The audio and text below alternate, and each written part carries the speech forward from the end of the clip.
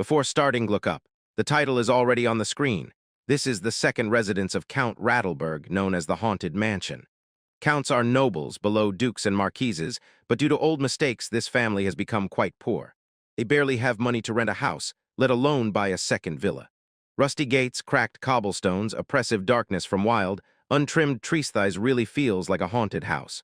Or at least it used to be. That is how it was until 2 weeks ago. Luciana tells her maid that they will drink tea on the terrace, forcing her F. Her friend gasps terrace, but when they follow her, their astonishment only intensifies. Before them unfolds a view that seems almost enchanted, as if the garden overnight has turned into a fairy tale kingdom completely, unlike the spacious and breathtakingly beautiful place they remember. Luciana lightly smiled, gestured for them to sit, and invited them for tea. As soon as they take a sip, the conversations die down the drink in quiet delight, swallowing a delicate sweetness that, like a silk blanket woven from living flowers, wraps around them. Flowers, a smooth texture, slides down their throat like silk, carrying a deep but gentle taste without the slightest hint of bitterness. One of the girls finally breaks the silence, eyes wide open, and asks if Luciana can really afford such an exquisite tea, to which Luciana's lips curve into a smile, and she replies that it is the same tea they are always served. Everyone gasps. Waves of astonished sighs passed over the table, and another friend shuddered, asking how it could be how this nectarous wonder was brewed from the same leaves as that bitter tincture. And Luciana quietly, knowingly laughed and explained that even bad tea can be transformed by the right brewing method. They're gay. The gaze slid to the maid, an unfamiliar face, but curiosity soon melted away in chatter until one friend. Someone notices that it's not just about the tea. Luciana changed everything. Her garden, her manor, the very atmosphere, and insists on knowing what happened in just 2 weeks. Luciana says she is afraid, as if she has no right to speak, and one of them protests, saying, "He told her not to tease like that," then suddenly froze and noted that it was not worth speaking that way, asked since when she sounded like that, and Luciana's smile froze for a moment when she looked at her maid and quietly rejoiced in thought, as if she had found a voice like a princess or something like that, and her friends do not even guess how much she worked on it. They giggle, say it's wonderful, but still love her relaxed version more. Luciana laughs, sincerely rejoices, and admits she was flawless, polishing this whole performance of Miss Fancy Pants Luciana for the spring ball. This is their first public appearance. After she sees her friends off, her maid Celeste approaches and gently reminds her that she was reminded that she should comb her hair before dinner. Luciana turns around. Her face warmed up, and suddenly she threw herself into the maid's arms, exclaiming thanks. The maid stepped back, snapping that hugging a maid is inappropriate, and Luciana shouted that she knows that but can't help it, she is just so happy. The party would never have gone so well without her. The maid tries to break free and demands that Luciana let her go, but Luciana smiles, and in her usual voice says that she must allow her to touch her for just a moment. The maid throws her a look and asks where she got such words. Language that hinted she would have to relearn etiquette from scratch. Luciana raises her hands, surrendering, begging just not that, to convince. Having convinced her, she quickly adds that in public she will follow her instructions. The maid raised an eyebrow and asked if she promises. Luciana eagerly nods. As a result, Luciana eagerly nods. Sighing, the maid finally gives in. All right, and again asks her to comb her hair. Running the brush through her long locks, the maid looked in the mirror at her maid and inquisitively asked why she decided to work in such a place. The girl in her place would have many options, that's all, at least it seemed so. Later. Then curiosity got the better of her, and little Ritsu searched the internet for maids. Kitchen, house, parlor, there were so many. In a few days, when Dad returned home, she met him in her little maid's outfit, smiling from ear to ear. He was beaming with joy, and the parents exchanged smiling glances and quietly whispered that after a long boredom she had become much livelier. All that color that once disappeared from her world seemed to be returning again, and therefore, Ritsuko was completely hooked on maids. She focused her incredible mind on studying them, although sometimes she engaged in other topics as well. One day she told her parents that she would go to study in England to become a maid. Years later, in her second year, she was going to go to study in England to become a maid. In her second life, the appearance of a maid touched something deep inside her. Instantly. At that moment, everything flooded in. The plane crash, fragments of memories, and the realization that in this new life she was Celeste McMartin. She was reborn in another world. This is N. Navels is a border town. A town in a country called the Kingdom of Theolos. It should be like another world. She had never heard of such a place. Moreover, this world. In this world there is magic, and more importantly, maids thrive here. This time she could truly be a maid. In this world, adulthood comes at 15 years old, so until then she would have to work secretly. But life was not on her side. Soon her mother died, leaving behind a letter. In it she apologized, said she was sorry that she died, and that she had hope. She hoped that her daughter would forgive her for leaving her alone. In the letter, she wrote that she wished to spend more time with her, even if only briefly, to manage to congratulate her on coming of age and support her dream of becoming a maid. The mother added that the daughter was probably wondering how she found out about everything. But she was a mom, nothing could be hidden from her.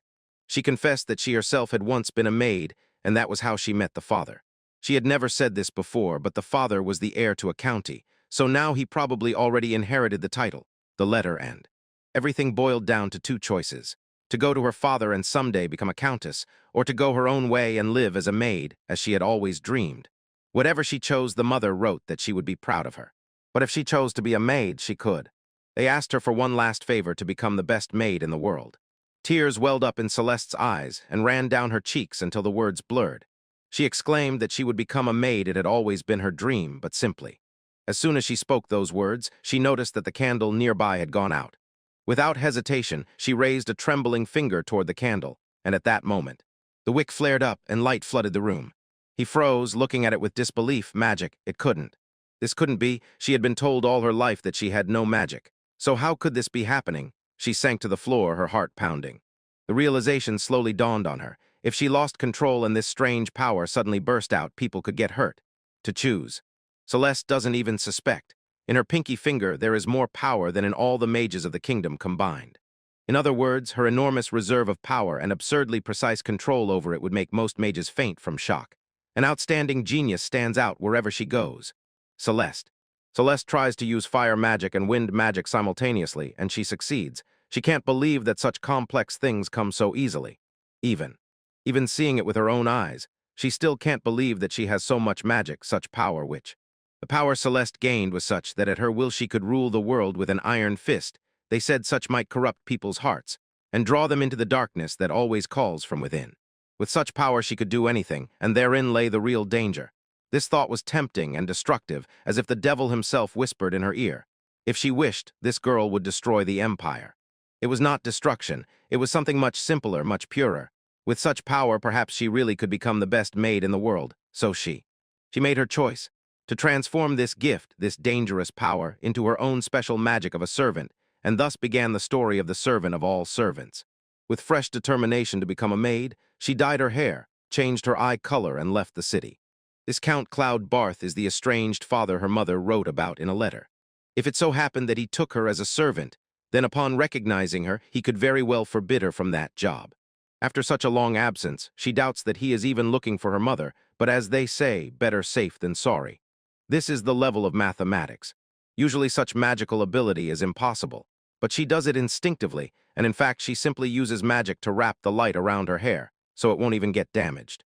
Meanwhile, two knights arrive at the mayor's residence.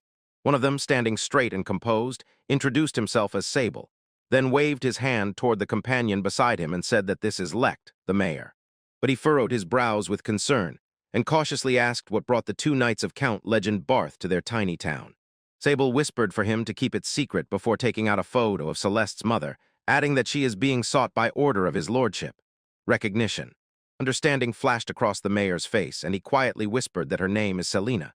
Sable immediately leaned forward and asked if he knew her. The mayor nodded without a doubt. The woman in the photo is Selina. Sable's eyes shone. Finally she was found, and now he could deliver good news to his lord. But suddenly the mayor's face darkened. A shadow clouded his features and Sable. They immediately ask what that look means, and if he is hiding something. The mayor hesitates, lowers his eyes, and admits that Selina died, explaining that about half a year ago a plague passed through the town, and he mumbles "ap." Apologizing, he then, if he dares, asks why the Count is looking for her this time. Lex steps forward and warns that this must not leave this room. Many years ago, Miss Selina and his lord were madly in love, but the previous Count forbade them to marry because of her low birth. Yet the Count still loves her, and since the previous Count died 5 years ago, he has been searching for her all over the world, the mayor mumbles. He mumbles that this means that Celeste, but before he can finish speaking, both knights freeze and demand to know who she is. He admits that she is Selina's daughter, and this causes a flood of questions. Did Selina marry someone? Whose child is she then? How old is she? What does she look like? The mayor stammered. From his answers it became clear. He is 15, his eyes are as blue as her mother's, and his hair is a rare silvery shade. The two knights exchanged a sharp glance, understanding flashed between them. Later. Here in the neighboring country Tren de Veles, after hours of fruitless searching, they piece together the little they know. Such silver hair should stand out anywhere, if only no one. No one has seen her, she disappeared long ago. Sable recalls the mayor's last words. She left to drown her sorrow, hiring a stagecoach westward. That was 2 days ago, and now she is probably somewhere in Tren de Veles, lost in. In the crowd, Sable mutters to herself that she cannot be mistaken, then quickly climbs onto her. He jumped onto his horse and ordered Lectile, head west and catch up with her yourself, then return home and report everything to the Count. Lechtnev. He could never have imagined that things would unfold this way. The Count must be informed urgently, but the very thought of delivering such grim news tightens his chest. Poor Lady Selina as he walks. Walking down the noisy street, he notices a girl standing alone looking lost. Worried, he approaches and asks if everything is all right. When there is. Their eyes met, something froze in him for a moment, but her black hair confused him, and he does not recognize her. Celeste whispers that she is trying to get to the capital but cannot find where to sit, he shows. He shows the way, and she smiles at him sincerely and brightly, then hurriedly sets off. He stands there. I stood there for a moment, watching her walk away, wondering if she was traveling alone. It's a government carriage, he reminded me. He reminds himself that she will be safe, pushes the thought away, gathers his willpower he must not delay. He needs to urgently inform the Count and immediately return to the capital. Later she rides in the same carriage with a neatly dressed man who says that it was the heir to the throne who came up with the idea of the public carriage service. They started working on this 7 years ago. Although he first proposed it a year before, she leans her. She threw back her head in surprise. The crown prince is her peer, so he was only 6 then. Oh, she laughed quietly. What amazing people there are in the world. Manchuk. He smiled and said that she really knows a lot of interesting things. He admitted that talking with her was a real pleasure and that he was glad they sat next to each other. When he politely asks her name, she answered hastily, Melody. Melody. To wave better to be safe, she thinks. She lied to the townspeople about where she was going, changed her appearance, and if she now reveals her real name, all her efforts will be wasted. The man leans back and notes how strangely smooth this ride is. The roads here are terrible, and the carriage hardly shakes at all. He was amazed. It is impossible to understand how the coachman manages this. Celeste secretly peeks into the window and quietly says that it is time to reforge her magic, she whispers. She whispers a spell under her breath to keep the carriage steady. The man asks if she said something. She blurts out, no, just glad the ride became smooth, but she starts to feel nauseous. Easy, when they finally reach the capital, the coachman is showered with praise for his incredible skill. The man turned to Melody and said that she wanted to become a maid. He advised her to visit the Merchants Guild. They help newcomers find jobs without recommendations. She thanked him with a warm smile and said it would be a huge help as she was leaving. He steps away but freezes in place with his hand half raised in a farewell gesture, and for a moment a poignant thought flashed. He himself would gladly hire her, but his father would never allow it. Suddenly behind him came the call, Mr. Maxwell. Max says it's time to go. His Royal Highness, the Crown Prince, is waiting for his report on the western roads. The man stops him. He stopped him, not so fast. Before they leave, he has to tell him whom he decided to take to the spring ball. Max exhales heavily, fatigue audible in his voice, and he replies that he has no intention of accompanying anyone at all. When the man insisted, Max's tone sharpened. He refused sharply and said he would tell him only if he ever found someone he truly wanted to invite. Meanwhile, Celeste comes to the guild and looks over the board covered with job announcements. But all the offers are only short-term gigs. The Trade Guild is a state organization. Initially, it provided loans for information and additional help to its members who paid annual fees. But about 6 years ago, it began helping those who were not members, and the employment system is just one of its many services. She is offered work as a laundress and maid, and she likes that. But if she wants to become the best servant in the whole world, she needs to know how to cook, help young ladies get ready, and be able to entertain guests. Maybe she could even build a cute gazebo in the garden for tea parties. She could. She could also create her own line of cosmetics and make chic furniture. But what this particular maid maniac imagines about their work does not necessarily mean beauty. Just then a woman approaches her and says new announcements have arrived. Celeste brightens new vacancies might mean better options. She looks through them searching. Another for a head chef, one for a gardener, and suddenly her eyes stop on an announcement for a maid's job in a noble estate. She freezes. The maid position usually requires recommendations. But here is exactly what she dreamed of, and everything is already done. Even the maid's name is written.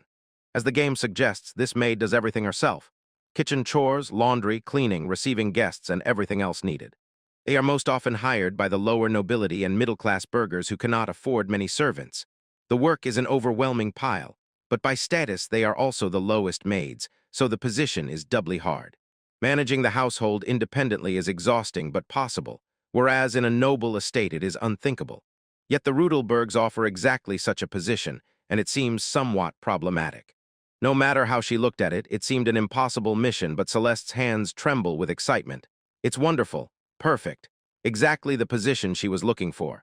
Without hesitation for a moment, she quickly runs up to the woman and says she wants to apply for this position. When Celeste leaves, the woman watches her with her eyes and quietly whispers that she hopes the head maid at the Rudelberg estate is a good person. Then suddenly she suddenly froze. Realization overwhelmed her. She turned to her colleague and asked if it happens the same way. The colleague nodded and replied, yes, the poor maid who previously managed this place broke her back and can no longer perform her duties. The Rudelbergs may be nobles, but they cannot afford to hire someone with decent recommendations, and in general, they are unlikely to find anyone who would agree to work there at all. She covered her mouth, horrified by the very thought. She cannot believe she just sent a cheerful, even a novice, straight into what might turn out to be a real trial by fire. Meanwhile, Celeste stands before the tall gates of the estate, gazing at the shaded house. A chill runs through her, and she wonders if a ghost wanders there. But then On a smile breaks through Celeste's hesitation, and she thinks to herself that this is such a 10. This is a real, tangible opportunity. She just needs to get hired here at any cost. If this is the front entrance, the service one must be nearby. She has just begun to look when the sound of footsteps makes her turn around. A girl approaches her and asks who she is. For a moment, Celeste was captivated by Celeste's beauty. She froze speechless, but the impression quickly passed. She fades when she notices her tangled hair, dull skin, and worn dress. She quickly dismisses that thought. It's not the time to nitpick her appearance. Celeste straightens up and says she came because of an announcement from the trade guild, calling herself Malady. The woman says in surprise that the announcement was only posted yesterday, but quickly composes herself and suggests talking in the dining room. She takes her by the hand and leads her to the front entrance. Celeste notes that servants usually enter through the back door, but Luciana waves her hand if she has permission. Then it's not a problem at all. Luciana looked at her and introduced herself, quickly adding that she knows, although she doesn't look like it, she is the daughter of a count. Celeste swallowed at the realization this is her boss. Luciana says she will bring tea, but Celeste instantly protests she will not allow a noblewoman to serve her, and Luciana just smiles and insists that it's okay. She always does. She brews tea herself even at home. Celeste insists and nothing else. Right in response that instead she must prepare it herself and promise that she will make the most delicious tea in the world. When Luciana serves her water, Celeste freezes and asks, when was this? The water was drawn. Luciana replies that she took it from the local well yesterday and reassures that it is still good. Don't frown like that. This water is just perfect for brewing in a cask. She asks for a spell to refresh it. Luciana's. Her eyes widen in surprise. She can do magic. She asks, not hiding her astonishment. Celeste nods and says that her tea will be ready. Celeste nods and says that her tea will be ready. It all depends on the percentage of dissolved oxygen, so the best is water freshly drawn from a well surrounded by clean, fresh air. When hot water is poured into the kettle, a drop of dissolved air inside triggers a convection movement, and the tea leaves gently rise and fall. This is called jumping, and this is how tea releases its flavor much more effectively. When Luciana drinks tea and cannot hide her surprise. She exclaims how tasty it is and asks if this is even the same tea because she had always secretly hated that cheap tea they used to take. And now both the taste and smell are completely different. Luciana does not delve too deeply, deciding that it is just about the brewing technique, and asks if Celeste wants that job. Celeste eagerly says, yes. Luciana smiles and promises to arrange everything immediately, but before she could. Suddenly Celeste asks if she could talk to the housekeeper about her duties, and Luciana freezes in place. In a hushed voice, Luciana asks if she is not aware, to which Celeste blinks in surprise and asks what she means, and embarrassed Luciana explains that the thing is it would be only her. Celeste, still puzzled, asks again, does she mean that there was only one place, or were there other candidates? Luciana quickly shakes her head and explains. She said it seriously. There will be only her, the only maid, the only servant, period. Celeste looks at her distrustfully, her voice quiet and embarrassed. She almost repeats to herself that it will be only her. Luciana is sure that she will refuse and will lecture. In the capital towers the Royal Academy of Higher Education, a place where noble children must study for 3 years, starting at 15. Luciana Rudelberg was no exception. This year she was admitted to the academy, and her parents were supposed to go with her to the capital. But due to trouble in their region, they had to send her alone, waiting for. For her, it was a house of ghosts. The only servant was an old maid, and very soon even she, for God's sake, left to herself she can. She kept telling herself that everything would be fine. At home, she always did all the household chores herself. Food. The food that Luciana prepared was simply terrible, and with all that dust around, She soon fell ill, and it was then that Celeste asked her if she was sick. She asks tremblingly if this means that all the household chores will fall on her, and Luciana gently assures her, of course not do only as much as you can. And everything left undone Luciana will help. Celeste beams from this, her face lights up. She exclaims that this is wonderful news and asks if she can start right now. Luciana blinked, clearly taken aback by her enthusiasm, and uncertainly asked if she really didn't mind, if she would be okay managing the whole estate alone. Celeste replied with absolute delight that she was actually afraid she would have to work in a team with other maids, so this is even better. Luciana can't help but wonder why she reacts so happily to this, and Celeste, quietly rejoicing in her soul, thinks that all that work will be hers. She is the happiest girl in the world. When she is asked for a uniform, Luciana quietly confesses she has no money to buy it. Everything was ready, and this prompted Celeste to simply utter a spell, and in an instant. In a moment, a perfectly fitted maid's uniform grows around her, and Luciana froze in shock, her mind blank. She doesn't understand how the girl managed to neatly cover all the necessary places during that transformation. When Celeste turns once and with a bright smile asks if she likes the new outfit, Luciana only shyly whispered that she looks wonderful. Celeste is pleased that Luciana agreed, and with a smile says that in ready-made clothes, classic is the best. Luciana, still a bit stunned, admits that she never thought magic could do that prompt. Having prompted Celeste to smile proudly and boast that she even put a protective talisman on it stronger than most armor, she glanced around.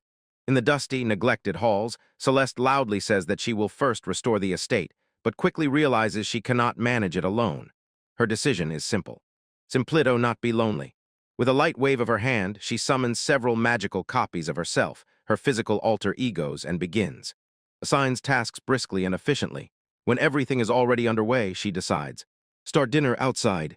She summons flickering wings that carry her to the city, but upon arrival, she sees that the local market is completely unaffordable for them and still does not back down.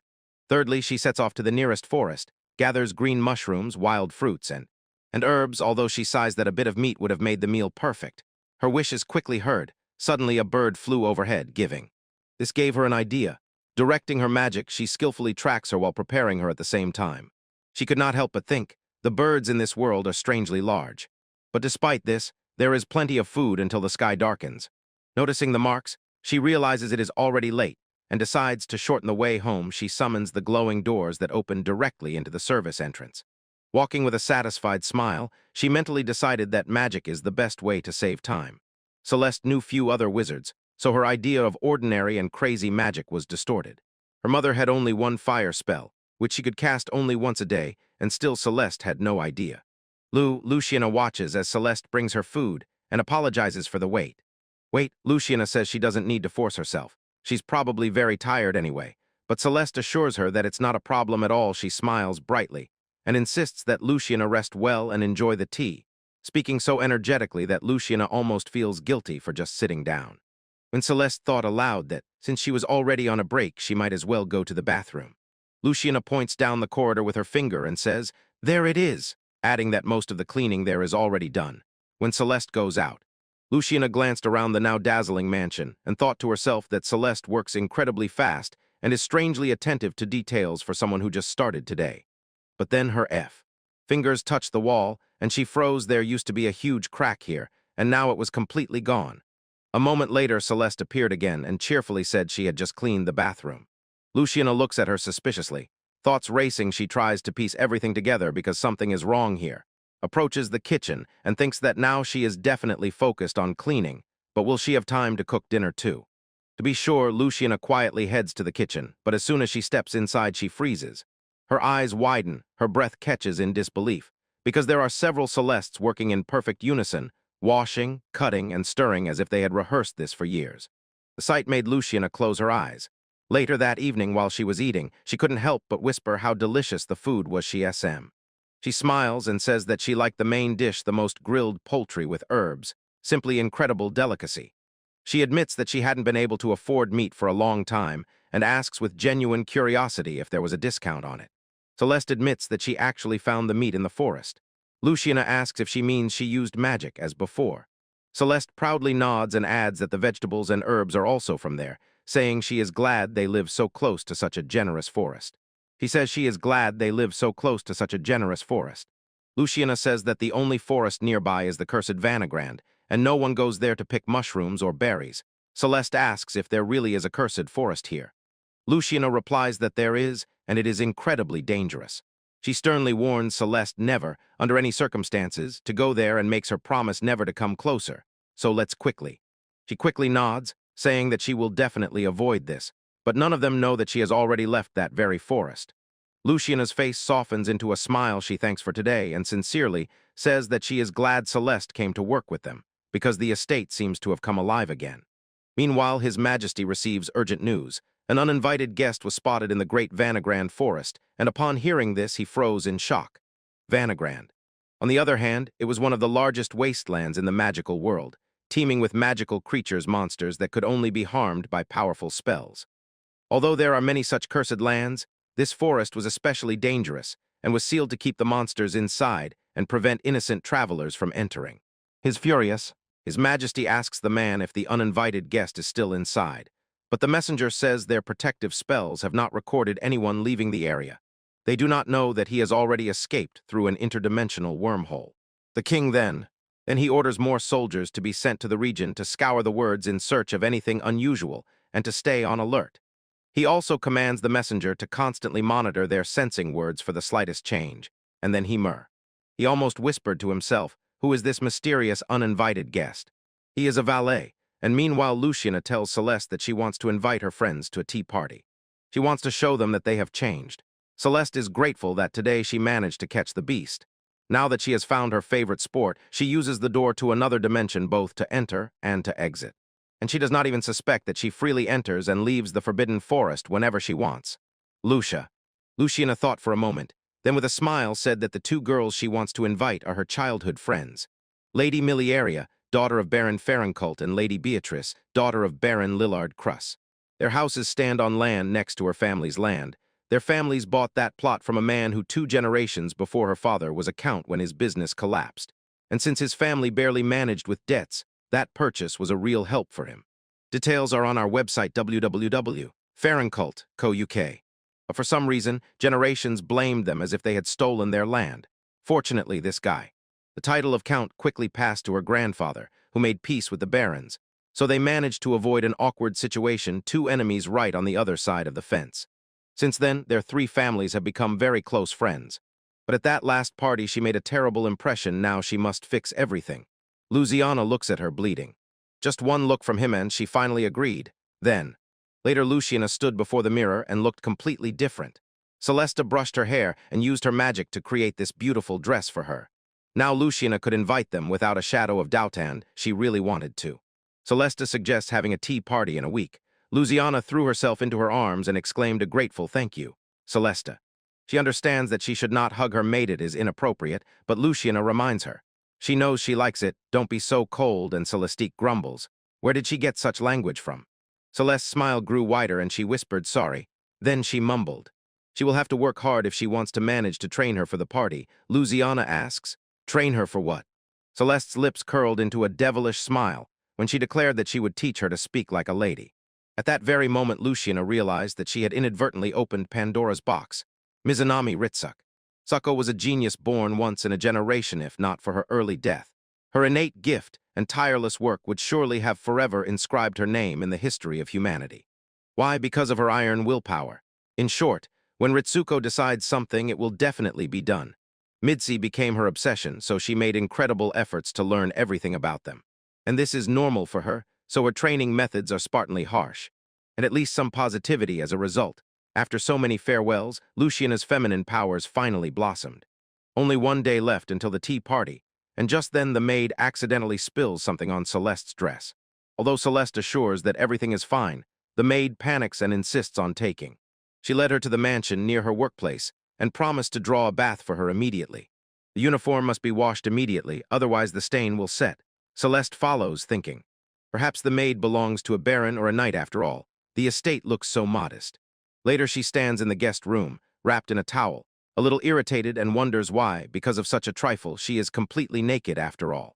Eventually she stops worrying and plops into the warm bath, sighing and mumbling that bathing habits in this world always surprise her. All baths here are made of Western ceramics, but the bathing ritual is rather Eastern. People sit on a stool and wash before getting in, like in Japan, as if some made-up things. At first glance it resembles England of the second half of the 19th century, but in reality the world is like medieval Europe with magic, and yet all the toilets are exactly like in Japan. This world was molded from all the best pieces of human history. Now, as she thinks about it. About this, she hasn't been in a bath for a long time. She didn't have to. She probably wouldn't mind taking off the mask for a moment.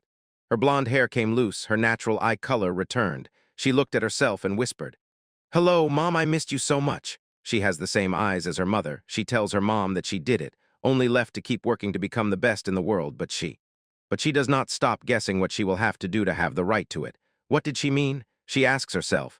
The best in the world. That was her mother's last will, so what did she feel when she wrote those words? Anything to become the best. One thing is clear, she will not reach the top if she does not learn to perform any possible duty of a maid. For now, the best way to do this is a maid position at the Rudelbird estate. After all, maybe she has some self-taught knowledge from a previous life, but she is still a novice. This is her first real maid job. She just received her qualification. All that remains is to gain experience, and someday she will fulfill the promise to the mother-daughter to become the best. The bath really worked wonders. Her mood improved, and it also warmed her, and now that she has washed well, perhaps she should ask Paula to return her uniform. She opens the door and steps out, but freezes. A man stands before her, as naked as she is. For a moment, neither of them moved, both frozen in absolute shock then. And then, with a frightened sigh, Celeste instinctively utters a spell, and the man instantly disappears on the spot. A confused scream bursts out. He slips from her hands, and she grips the towel tighter, muttering, "What is wrong with that man? What kind of freak bursts into the bath and doesn't even knock?" As if Blake thinks he is the master here. In a moment, Paula bursts into the room, frightened by the noise, and asks what happened. She does not even suspect that he is actually the owner of this place. Meanwhile, the Count informs Lectes that he wants him to attend this year's spring ball, and Lectes freezes in surprise, trying to object, because he is just a humble knight and no one will notice his presence. At first, the Count tells him not to be a fool. Every year when he is absent, he receives many complaints from women asking where he is. Moreover, this year the Crown Prince is entering the academy as a new student. He simply must be there to celebrate, as he looks like he wants to argue, but eventually sighs and seems to give up after all. The Count is his boss. He cannot refuse. Yet he cannot get rid of the thought of how much he would like to switch places with Sable, because at least then he would be in another country and not have to deal with nobles and their endless formalities. The Count, who is watching him, hides a satisfied, cunning smile under a calm mask. Perfect, he thinks. With Lectes nearby, there should be fewer women throwing themselves at him. Most of the suitable ones will probably turn to Lectes. Although he pretends to send him away for some noble reason, it is obvious to the naked eye that he is simply using his knight as a living shield. Then, as if to finish him off, the Count adds that he also needs to bring a companion to the ball. Lectes shudders and asks if it is really necessary. The Count dryly reminds him that he already said, "These women become real predators as soon as they notice something. If they see him without a girl on his arm, they will attack like bees on honey." The tone softens. He whispers that if only they had time to find his daughter, admits that he hoped Lectes could accompany her, almost sadly adds that he would be a great protector for her, but immediately throws a sharp look at him and says he cannot imagine being so stupid as to ever raise a hand against her right. When they reported Selina's death and discovered that she had a daughter, Celeste, one of the Count's men who knew that neighboring country well, where Celeste supposedly fled, was sent to look for her, but since then no news. The thing is, she actually did not go there. Since she was the Count's daughter and his servant, born out of wedlock, the search was conducted secretly to avoid exposing her and prevent scandal.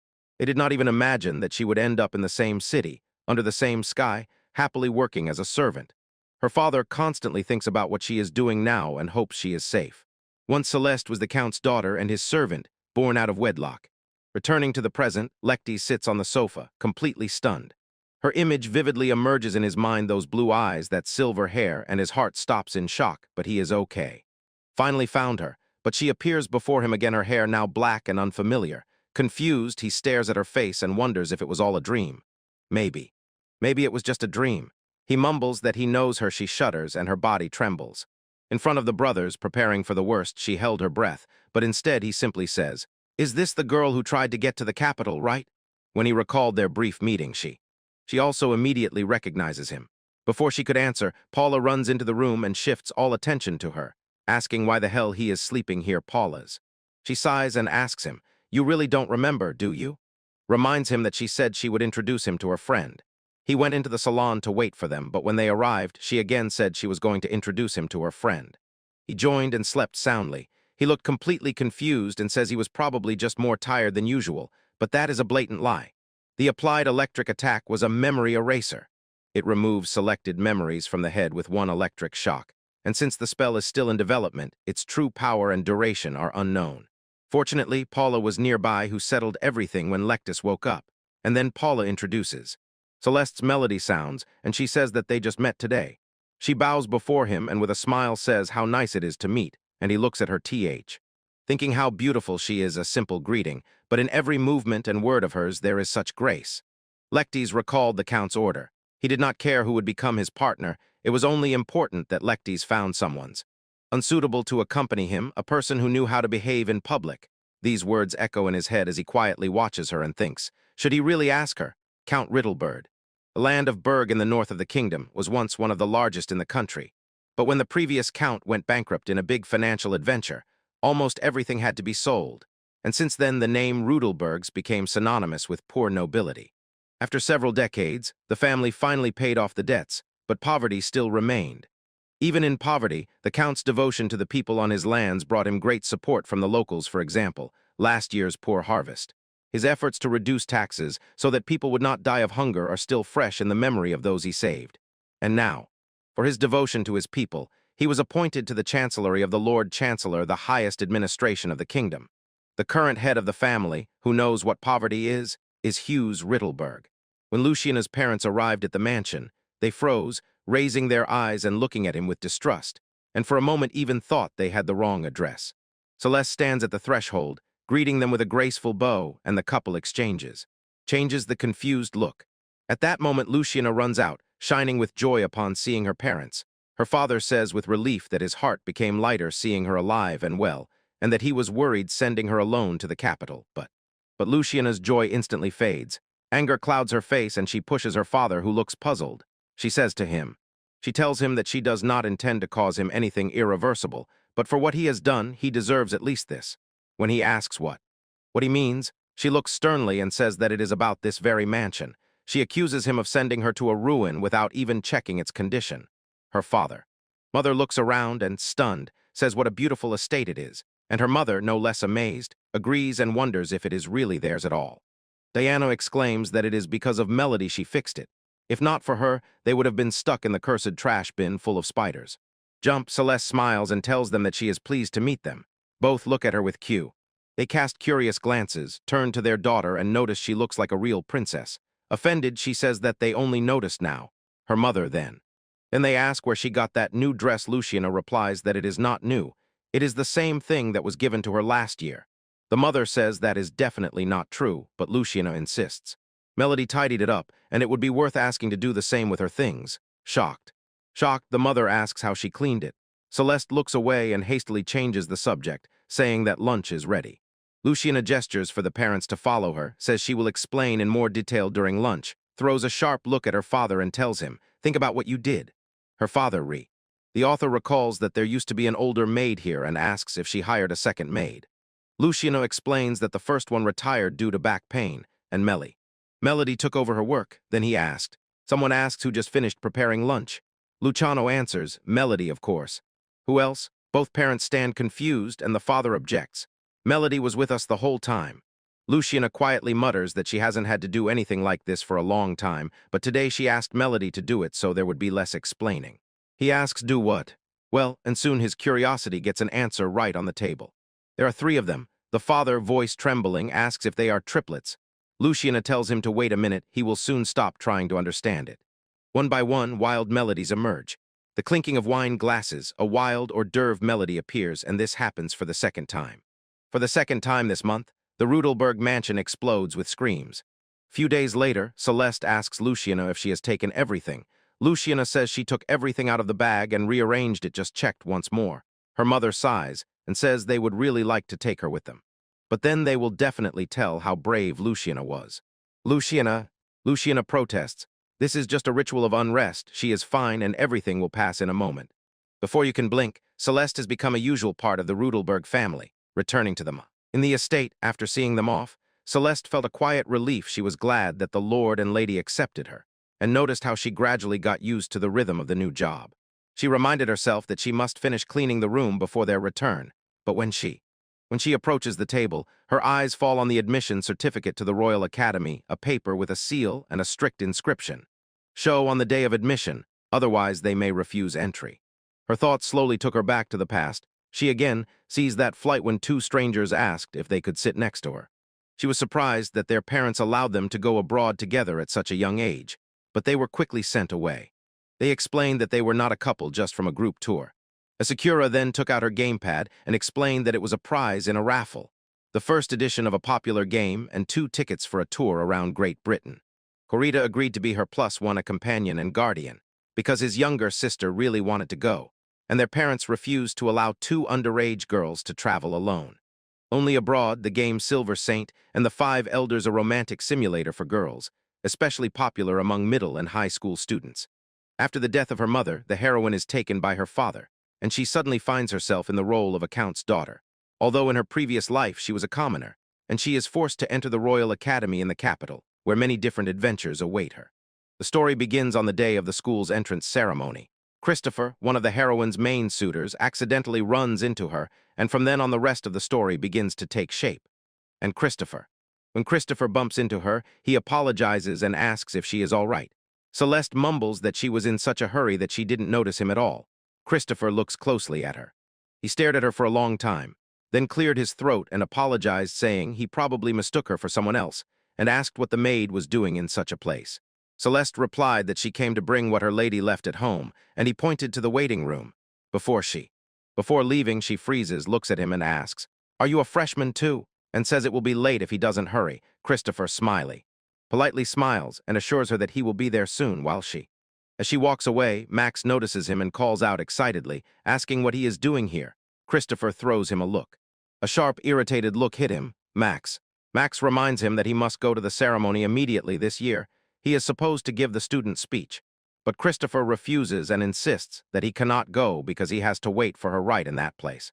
Max protests fervently, pointing out that the Marquis's daughter is already in the hall and that she is his future fiancée. But Christopher just shakes his head and says he is not talking about her. Even if he allowed it, His Majesty would not approve. Mumbling under his breath about that damned heroine, about the saint, he notices that she is not there. Instead, he runs into a dark-haired maid, unexpected and striking, but not the silver-haired heroine he was expecting. Just then, suddenly Anna appears and asks if there is a problem here, smiling at her fiancé. Beyoncé addresses Christopher and reminds him that he cannot miss the ceremony, emphasizing its importance.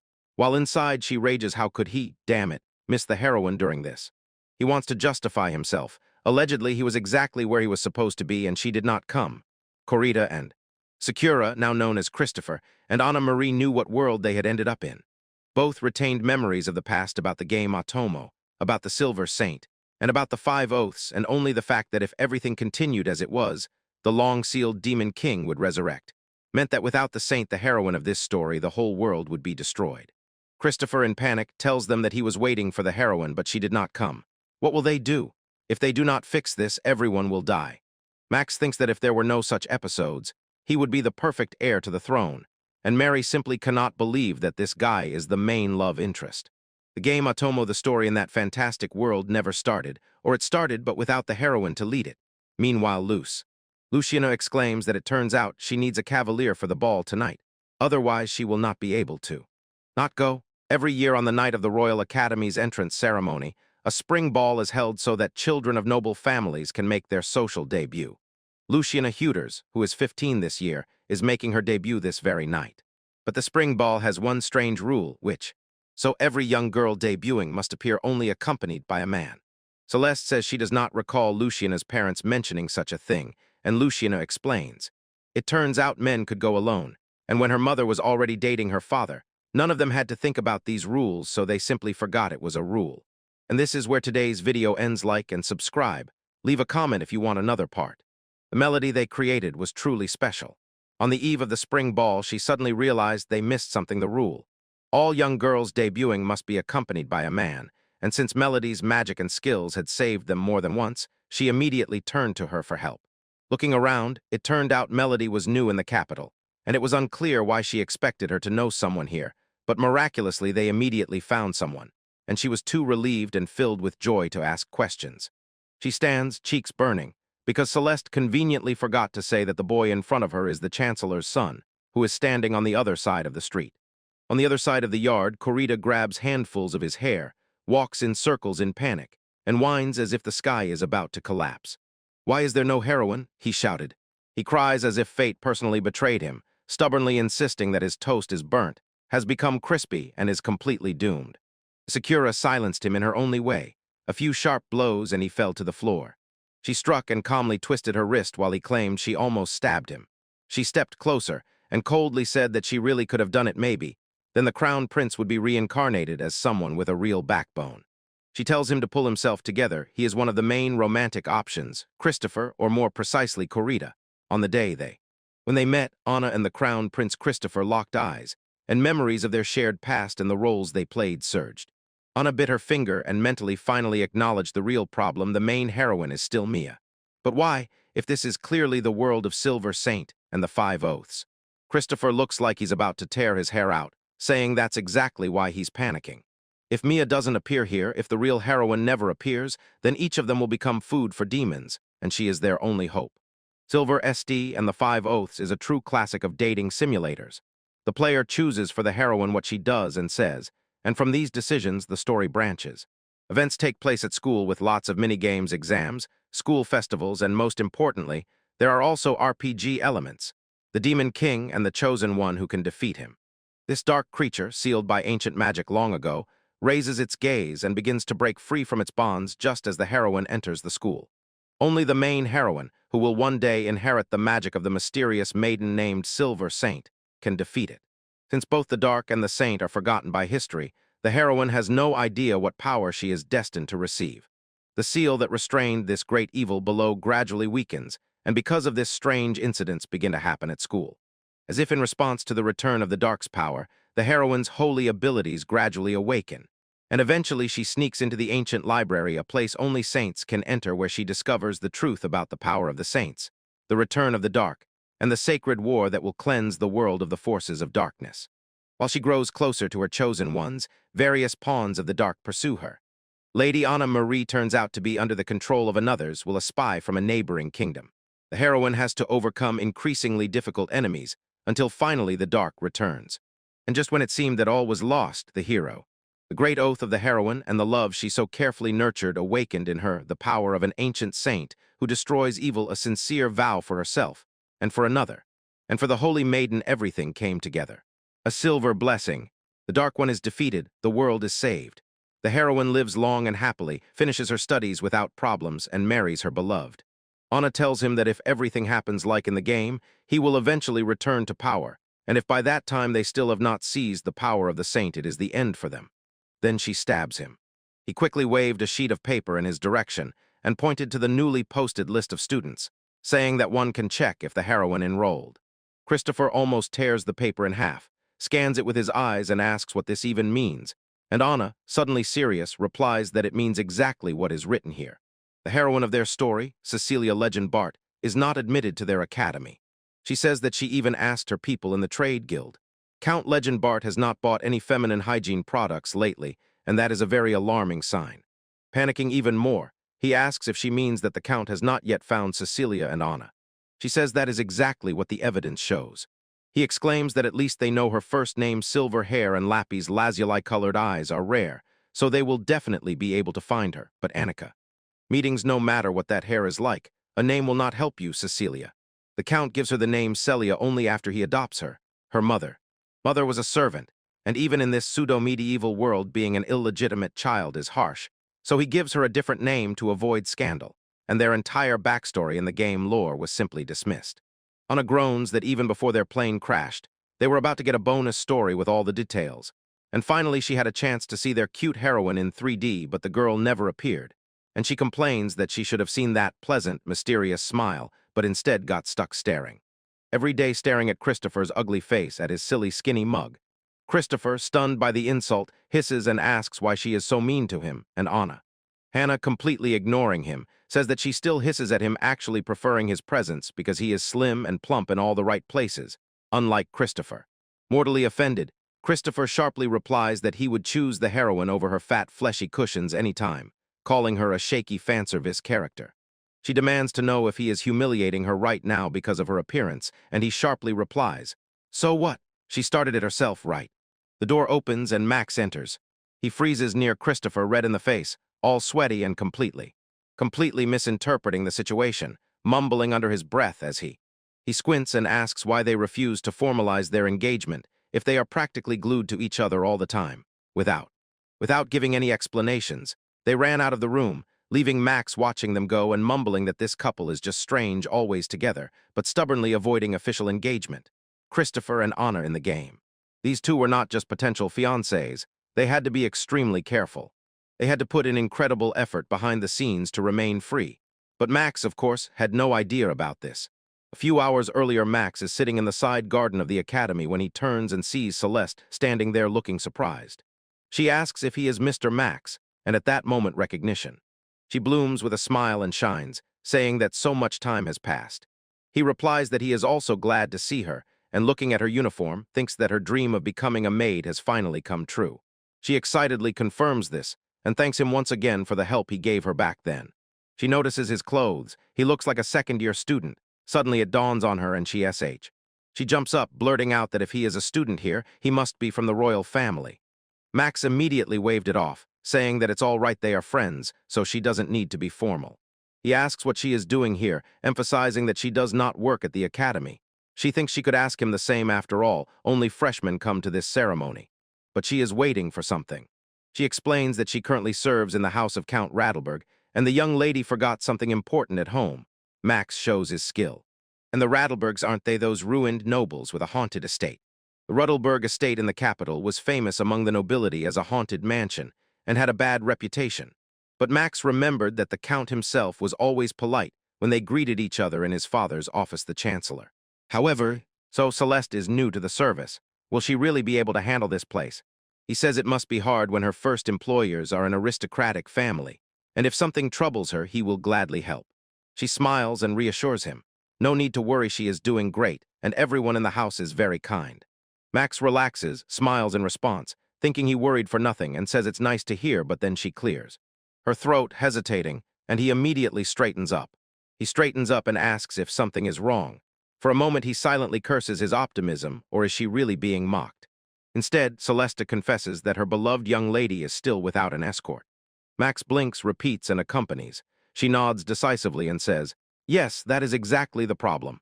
If necessary," she adds, "she can always pretend to be a man and personally escort her." Max burst out laughing, unable to hold himself back. Celeste pouted, demanding to know what was so funny, insisting that he sh. He should not be laughing when she is terribly worried for a young lady. This is almost a matter of life and death. He immediately apologizes and says that he is only glad to see that between her and the one she cares for, there are such close and friendly relations. She shines from this, glowing with pride, and then gives it her all. Max asks why he himself should not escort the young lady, and apologizing for laughing at her trouble, says that it would be fair, and Celeste looks at him surprised and asks if he is really sure. Of course, he smiles and replies, "Why not?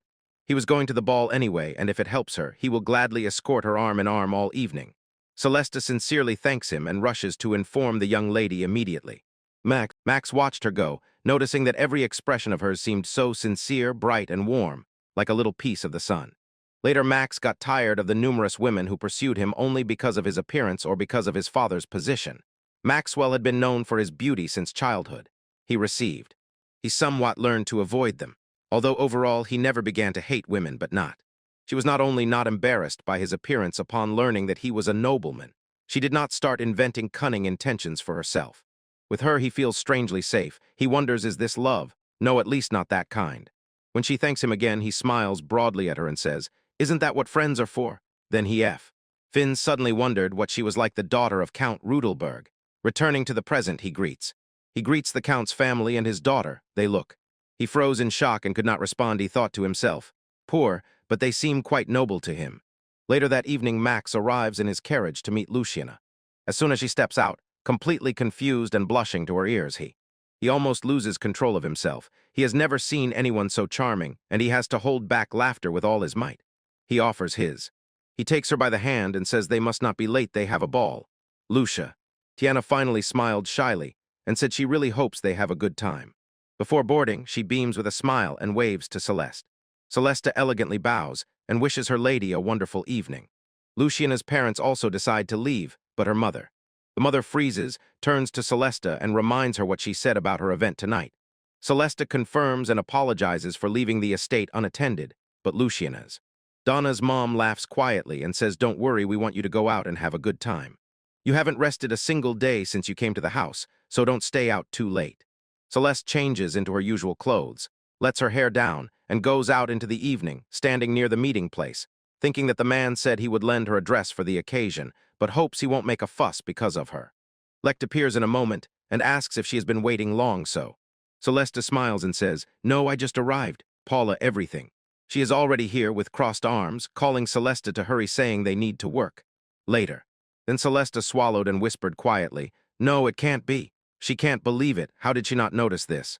She looks at her reflection in admiration, not believing that such a luxurious maid had been hiding right under her nose all this time. Paula beams with pride and says her family once traded cosmetics, mostly women's. Celeste touches her face again, stunned, and asks if she really has to go that far. She is only going because Sir Lect won't be able to come without a partner. He said he would come. He usually came in, greeted his employer, and immediately went home. Paula mutters about that lousy boss and insists that she hurry up, they are late when Celeste is a pro. Lect is approaching, his whole face is burning red, and he clenches his eyes closed as if he had just been hit. He does not move until she calls him by name, and then he suddenly and sharply said that they should leave immediately, when the carriage started. Leaving, Paula stands behind and mutters that this plan, say hello and run home, is by no means as simple as he said. Soon, sitting in the carriage, Celeste blinks in surprise and asks what he meant. Where is this carriage heading? Surely she just misheard? Lex still does not look her in the eyes, quietly muttering. Rattling castle, she repeats in disbelief. Castle, and demands, why, he explains. As if it goes without saying it is a spring party, a ball at the royal castle. She froze in horror. How can it be so ordinary? He is taking her to the same spring ball that her lady is attending to make her formal debut in society. Lect tries to explain that his boss insisted he come, while Celeste increasingly realizes with horror that she has been completely deceived. He quietly says he is sorry, but she is the only one he knows who meets his boss's requirements. She chokes, asking which maid attends the same ball as her mistress, and even as a guest that does not happen, she will not go there under any circumstances. As if murmuring, what a pity. Paula hadn't slept for 3 nights in a row, working on the dress that Celeste Fiore is now wearing. Lect feels like screaming in despair, but Lect continues, his voice becoming even sharper. A full 3 days and nights, and no one will see it. What a pity. Celeste falls silent. No matter how much she wants to argue, the quality of the dress and the care Paula put into it cannot be denied. She knows he is right and finally gives in. She will return the ball with him, but she will need a disguise, otherwise her lady will find out. He says the makeup must be sufficiently disguised and asks if she is sure. She looks completely different. She is straightforward. She tells him directly not to be a fool, which makes him blush. Paulina. The skill of doing makeup is no small matter, but even if men are fooled, sharp female eyes will reveal it instantly. She also. He mumbles that there would be nothing to worry about if he had explained everything from the start. He asks if it really works that way, and admits he was afraid if he told her, she might have refused. She tells him. She tells him, yes, she would have done just that. He says that. He regrets it. Now, looking back, he realizes that her black hair and eyes are so rare that they could give him away themselves, and makeup won't be enough. Suddenly, Celeste stands up, and Lect involuntarily leans back as she looms over him. Her expression is determined, his face flushed red as she leans even closer, close enough. This was enough for him to forget how to breathe, and she whispered in his ear that if he insisted on taking her to the royal castle, she would have to borrow his hair and eye color. When the king declared the spring ball open, the huge doors to the hall opened. There were 3 pairs, each larger than the previous, and the grandest were reserved for the royal family and the highest aristocrats. But only on the debut night were they open to all nobles, from high to low, and Anna and Christopher enter through the grand doors. The crowd turns, a wave rolling through the hall as cheers rise in honor of the crown prince in his ceremonial attire. Beside him, Lady Anna shines brighter than the rumors once whispered, a group. The girls watch her pass. One whispers that Anna had. She has grown up so much it's hard to believe she is only 15. She is on such a scale that it is simply another level. Envy seems ridiculous when the girl in question is the very red temptress herself. Everyone. Imagine one day she will become queen. Christopher Lee. He leans toward Anna and whispers that if the game follows the rules, the heroine will be announced last. Anna replies yes in the game, but since the heroine has not yet appeared, most likely some other noble lady will be announced. Christopher mutters that if she is not here, then the world has already gone off script. Maybe everything will go differently. Anna forces a smile and tells him not to rush. The ball has just begun. No one knows how deep these divergences go. She warns him be on alert and ready for anything. Without the heroine in the game, the plot is off the rails. Anything can happen next. Then the host announces the next name, Luciana Stern. Tiana moves forward, her heart fluttering, but she reminds herself that everything will be fine. Celeste has already marked her as passed for both the dance and the elegant walk. After all, Max is beside her, looking at her with a gentle smile and calling her by name, but, as the crowd knows, she is noticed and whispers spread. How could she even allow herself a dress worthy of such a ball? Another girl hopes that no one thinks she is the same just because her rank is technically the same. If they had any noble pride, they would have stayed home. Someone whispers that he almost feels sorry for the fool accompanying her. His only chance to get through those doors is with her. Words instantly fall silent. All mouths shut as soon as they recognize the young man near Luciana, the Chancellor's son. Anna froze in shock and whispered that Lord Max is already on his way to becoming the next Chancellor, like his father. She heard that he receives invitations from noble ladies of all ranks, and yet he arrived with Luciana. It shook her. In the game, Max comes alone. He meets the heroine at this very ball and immediately makes the first move. He offers to escort her to the next event. Christopher's jaw tightens. He boils with rage. That traitor told him he had no close girlfriends. When Max and Luciana enter the hall, a suffocating silence falls. They approach the king and queen tensely and awkwardly with strained politeness. Anatra trembles, barely restraining herself. Luciana is exactly that sincere, charming cutie she adores so much. She wants to give the loudest applause on the back. Well done, what a find. Christopher trembles for a completely different reason. Let that traitor burn in hell. Why does his companion perfectly fit his type? How? When the young ladies enter, the orchestra begins to play. The first dance, it is a waltz just like. By tradition, the king and queen open the dance first, and the rest of the guests follow. It is their chance to make a glamorous debut in society and show themselves. But all eyes were fixed only on these two couples, Anna, and Christopher, and Luciana and Maxwell. No one even glanced at the other ladies socially. This was a loud failure. Chance. Hansler approaches Count Rudelberg and says that his daughter is so beautiful. He confesses in Wa. When he heard that his son, who always comes to such evenings alone, brought a companion for some elder, Little almost fell off his chair. But with that fabulous princess, it is no wonder that he is enchanted. The Count nervously says he hopes they haven't caused him any trouble. The Chancellor, on the other hand, replies that he is relieved. He suspects. At first he thought that he was trying to win his favor through his son, but seeing them now, he had serious doubts. The financial troubles of the Rudelberg family have long been on everyone's lips because of this. They have few allies, but also no unpleasant financial parasites. The Chancellor smiled slyly and thought, here she is the girl who caught the eye of his reserved son, then he will have something to ponder. Then the wild Beatrice and Malaria burst in and demand explanations from Luciana, insisting that they are her best friends, and she has no right to hide anything from them.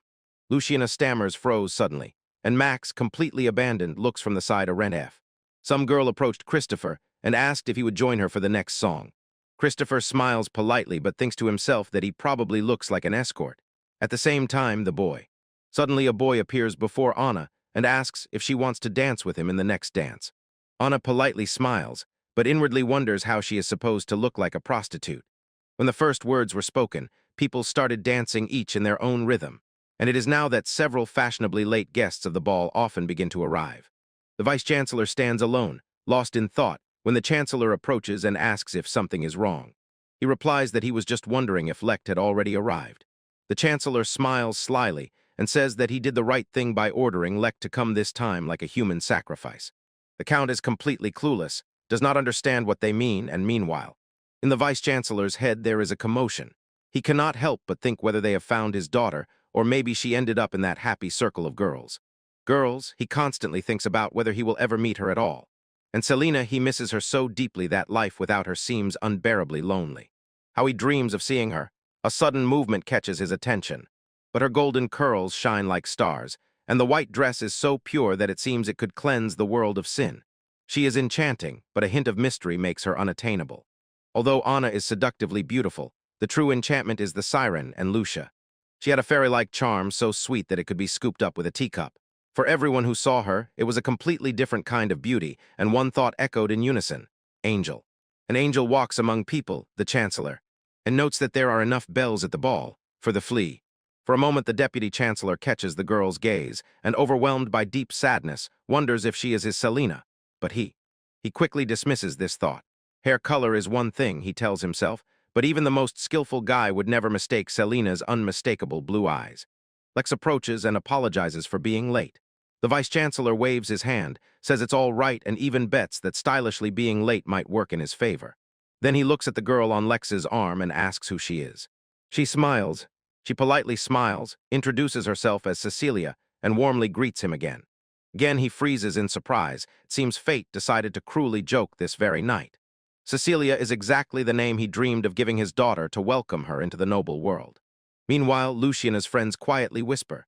One shyly points at that girl and admiringly remarks on her chic, asking what it is. What happened to these otherworldly beauties this year, Mulyara, and others seem to have disappeared. They can barely be noticed. Luciana narrowed her eyes and instantly recognized her from any angle. It is Celeste. The strongest power is a polite smile. Feeling Luciana's gaze, she convinces herself that she does not know her right. Wait, all the girls around begin vying for her attention. Lecht raises his hand and explains that she is not a noblewoman and that this is her first time at such an event. The lady nearby teases. That guy who never even came, let alone with a girl, suddenly brings some girl he just met, and she can't help but wonder if Cecilia is somehow special. When whispers and gossip spread among the crowd, he frowned to himself. That's exactly why he preferred to come alone. These women never stop with the gossip. Christiana, Celeste's aunt, and Jomia, Maxwell's mother, are closely watching what is happening. Lecht looked at Cecilia and noticed something impressive. Despite the teasing from the noble ladies, she remains calm and not at all confused, taking everything lightly. Lecht could not know that behind Celeste's outwardly calm smile hid a chaotic ocean of anxieties. In fact, she was not just worried. She was shaken to the very depths of her soul. Not because of the rudeness of the ladies ahead, but because of the icy gaze of the one standing behind. She felt it. Feel this watchful gaze? No, better. It's like a statement from Luciana thrown straight at her side. Luciana's mother says with a smile that her daughter is the same age, and persistently tries to introduce them, suggesting they meet. Best instantly thinks, no. Although the Countess has good intentions, this is the worst possible outcome. She cannot allow this to happen. There must be some way to get through this. Quickly. Suddenly she turns left, cheeks burning, and asks if he wants to dance with her. Even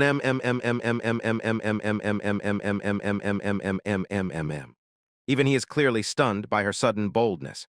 But what Celeste just did was simply to save face. Her despair was considered terribly rude. Rudely interrupting a noble lady is bad enough, and in this culture a man must ask a woman to dance, so when a woman asks herself it is considered outright vulgar.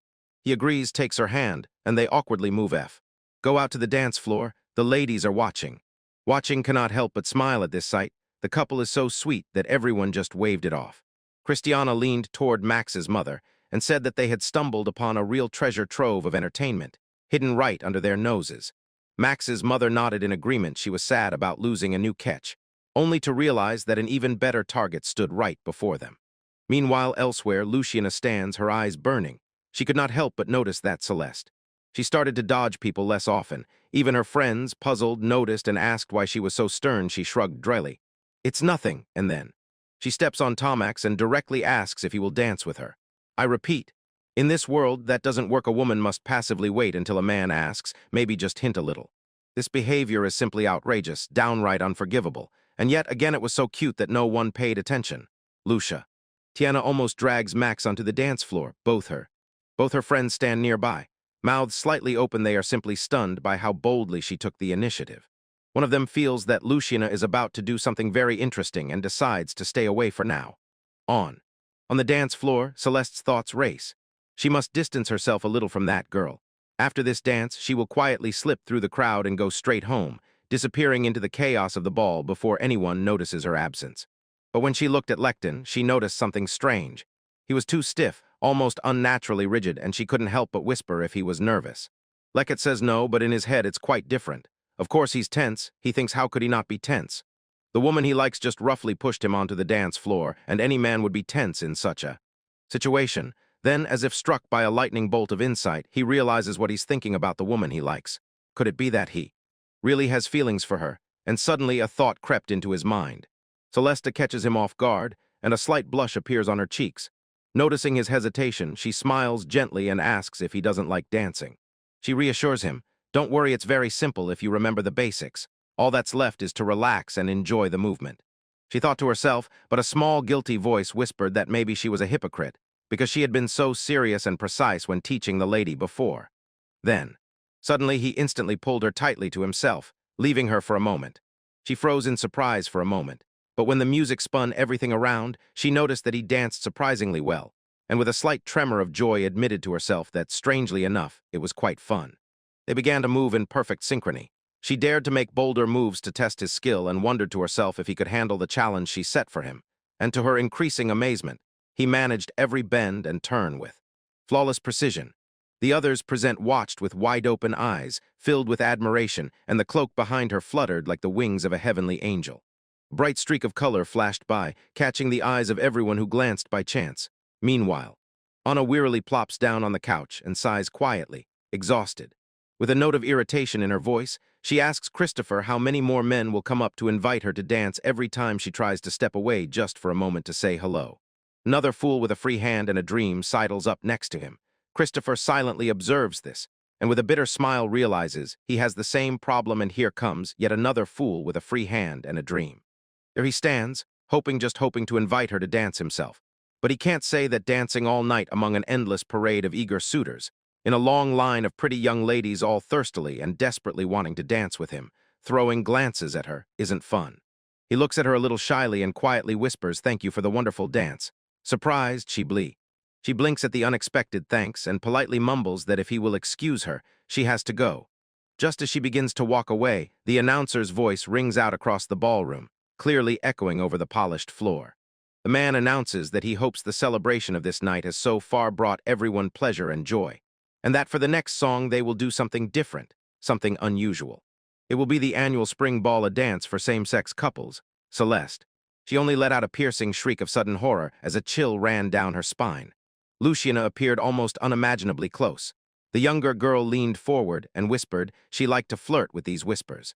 Christopher looks at the same couple dancing and suddenly realizes this is a small event that changes the course of history, depending on which girl the heroine dances with. They can dance with the friends they made at the initiation ceremony, then the friendship level with them jumps, and they get more support throughout the plot. If they choose to dance with a rival, the rival's meter decreases, and because of this some scenes become easier. Who they choose will depend on their play style and the path they decided to take. Although it doesn't matter, paired dances between boys change nothing, but the girls go crazy over them. He imagines himself with Max, how they look into each other's eyes with quiet tension, and at that moment Anna teases him, her lips slightly curved in a smile. Pointing this out, he quickly interrupts her and says, "No more, I am finishing this game." The same couples dance in the last happy moment before the night turns for the worse. When the last note fades, they will have to deal with the next event. They have been preparing for this for years, but now there is no heroine to lead them. The person without whom it would have been impossible to resolve everything peacefully has disappeared. If they are not careful, people could die at this event. Anna thinks she will just have to be on alert. She froze when Christopher called her and asked, "Why are you jumping up like a happy schoolgirl, Anna?" Anna says there is nothing she can do about it. Finally, she can invite that sweet Luciana to dance. It will be the brightest moment of her entire evening. Meanwhile, two miserable bunglers who misheard the schedule have no idea that the dance of that very pair has already begun. Same-sex dance is the essence of the spring ball, so that new students of the Royal Academy can meet and show off. But among all the shining faces and luxurious dresses, one particular pair of girls stands out, and another girl. The other girls look at Luciana and Celeste with admiration and say that each of them is an incredible dancer. But it's not just talent. They simply suit each other wonderfully. They must, after all, although the roles have switched, both have been rehearsing the same dance with each other for a very long time. Still, Celeste thinks that the young lady has never played the male role before. West also notices that she just didn't let her do exactly what she warned about yesterday. She leads as if she has no right to make a mistake. The young lady truly knows well what it means to take on a man's role. She really absorbs everything she has been taught, and not only that she even looks as if she is having fun. Just a moment ago she was so eager to run away, and now she is not so confident. Luciana. Donna is having too much fun to still be angry. She decides for now to simply enjoy the dance floor. Suddenly. Finally, everything around them explodes with light so bright that it blinds, and no one knows where it is coming from. A wave of anxiety runs through the crowd. Luciana instantly understands what happened and throws Celeste a sharp look, trying to prevent her from making things worse. But Celeste was so lost in the moment that she did not notice.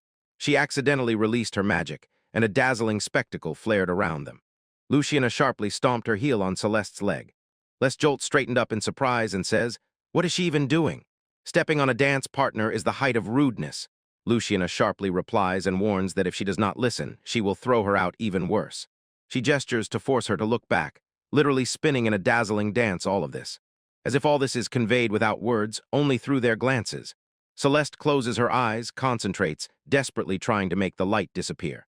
When it finally quiets down, the dance does not stop, and the crowd bursts into applause. Like watches raising an eyebrow, "What a strange spectacle," he notes. The Chancellor nods in agreement. Indeed it is so. The Vice-Chancellor approaches Lecton and asks if Cecilia is not with him. He replies that they parted during the same-sex dance. He glances at something in his hand and asks what he is looking at and his eyes. His eyes widen when he sees the photo. The Vice-Chancellor admits that it is so strange. Somehow Cecilia reminds him of Selena and he cannot explain it. He admits that he cannot understand why. Different hair, different eyes. The mind is a strange thing, isn't it? Let looked worried and said he had to go find her. He imagined that Miss Luciana probably hid her somewhere in a private corner to interrogate her, so he should check the more remote, secluded places. Now that he thinks about it, memory returns. The first time he met her was in Avarention during the search for Miss Selena. Who would have thought that the girl lost that day would become the one he himself believed he would fall in love with? He thought she was 15 this year. She had not yet celebrated her birthday, so he assumes 14. Lord, she is 7 years younger than him, and even if they were the same age, would she want to be with him? Although he knows little about her, it is already clear she is only interested in the maids. Priority 1 did something, Priority 2 did something, and even Priority 345 did something. Usually women give this up after marriage, so he cannot imagine her courtship will succeed. It is out of the question. Outside he finds both girls sitting on the edge of the fountain. For a moment he wonders if Luciana is angry at Celeste because she is here. But then Luciana notices him. She turns her head and throws a sharp look in his direction, and he involuntarily freezes.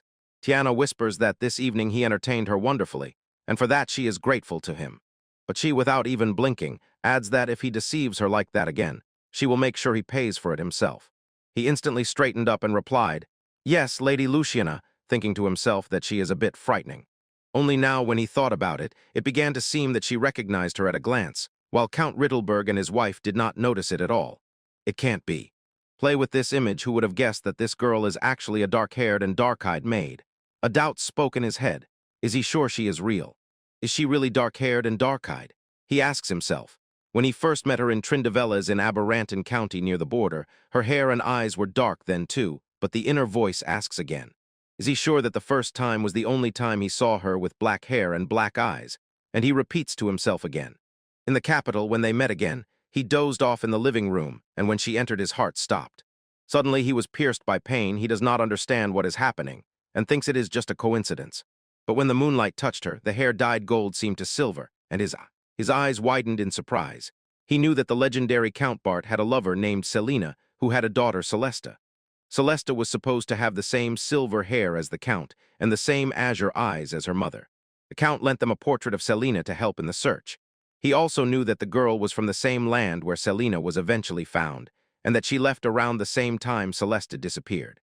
Let knows that she can change the color of her hair and eyes with magic, and that her hair is not really golden. In fact, he knows everything. He looks at her with the embarrassed face from that day. That day in the capital, he never met her in the salon. It was in the bathroom that day he saw her hair. Hair, her eyes silver and azure. He does not doubt for a moment she does not even suspect the storm raging inside him. She simply smiles gently and says she regrets that he had to come all the way here just to find her. Everyone was so focused on her hair and eye color that he did not notice anything else, but the other features of her face so much resemble Selena. The girl who herself left the territory around the time Selena died, with silver hair and eyes of the same blue shade, and very much like Serena. Could it just be a coincidence that she is not the one? No. He knows it is her, it must be her. By some lucky chance he found her. Melody is actually Lady Celeste. But he hesitates, suddenly overwhelmed by an anxious thought about what this might mean for his feelings.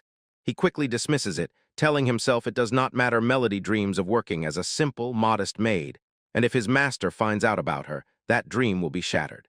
But how to hide this from the master to whom he swore loyalty, and who so painfully longs to meet her? What is he to do? He cannot come up with a solution that would make everyone happy. If it has to come to this, he catches himself thinking that it would be better never to see her. Just a few minutes ago, Luciana asked if she really was no longer angry with him. She answers that he is not. He apologized even before their arrival. Luciana thinks that since she has already forgiven him, she will probably pity him for now and not impose the punishment of 100 paper fans. She smiled to herself, thinking how close it had been. Just a moment ago, Lady Luciana was boiling with anger. Honestly, Luciana is glad that she is here. She really enjoyed dancing with her, but the thought that he was the reason for this spoils all the joy.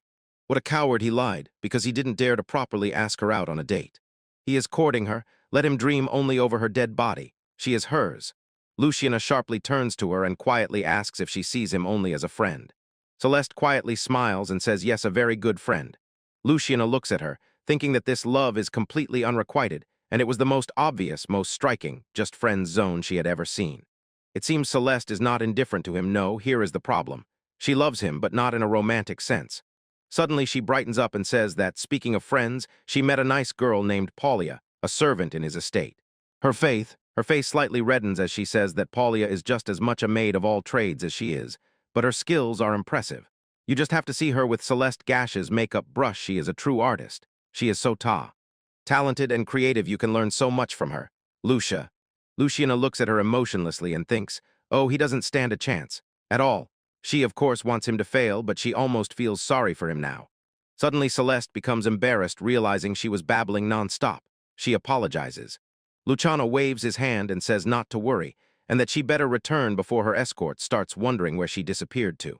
Celeste quickly adjusts Luciana's dress. Here she tightens, there she smooths, and only then lets her go. She insists to check the spell once more. Luciana quietly asks if she really put a protective charm on her. Celeste gently assures yes, she did. After Luciana steps back, Celeste freezes and awkwardly looks around. She swore that someone was glaring fiercely at her, but she sees no one. She hurriedly catches up with Luciana and politely asks if she would agree to yield. She wanted to cast another protective spell. Luciana says she doesn't mind, although she hesitates. She asks aloud why. Celeste only replies that a lady's feelings must always be sharp. When Luciana asks which spell she cast this time, Celeste. The last answer was calm. It is designed to sharpen one of her senses, and this time she is tuning it to sight. Luciana approached Max and apologized for being late. He smiled and said there was no need to apologize. He was glad she was having fun. She smiled and suggested getting acquainted because she had a few friends she wanted to introduce to him. He reply. She answered okay. He looked around and said that the angel was not beside her. For now we have parted ways, she replied. He meant Cecilia. She went home, he said. Really, what a pity. I hope to dance with her at least once. Her face burns, she huffs. Now you will say that right in front of your girlfriend. He looks surprised, but... Before laughing, she thought, how dare he laugh if just a moment ago he looked so depressed. Max is right. Luciana used him to approach Melody and adorn her, then abandoned him. And now she suddenly made a full 180-degree turn. Suddenly he realizes he is laughing at her, and immediately stops. She stops laughing and says, or them. Suddenly she puts her hand on her chest. The magic she cast on it begins to react to something, and she remembers how Celeste said, if someone casts an evil eye on her, she will see the light coming from that person. It was visible only to her. Celeste said, look for the person from whom the light comes and avoid them at all costs. She looks back and notices a boy who is looking at her with a strange smile. He thinks what a scoundrel he is. More light appears and she feels there is someone else there, and it really responds to any hostility directed at her. Luciana had almost no social experience. Many young people in such a situation do not sense ill intentions, so Max thought he would have to protect her himself, but she seems to instinctively beware precisely those people she knew as problematic. Now that he thought about it, it would be a wonderful trait for the wife of a noble lady. The woman holds a polite lady smile, and in her head a feeling of hostility from there, and she wonders why that girl is so beautiful. Beauty, Max whispers to her that she is the young Duchess Rinketer and he says that the man is Count Season from the Financial Bureau, and the Bureau has already issued him a warning for harassing the maids who work here. She mumbles, so he goes after the women. Max says that the lady is probably jealous she stole the show today. She says that the knight stole the show in her. Max says, so she suspects nothing. The couple expected to cause the biggest stir tonight were the Crown Prince and Lady Victilium. Next, the biggest sensation was supposed to be Lady Rinketer. She is from the family next in rank. Homeland, but look what happened instead. A young lady, whom the guests of the ball affectionately called the Fairy Princess, performed an enchanting paired dance with a mysterious stranger, whom everyone calls the Angel. And because of this, Lady Rankdahl almost received no attention. Now it should be clear to her why she is so upset about her social debut. He warns, tomorrow, when school starts, there will be a real disaster. Every student will watch every move of the Fairy Princess, big or small. And isn't that the complete opposite of what it means to be Lutherbroke? He asks her not to look down, smiles, and repeats, "Don't look down." Don't worry, he will introduce her to some of his friends who will gladly help her, she says. Suddenly, his friends speak. Anna appears and says that she is pleased to meet the Fairy Princess in person. Next to her stands Christopher and announces that he is the heir to the throne of the kingdom. She, completely frozen with surprise, stammers, "It is an honor for me to be in their presence." Max reassures her. Everything is fine, no need to worry around them, they are much simpler than they seem. And Anna says that indeed, no, she has never tried to look so arrogant. She turns to Luciana and asks who the angel is, with whom she danced during that same paired dance, and she replies that she danced with Cecilia, both of them F. He shuddered from shock upon hearing the name Cecilia. Anna instantly bombards her with questions, demands to know where Cecilia is now, then just as quickly asks what she looks like, and even before the answer, presses further. Place of birth, surname. Max raises. She takes his hand and asks everyone to calm down.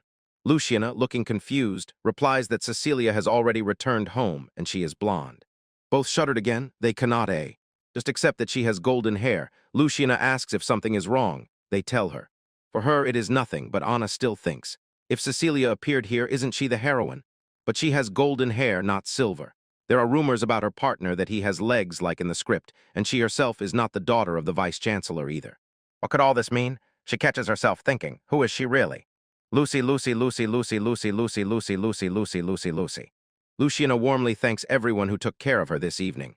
Anna says that they should continue to get along just as well at school. Max smiles. He smiles and says that they quickly became friends. Maybe you should repeat the first year. The prince smiles and replies that there will be no problems if only the prime minister agrees. Luciana thinks to herself, even after all this, he still did not show up tonight. Great. The big event that was supposed to ignite at the spring ball and attack. According to the script, the attacker was supposed to break through that window, but there was no trace of it here.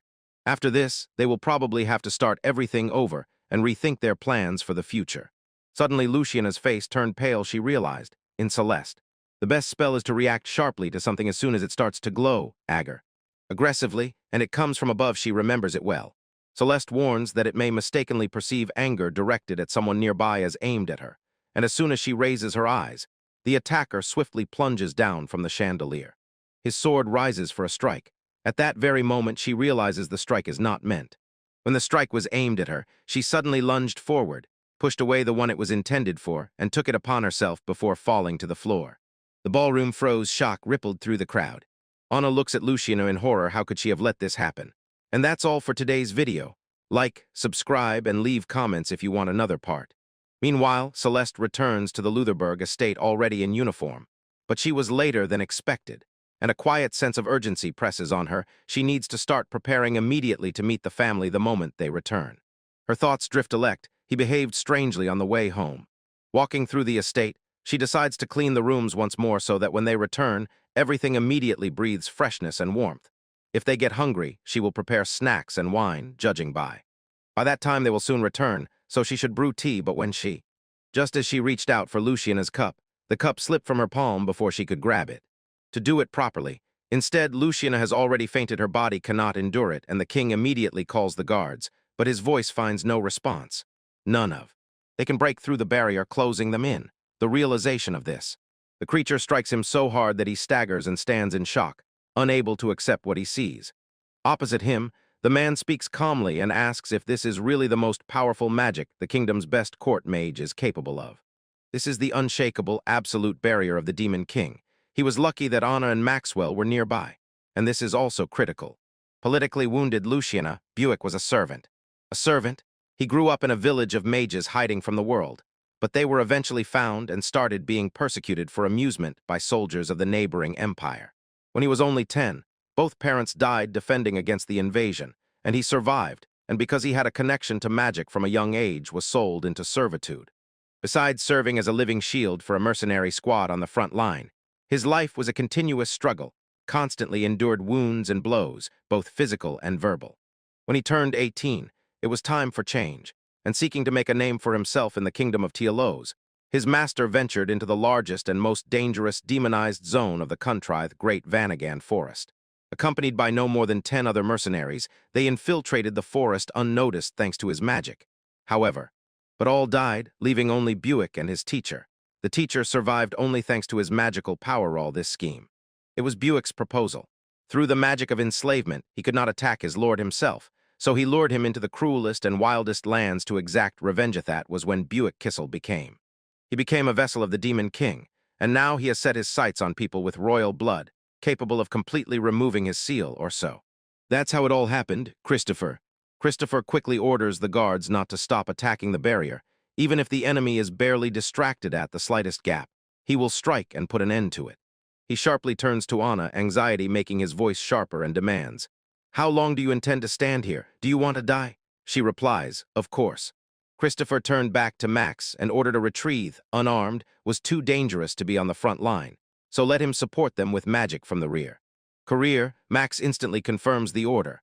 Anna and Christopher draw their weapons, steel appears in their hands, and they step forward with determination. They warn Bauk not to underestimate them. Lulis tilts her head and asks what kind of sorcery this is at all. Christopher frowns at the audacity and sharply cuts off as if they would ever tell him, of course. Bauk is not worried. He doesn't need to be. Only a saint can defeat the Demon King, but Christopher knows something he does not. There was one weakness in the game that even non-saints could exploit. The Demon King is vulnerable to silver. He asks again, what are they going to do with those feeble daggers? Christopher raises his sword. The silver flashes sharply, and again says that he told him not to underestimate them. He calls his M. He sharply orders his men to gather around him, then tells Anna to go help Luciana and Max to cover them from behind. Duke smiles unmoved, says he has all the time in the world to dismember and exterminate them. Anna begins. She starts running, her breath tightens, thoughts race. She can't believe she was so shocked that she completely stopped thinking. She just wants Luciana to wait. She will heal her with their healing magic. Anna was a character in the game, arrogant and incompetent in everything. Her only role was to be a plot device that brings the heroine closer to her suitors. During the attack, she just hid in a corner and cried. Moreover, she was a rare villainess, both stupid and completely unable to read the situation. But her life completely changed when a Sakara Anna reincarnated into her body. Hoping to challenge the Demon King, she studied daily and sought ways to strengthen the kingdom. Although mediocre at everything, she devoted herself to training and worked hard to become better where she could. Limited teleportation and transmutation, her unique spells. Even having the knowledge and imagination of a modern Japanese woman, she could invent her own magic only thanks to tireless research of magic in this world. There was no magic that truly accelerated the healing of wounds and ailments yet. The powers of the saints later also manifested healing properties, but this was only discovered in the second half of history. And by that time, great conflicts had already erupted, so an effective method of treatment was needed.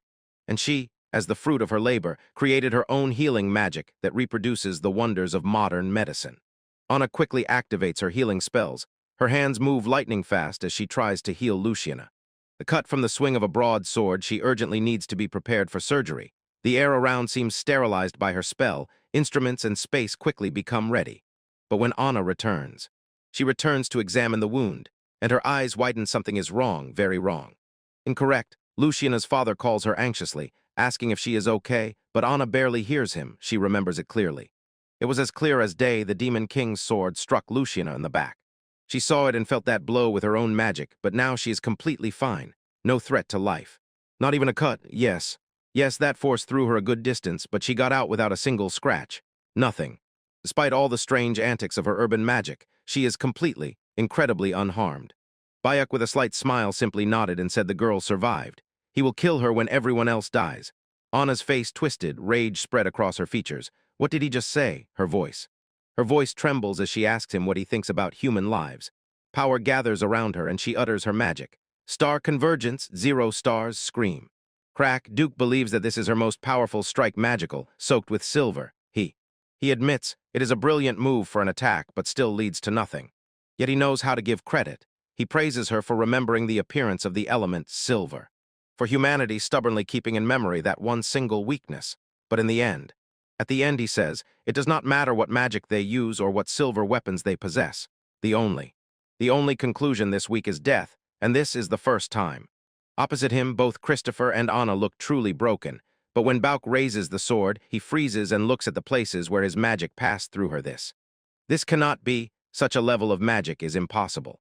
Maybe Christopher looks unbelieving and suddenly realizes this is silver magic of the awakened saint. When did she touch him?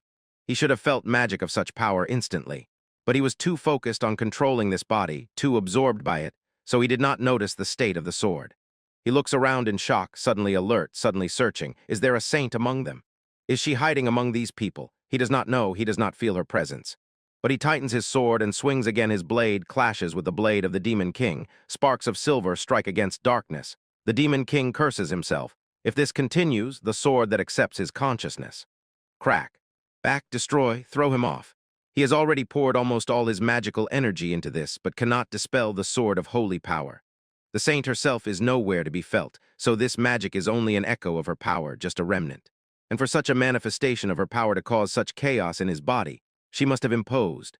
She created this magic with boundless devotion, with an oath that lived deep in her heart, such deep feelings. What could she have been thinking when she uttered this spell? He doesn't even suspect that she did it as a servant. It was completely natural for her to protect her master. He cannot. He cannot believe that this is what defeated him, and yet he cannot precisely determine. It is necessary to accurately calculate where exactly he encountered the power of the saint. In the forest, no problems. When he took out this vessel, not the slightest suspicion. On the way to the royal capital, also nothing strange. The crown prince is not a saint, and that sorceress is not one either. Which makes his eyes widen sharply. Luciana froze, looking at. Seeing the unconscious girl, memory clicked. The saint long ago defeated him thanks to protection from sacred silver, a blessing that people mistakenly called equipment. Although in reality it is closer to a holy enhancement that can take any form, not just a dress. He clenched, grabs his hair in despair, insists she is not a saint. He is sure of that, yet the sacred silver protects her. It seems this protective item was worn by 3 different people. Its blessing still remains among them. He lowers his eyes. He looked down at his weapon. Now it was only half a sword. Where did the rest go? Suddenly he notices Christopher standing firm with his blade raised, and with horror realizes. Lost in thought, he left himself completely open. Suddenly black smoke bursts from his body, thick, suffocating. Christopher recoils in shock. Anna recognizes in it concentrated miasma and calls out for him not to inhale it.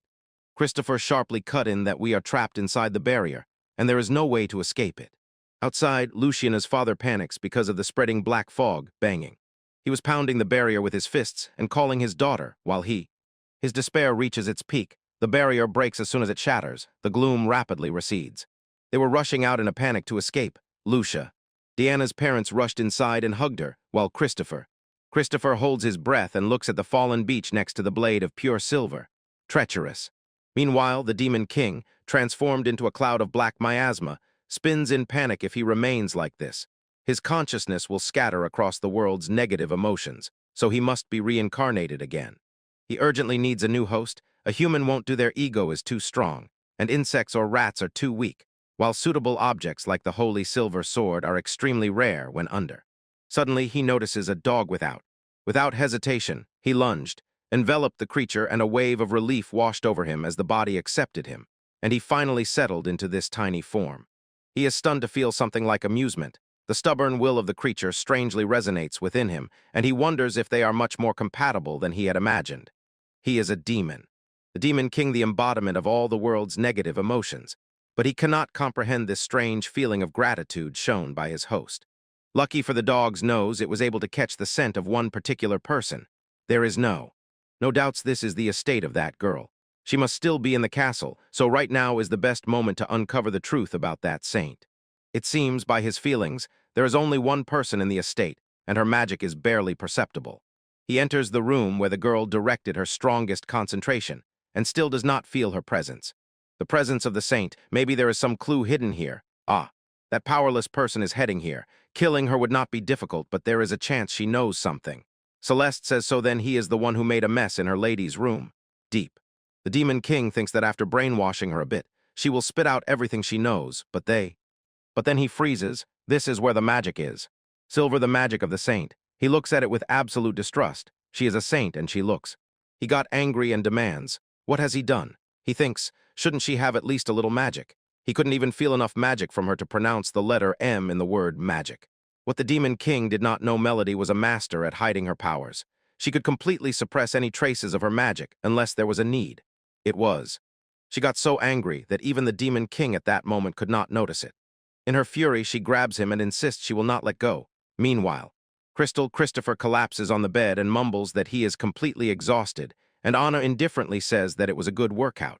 He blinks and, surprised, he straightens up, wondering where she came from.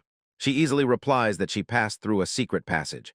He asked her to appear only when he is in the room, and she, smiling, says, of course, he needs time to hide his suspicious collections. He frowns and ends. She insists that she has nothing to hide, smiles slyly, and teases that she could even file an official visit request, but adds that if anyone found out she visited the Crown Prince so late at night, their marriage would be practically guaranteed, and he shakes his head and mutters that he will forever owe her for such caring thoughts. After a short pause, he asks about Luciana, inquiring what the doctor said. She replies that even the doctor could not figure out what happened to her, and adds all the more. Strangely, Luciana should not have survived the Demon King's attack. She looked at the parrots, which she had already checked, and saw that they were still traumatized by that horror and could only show silent submission, which they themselves do not understand. He says it is quite natural that they are so shocked, seeing their daughter fall right before their eyes. In the end, it is definitely somehow connected to the saint, isn't it? Anna replies that at least they can confirm. Luciana is not a saint, because her magical abilities are quite limited. And the saint from the game, on the contrary, entered the academy with much more powerful magic. Power, at least that was the game she ever. Since the game world was sterilized, they have been tirelessly preparing various supplies and plans in anticipation of what is to come. But when the first official event came, everything went against the game's plot. And there was also the Demon King. Everyone wonders what happened to him in the end. Was he sealed again? But his sword, the soul vessel, was damaged, and the game ended with the awakening of the heroine's incredible saintly power. But that's all. Anna suddenly remembered something and hurriedly told him before she forgot. The Lutherberg couple asked that their maid come and take care of Luciana. Christopher replied that he saw nothing wrong with that, and how. He asks if they were not accompanied by servants to the ball. She replies that she remembers only one maid worked in their house. He says, only one, huh? Indeed, they are struggling with money now. But he had to admit, Luciana's dress was quite decent in it. She did not look poor at all. She was naturally sweet and beautiful, and besides all that, Maxwell was walking beside her. Also, he shouts that attractive is still too weak a word for her. It might not be an exaggeration to say that she attracted the most attention at this year's ball. Anna admits that this is not a mistake, but she cannot. She cannot help but notice strange inconsistencies. If she is such a star at the ball, shouldn't she also be one of the main heroines in the game? But she does not remember the appearance of such a sweet girl in the game at all. She catches herself thinking, who is she really? It seemed she had already heard this name, but where exactly? Christopher sincerely says that he is infinitely glad Luciana is finally safe. If she had really died during this trial, it would have been a true tragedy for the whole world. Anna sharply raised her head, her eyes widened in shock. That's it. She knows who Luciana really is. She is the fallen maiden. How could this have happened? Does she have to recognize her when she has become so sweet? Christopher asks. What do you mean by fallen maiden? She says that Luciana was originally supposed to be one of the heroine's antagonists, but at the ball, she looked so different that the heroine did not recognize her and could not connect the facts. Together, later she succumbed to the Demon King. She fought against the heroine's faction and lost, and then the Demon King himself killed her. This is the original storyline of the fallen maiden. Luciana below is an excerpt from the accompanying book that came with the game. Luciana reproached herself for the resignation of the previous maid. No one responded to her announcement. She did not even have time to answer her parents. Managing the estate and admission to the academy took all her time. But if it were only the workload, she would have endured it. The real burden on her soul was the militia. Around her echoed evil, pure contempt and disdain. And because of this, she developed a strong inferiority complex about her position. Parents comforted her as best they could, but their love no longer reached their daughter. Those she considered friends later distanced themselves from her. Without a partner, her hopes for the spring ball also shattered. Why me? And dark feelings continued to accumulate. Looking at the main heroine, she began to feel that this was unfair to her. Christopher understands how the Demon King captured her and turned her against the heroine, and then she was tragically killed. It's just too cruel. Anna says that none of this was in the game itself. These are only additional backstories in the accompanying books. In the game, she simply appeared as a mini-boss for the hero, but it was this battle that made the heroine feel the full weight of her duties as a saint. Luciana was the first and only vessel of the Demon King, who was mocked, killed, and sacrificed. Christopher is such an important character, and she only remembered her now. Anna has no excuses, but she wants him to understand. In reality, she looks completely different than in the game. Her appearance is not immediately recognizable, and there is another way. And even stranger, the fallen girl was not at the spring ball, so could she really have been that Luciana they hung out with? In reality, unlike the game, Luciana experienced completely different fates. In an elegant dress, for which she was called the Fairy Princess, she was accompanied by Maxwell, which never happened in the game. During the attack on the ball, she was pulled into the event instead of the missing heroine, and she came out of it safe and sound. It seems as if the entire script was rewritten in favor of Luciana. Thanks for watching. See you next time. She can't believe it and asks Christopher if Luciana could be a reincarnator like them, but Christopher is already asleep, she whispers. How could he fall asleep in the middle of such an important revelation? But then she hears. Here is another lullaby. Music comes from outside, although she has already sealed the sound with her magic. Surrendering to the melody, she walks lightly and soon finds herself on the terrace. The darkness of the night was flooded with countless silver streams. Silver, and from the stream droplets of rain fell like snow. These particles seemed to be made of pure magic, and even this strange, unnatural drowsiness was also caused by that light. The magic of pure silver was so strong that it took one's breath away. Only one being could be behind this. It was the power of the saint, which already she is on the edge, can no longer control herself, and like all the previous ones, she finally gives in to sleep. From Luderberg came a bankrupt noblewoman. She came to formalize her admission. A teacher, just as the rumors said. Her dress was on the verge of being unacceptable for a noble lady. She disgraced everyone who had to study alongside her at the academy, and it was not only about her clothes, hair, or skin. All this only intensified the disgrace. Yet she still dared to call herself noble. Other students whispered among themselves. She doubted whether she could really be the daughter of a count. Even the dress of a merchant's daughter nearby looked much better. Luciana reminded herself that it was not the first time she was mocked because of her ruined status. Everything was fine, she would endure it, but one girl even shouted at her. Aren't you ashamed? Do you really think that in that outfit you can be considered noble even a little? When she was asked if she would go to the spring ball, Luciana was confused. She had been waiting for it so much, and then she simply blurted out, "No, I'm not going," and that was it. It was a lie. Deep in her heart she wanted to go, but she no longer wanted to be mocked or looked at with contempt. Meanwhile, other nobles were scolding her father, saying that too many mistakes had accumulated in his work recently, and she stood and listened. Listening from behind the door to his constant apologies, her mother rushed to her and hugged her tightly, whispering quietly that he had tried to hide his mistakes by criminal means. Before she arrived in the capital, her life here was quite good. Here she was completely alone. There was no one around to help her. Her mind abandoned her. Wine flowed to the main heroine, although they were both daughters of counts. Why were they so different? It drove her crazy. To her, she was jealous. It was unfair. Then the voice of the Demon King reached her, saying what exquisite tears of envy these were. That would make her the perfect pawn. At that moment, the fallen girl became the Witch of Envy, who hated the saint hellishly. Friends were playing a game, and one of them said she felt sorry for Luciana. She did not deserve such an end. Anna immediately agreed and asked Christopher. Considering what he thought, didn't he feel sorry for her? He replied that it was just a game and accused Anna of foolish bets. No wonder he lost to a Kiko from 3rd grade. It angered him and he sharply told her, "Don't start this." Anna then. Then he changed the subject and asked where the 5th romantic interest was in the game. After all, there were 5 vows in it. He replied that he knew. The 5th romantic interest turned out to be the Demon King himself. She frowned at him as if asking, "Are you a fool or really that clueless?" and explained whether he knew. Did he know why the place where the Demon King was sealed was called Scourge, the Great Forest of Vanargand? He said he did not know. She explained that this name was essentially the name of a mythical creature. Their friend asked if he had heard of Fenrir from Scandinavian mythology. The main thing is that the Demon King was created in the image of Fenrir, so he was depicted as a wolf, and the wolf could not possibly become an object of love. She reminded him that he had already watched them play this game so many times, so why hadn't it stuck in his mind yet? He sharply replied that he was not interested in those games. Meanwhile, the dog peacefully dozes in Celeste's arms. She leads her. She stroked his fur with her fingers, marveling at how sweetly he slept, and then again.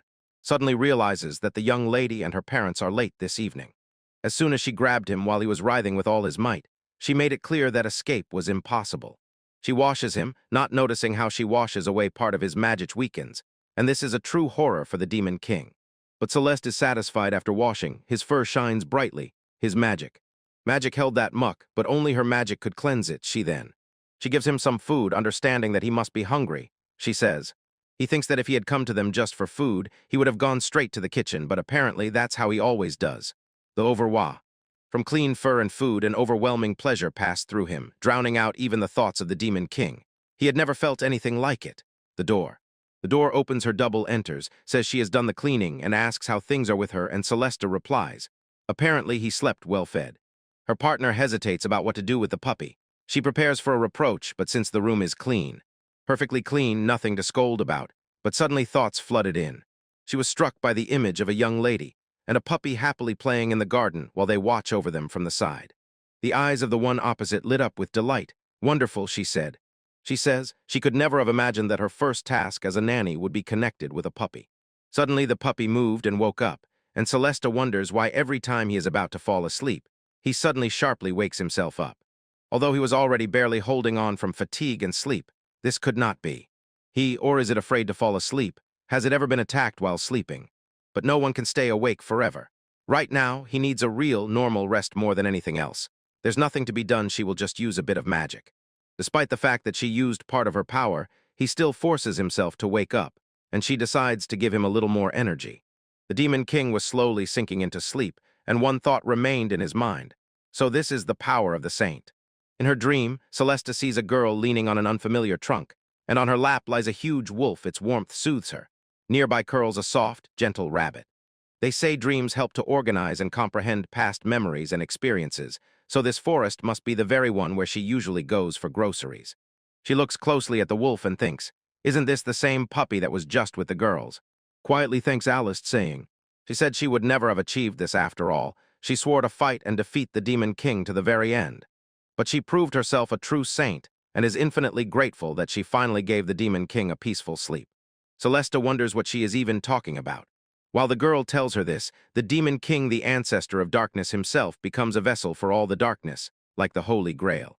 He exists beyond the powers of this world and absorbs and gathers the darkness that lives within it. In this world, magic is born from feelings, and this could be seen in the dance between Melody and the young lady. When Melody was overwhelmed with joy, particles of light scattered around. But human feelings are not only bright. Imagine a man who leaves a relationship for the happiness of his beloved and moves on with acceptance. Where do his suppressed desires go?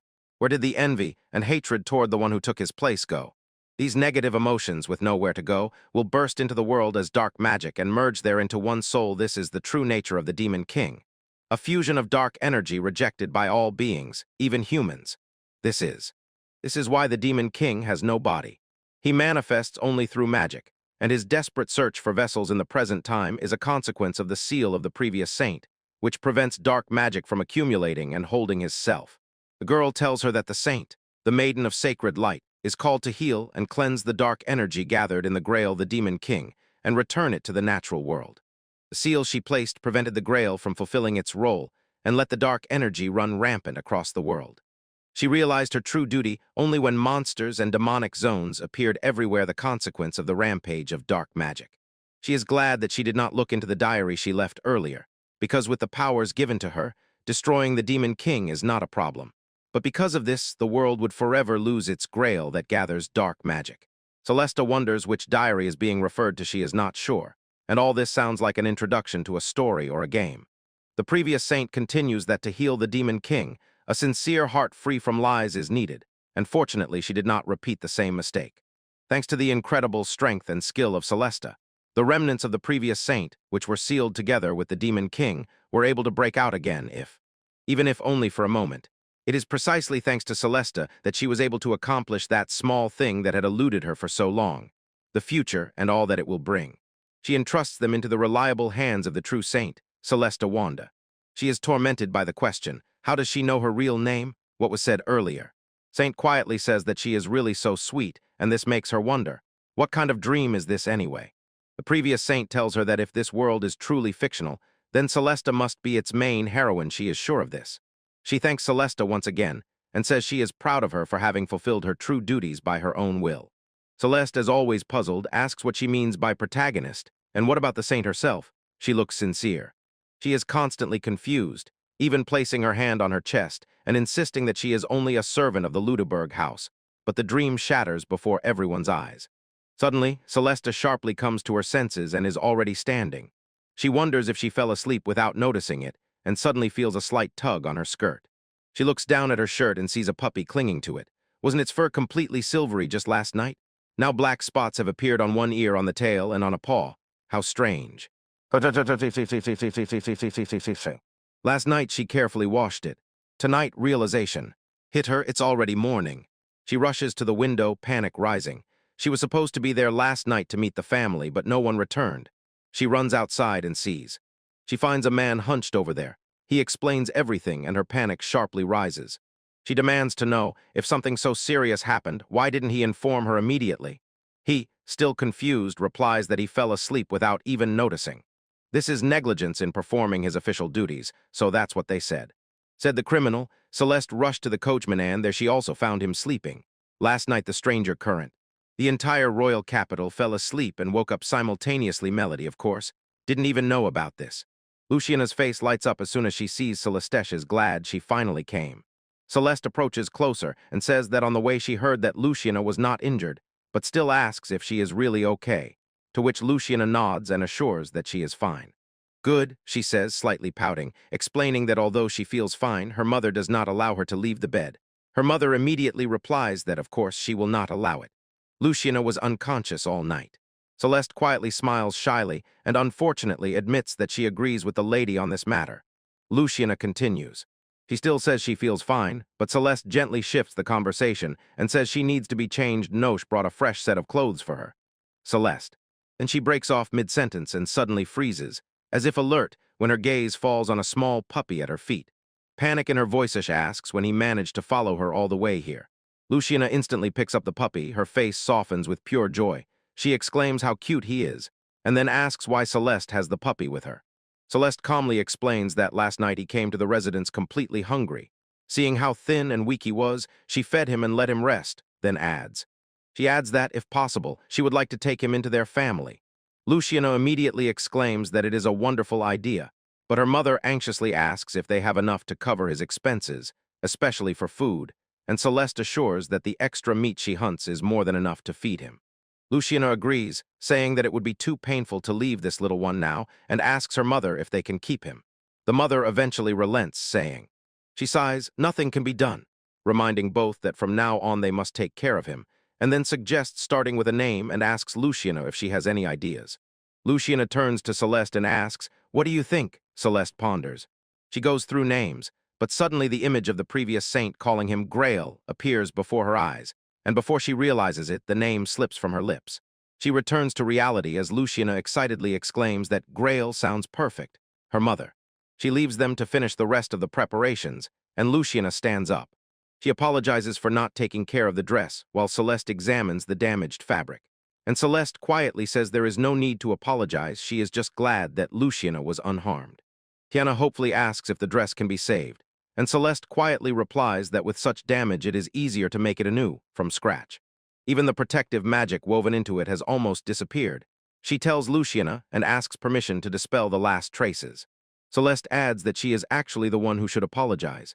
She explains that she believed she had put so much magic into the dress that it would have completely protected Luciana, even if the entire ballroom had shattered to pieces and not a speck of ash remained.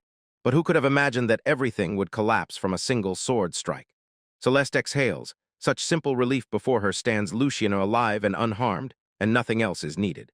And suddenly there is a knock on the door. Anna is waiting outside. Patience is at its limit. She needs to confirm this. The girl who was supposed to be absent but attracted the most attention during the escort at the ball. Maxwell, who is rumored to have antipathy towards women, even defended the crown prince during the attack and was almost unharmed. No argument, all the plot changes clearly revolve around Luciana. Perhaps she really is another reincarnate, exactly like them. Anna freezes when her gaze stops on Celeste's deep black hair and black eyes. Such a combination is very rare in this world. And why does it seem to her that she has seen her somewhere before? Anna can't stand it and asks her name. Celeste says she is a humble servant in the house and her name is Melody Wave. Anna thought that maybe she was some other forgotten heroine from the game, but it seems not. Her name says nothing at all. She smiled warmly at Luciana and apologized for appearing so suddenly and without warning, explaining that upon hearing about her quick departure, she wanted to see her before leaving. Luciana responded with a smile and said not to worry about the sudden visit, she was just glad Anna was here. As always, Anna thought Luciana was almost painfully sweet, and the maid went out to prepare tea. They were left alone. Anna realized here it is her chance on her face. Russian becomes serious, decides to get down to business, and asks in Japanese if Luciana was also Japanese before reincarnation. Luciana blinks confusedly and asks if Anna wants to say something. Anna continues. Say it in Japanese, and ask her to answer in the same language if she really was once Japanese. Luciana, still confused, quietly apologizes.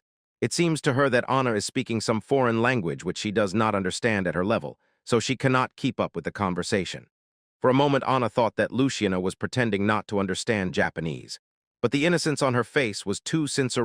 Really did not understand what Anna was saying. And that means. So Anna was mistaken. Trying another approach, she asks if, I wonder if Luciana has ever heard of the Silver Saint or the Five Oaths. Celeste, who was quietly serving tea, freezes when Luciana asks if she knows anything about the Silver Saint. Celeste looks Joe. They are just as confused, Luciana decides. So none of them have been reincarnated. If the Carnators really know nothing about this gamma, then why? Anna sharply changes the subject and asks about the dress Luciana wore last night. She recalls that in the story Luciana did not have a dress suitable for the ball, so where does she have such a beautiful dress now? Luciana immediately brightens and explains. Melody made it for her. It took a lot of work. Melody had to rip apart 2 old dresses of Luciana, clean the fabric, and remake the entire material. But in the end, she created something beautiful. Luciana shines with pride and says that Melody is incredible. She is now the proud new maid who replaced the previous one. Anna finds it very strange. If she is not mistaken, Luciana's fall happened because her previous maid left early, and no one has heard about the new maid at all, and that means. So that Luciana they see now is the result of Melody's actions. She probably carefully prepared the dress so that Luciana looked her best, as if she appeared only to serve and help her. Then Anna says. During the attack she recalls. The dress was almost torn, but she was surprisingly intact, not even a scratch, and asks if she has any idea why it happened. Seeing Luciana's face fall, Anna guesses has an idea, doesn't she? Luciana blurts Melody cast a protective spell on her dress, so powerful that she would have remained whole and unharmed even if the entire ball had turned to ashes and not a crumb remained. The same Melody again, thought Anna. Defensive spells really exist, but only a saint could summon such power. Yet Luciana, it seems, is not lying. At least she sincerely believed in the power of this melodic spell. She asks Luciana if she can look at the dress, when Luciana seems. When it comes to her, she uses her own spell, focusing her gaze on the flow of magic, thereby allowing. She saw the structures and remnants of the cast spell. Even if someone tries to hide them, erasing all traces would be extremely difficult. But she did not feel any magic at all, neither from this dress nor from Melody herself, no matter what she did. She does not even suspect that Melody restrains her magic every day so that even the Demon King could not detect it. The same happened with the magic on the dress. Having cast the spells just minutes ago, she completely erased all traces of magic that would normally remain. Everything would have been completely different if Anna had come 5 minutes earlier. Anna tells Melody that she told Anna about the spell she cast and asks if it was okay. Celeste blushes and says she should not have called such a trifle magic at all. Anna is upset after all. They clarified nothing, but then she straightens up and reproachfully asks, "Where are your manners?" She came as a guest, but instead was constantly interrogated with difficult questions, asked how she feels, if she is in pain, and she also tells Luciana that the crown prince was supposed to be here at first, but he is overwhelmed with all the affairs, so she asked her to forgive him. Luciana assures that she would not dare to ask for more. Only a day has passed since the attack. He is definitely drowning in paperwork. Anna sincerely thanks her for understanding and for saving the heir to the throne, and Luciana insists that she is the one who should be thankful. When Anna notices that they met only yesterday, Luciana agrees but says that without the princess heir, she wouldn't be here at all. It was precisely thanks to the prince's policy that she was able to meet Melody for the first time. For a moment, Anna froze, the cup slipped from her fingers and shattered sharply on the floor. The regular carriage service was offered by Christopher and Anna when they were 7 years old, and it has not stopped since. Since then, if it was in the game, then depending on the player's choice, bad endings occurred. The kingdom or neighboring states turned into piles of ruins from monsters and the Demon King's army. Care. The carriage service boosted the circulation of goods and services, so the kingdom of Telos became much more stable than in the game.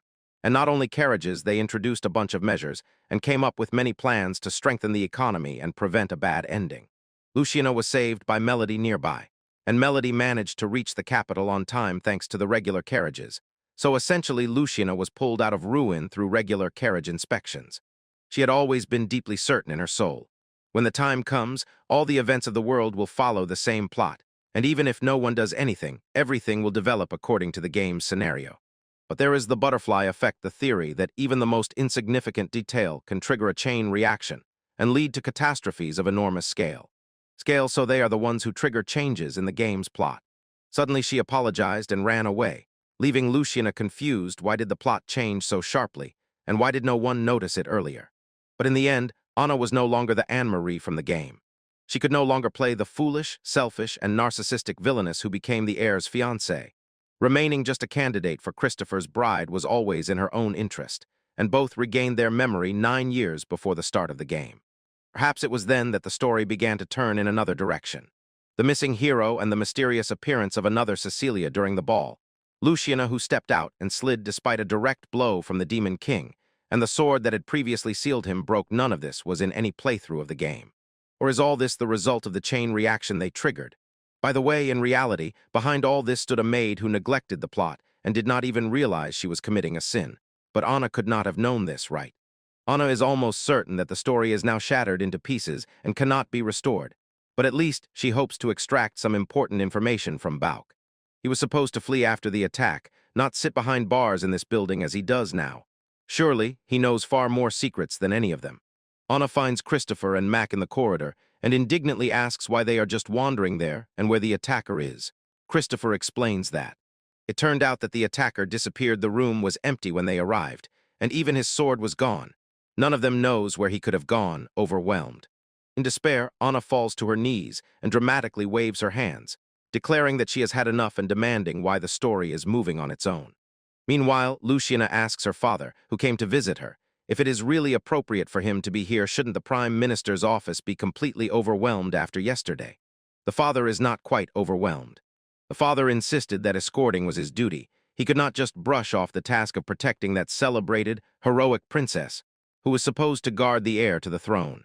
Luciana repeats this title aloud, as if questioning, heroic princess. The mother says that at the ball she was called a fairy princess, and the father adds that even the Prime Minister praised her beauty and courage, calling her a heroic princess. They tease her, saying the nickname might soon spread throughout the Royal Academy, and Celeste quietly, happily smiles because of this. Later, when they ride home in the carriage, Luciano does not hide his admiration for the luxurious interior and says that this very luxury makes protecting the prince worth all the effort. Her father but he sharply interrupts and warns, no reward or honor is worth risking her life, and he is grateful that she is unharmed. A sudden rumble shook the carriage. Luciana picked up the dog and insisted that it was the dog, not her, that caused the sound. The father chuckled and said that with noon approaching he was already starting to get hungry, so it would be worth eating as soon as they get home. Luciana notices that Melody will need some time to get ready, but her father assures that the three of them can pass the time with conversations, and this thought genuinely pleases her. The carriage stops in front of her house. Luciana recalls how this place once seemed lonely and abandoned, which she called the Phantom Mansion. Now both of these feelings have disappeared. In a beautiful villa, both her parents gathered. They are accompanied by Melody and Grail. This contrast filled her with quiet joy. Since Melody appeared and became everything to them, many things have changed and for the better. Not only the mansion, their meals, and her dresses, but also the fact that thanks to her she could still be friends with Beatrice and Milyar. Yara, it was thanks to her that she was able to get to the spring ball, and somehow it seems to her that during this she met very important people, so she is wildly happy and eagerly awaits what will happen next at school. Suddenly she was filled with a wave of gratitude, and Luciana sincerely thanked her for everything. Although Celeste does not quite understand why, Luciana shrugs and says that there is no reason I'm going home, even if there is no one there to greet them, but their steps freeze from the delicious aroma coming from the house. The door opens, and Celeste's double greets them with a warm smile, informing them that their dishes are already prepared and ready. Luciana rushed forward to hug her, but Celeste gently pulled her back, insisting that a simple maid should not hug like that. Luciana waved off the objections and exclaimed that, supposedly by the order of the lady of the house, she commands Celeste to allow her to hug as much as her heart desires. Intention, Celeste throws, "Where did you learn to speak like that?" and insists on being let go, but Lucanik cuts off, saying that accepting hugs is part of her duties as she is the chief maid for all household affairs, so all the work, even this, falls on her shoulders. Responsibility, Celeste mutters indignantly, no maid's work should require such things. Meanwhile, Christopher says that he would never have guessed that their actions really changed the course of history. Anna adds that after everything that happened, they can no longer fix anything, and maybe it all happened to prevent an even worse disaster. Christopher admits that although he understands this, he still feels as if their efforts were in vain. Anna assures him that she understands his disappointment, but reminds him, it's no use crying over spilled milk. What matters now is to review their plans for the future. Whatever the outcome, their actions undoubtedly changed the course of history, and at least they managed to save Luciana from tragedy. Christopher admits that she is right but cannot come to terms with the thought that the world had to take Luciana. Anna agrees, adds that the world would be poorer without such an amazing girl, and promises that as soon as school starts, she will do everything to make her and Luciana inseparable. Christopher teases, if that is their goal, should he allow her to become one of the candidates for the role of his fiancée? Anna explodes and scolds him for even thinking about a love triangle with his childhood friend, in which he would have to compete for Luciana's attention. Christopher asks what they should do next. Anna replies that plans for the future are still uncertain, and they got so detached from the original plot that it seems like they are completely improvising without a script. Celeste asks in surprise if the Royal Academy is really turning into a boarding school, and Luciana enthusiastically confirms that it is true. After the recent attack, the Academy seems to finally seriously care about the students' safety, so now that Celeste will live at school, she will have to prepare well for this. Therefore, Luciana says she will come with her to the campus. The sudden decision to turn the academy into a boarding school threw everyone into a 2-month forced break. They were building dormitories. And later, pushing a cart into the madam's room, she asked if they had already decided on a new maid. Madam replied that recruitment was still ongoing, but it would be good to find her before the academy opens. The mistress honestly says, they will not be able to pay a high salary, but there is still some time before they really need a new servant. Luciana begins to say that if it is only temporary. Maybe she would have said it, but suddenly she freezes in the middle of the sentence. Celeste immediately notices this and asks if something is wrong. Luciana smiles naively and admits that she actually wants to try on the maid's uniform, and Celeste smiles in response and gently says no. Luciana pouts like a child and immediately demands to know why. Celeste calmly asks why she even wants to wear it. Luciana thinks for a moment and honestly says it's simply because it's cute, simple, but neat. At first glance it doesn't stand out, but every time Melody puts it on, Luciana catches herself looking without noticing. Celeste can't help but smile at the compliment and admits that she enjoys hearing praise for the uniform. However, she quickly adds that the maid's uniform is the maid's battle attire, and even if the young lady wishes it, it cannot be worn by anyone who is not a maid. Luciana firmly states that if that is the rule, the decision is obvious. She will return to her father, seeing her look her. The father raised an eyebrow and asked if she really wanted to wear the maid's uniform. Luciana resolutely answered yes. He nodded thoughtfully, then said indifferently that if so she can simply become a maid. Celeste slowly narrowed her eyes and gave him a sharp look, but he paid no attention and announced that starting tomorrow, Luciana will become a maid in the house for one day. Mother claps her hands excitedly and says that it's wonderful. She really wants to see Luciana in maid's attire. After all, Luciana is cute in any clothes, and so the matter is settled. Celeste is asked to allow Luciana to work as a maid for only one day, thus begins Luciana's one-day adventure in the role of a servant. The next morning, Celeste wakes her with a gentle smile. Luciana groans and yawns, grumbling that it is still too early. But Celeste says they need to get a lot of work done before the master wakes up. Celeste serves her tea. The first thing of the day, Luciana enjoys a cup of tea immediately after getting out of bed, but as soon as she takes a sip. Her eyes widened in surprise. This tea is completely different from the usual. Celeste explained that today she tried to make royal milk tea. Luciana immediately brightened. She says it sounds very luxurious and sincerely thanks her.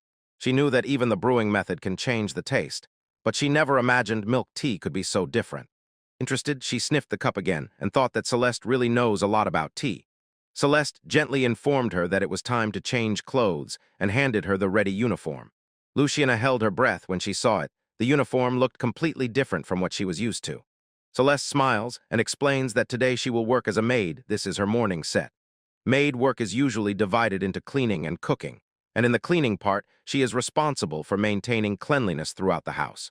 Luciana tilted her head, and with curiosity in her eyes, asked if that means the servants have different clothes in the morning and afternoon. Celeste nods and explains that since they will be cleaning, if the morning clothes get dirty, it's not a problem. Luciana, glancing at her, notes that she is in her usual dress, to which Celeste calmly replies that she cannot appear before the young lady in work clothes, because she only wears that dress when appearing before the master and his family, to which Luciana also belongs. Luciana looked at the dress in her hands and muttered that it is not very nice.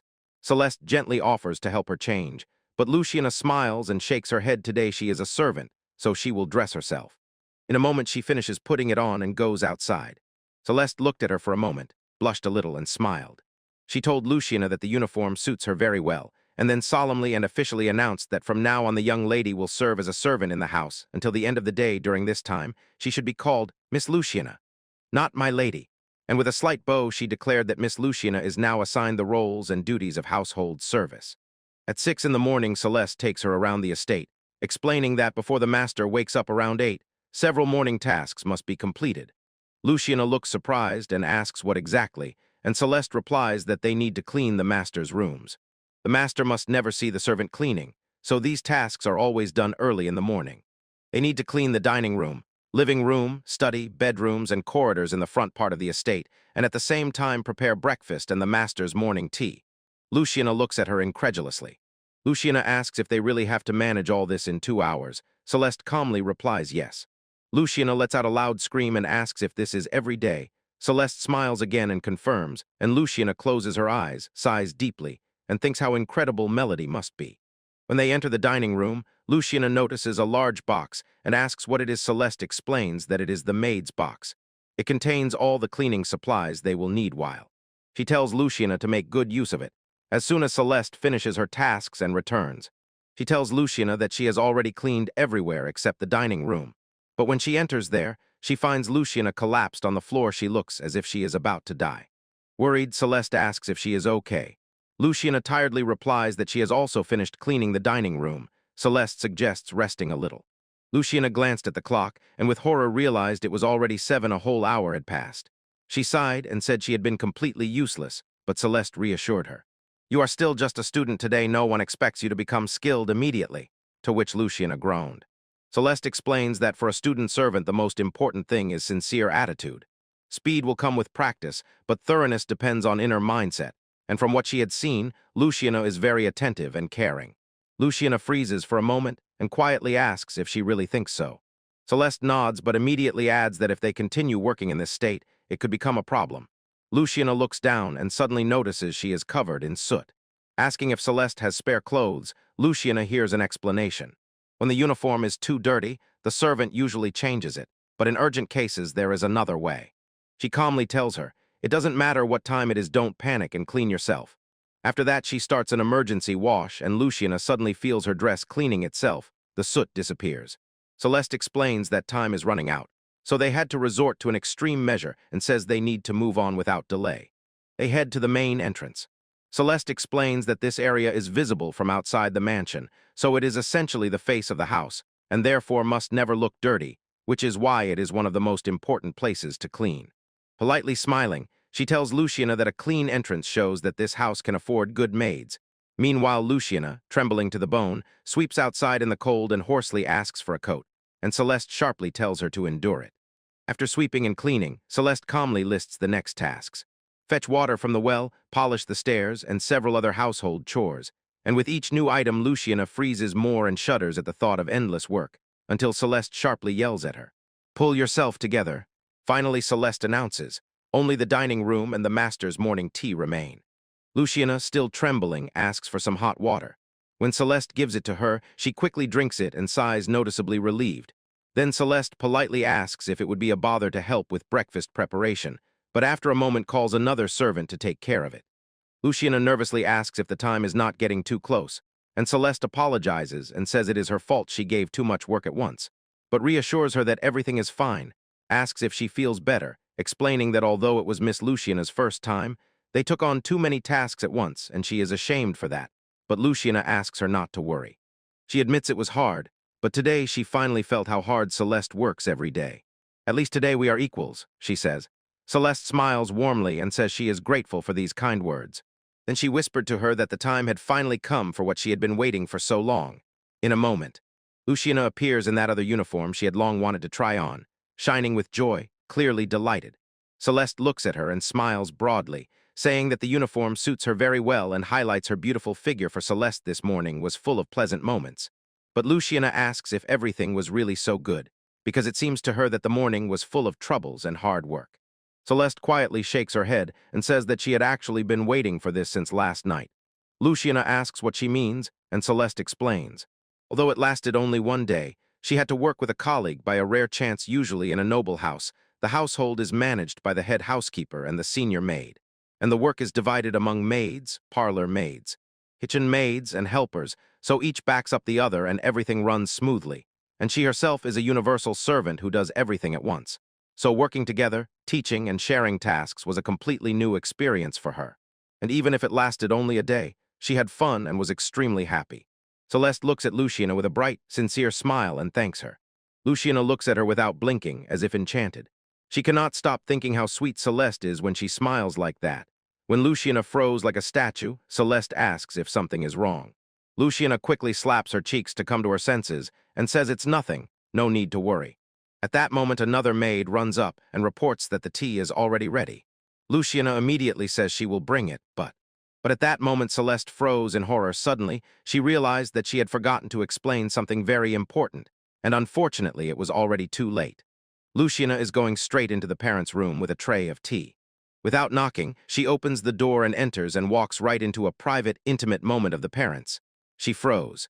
Suddenly a terrible scream burst from her mouth. Outside, Celeste lowers her head with regret. She already knows. It's too late. If only she had time to explain the rules.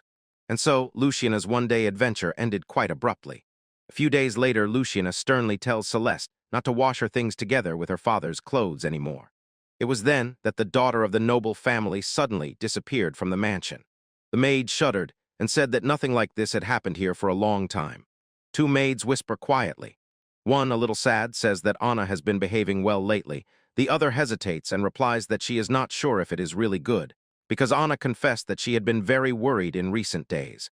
Meanwhile, the man asks one of the guards what the situation is, and he says that they are already looking for her now, although usually by this time she would have already been found. The man turned to another servant and asked if she noticed anything while cleaning the lady's room. She shook her head and said that she noticed absolutely nothing, wondering how Anna managed to slip away without anyone noticing. The servant notes that Lady Anna is truly a tomboy. Meanwhile, Anna walks down the street with her arms spread, looking carefree and satisfied, and in her thoughts feels that she has not allowed herself such freedom for a long time. The daughter of the Marquis Anne-Marie Victorium, a girl called the Siren and the perfect lady in the kingdom, with deep burning carmine hair and sharp jade green eyes, her seductive figure is unforgettable. But now, like an ordinary girl, she enters the neighboring shop. The owner warmly greets her, says they haven't seen each other for a long time, and asks if she wants freshly squeezed apple juice, to which Anna smiles. He really knows how to make an offer, and she orders 1 glass, because in this place the concept of hair dyeing does not exist and she has not been exposed yet. Such logic works perfectly in such a fantasy world, this is. Being noble has its advantages, but for her, a simple high school senior, constantly pretending to be a lady has become a heavy burden. For some time now she has been catching such moments and finally decided to take a break. The life of the Marquis's daughter has long been familiar to her, but even she needs a pause. She wonders if the main heroine felt exactly like this today. The goal is not just to rest. This is the day when, if the plot still follows the autumn game Silver Saint and 5 O's, the very event must happen. Unaccustomed to the life of a nobleman's daughter, the heroine runs away from the count's house and runs to the commoner's district. Although she is still missing, they cannot ignore that greatness just because she is not here. This is. So it all begins roughly like this. A man grabs her, hisses and asks what such a young lady is doing here, accusing her of ruining his best clothes and demanding that her parents pay him. If they cannot, she will have to come to his house and wash them herself.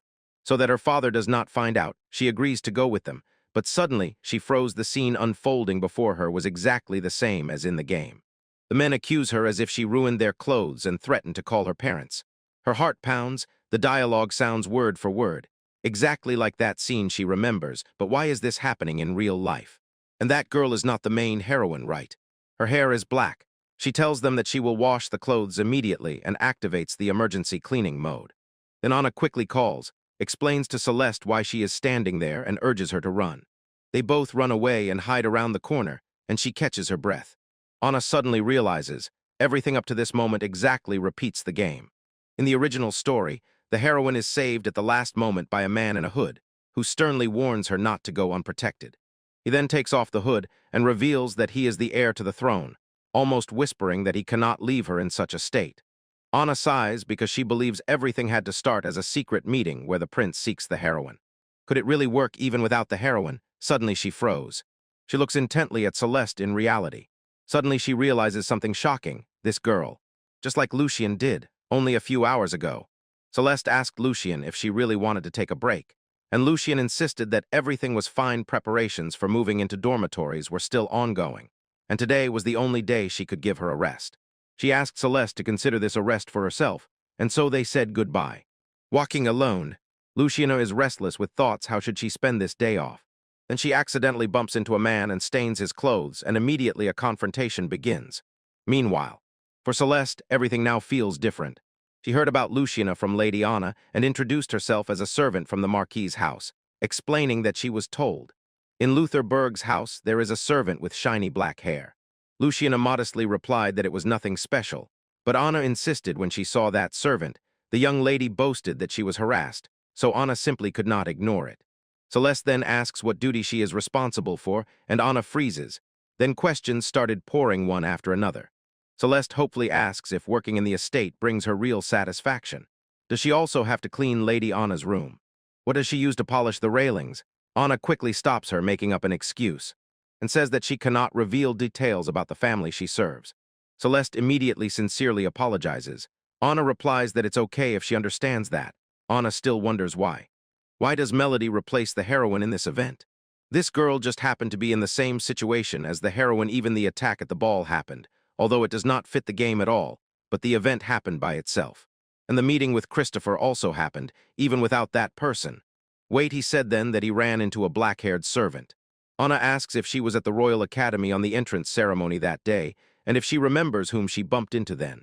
Celeste falls silent for a moment and thinks now, as she says, it was a black-haired man. Anna understands. So it was her, that is, the meeting really happened by itself, but at first Melody played the role of the heroine. During the attack, Luciana took her place.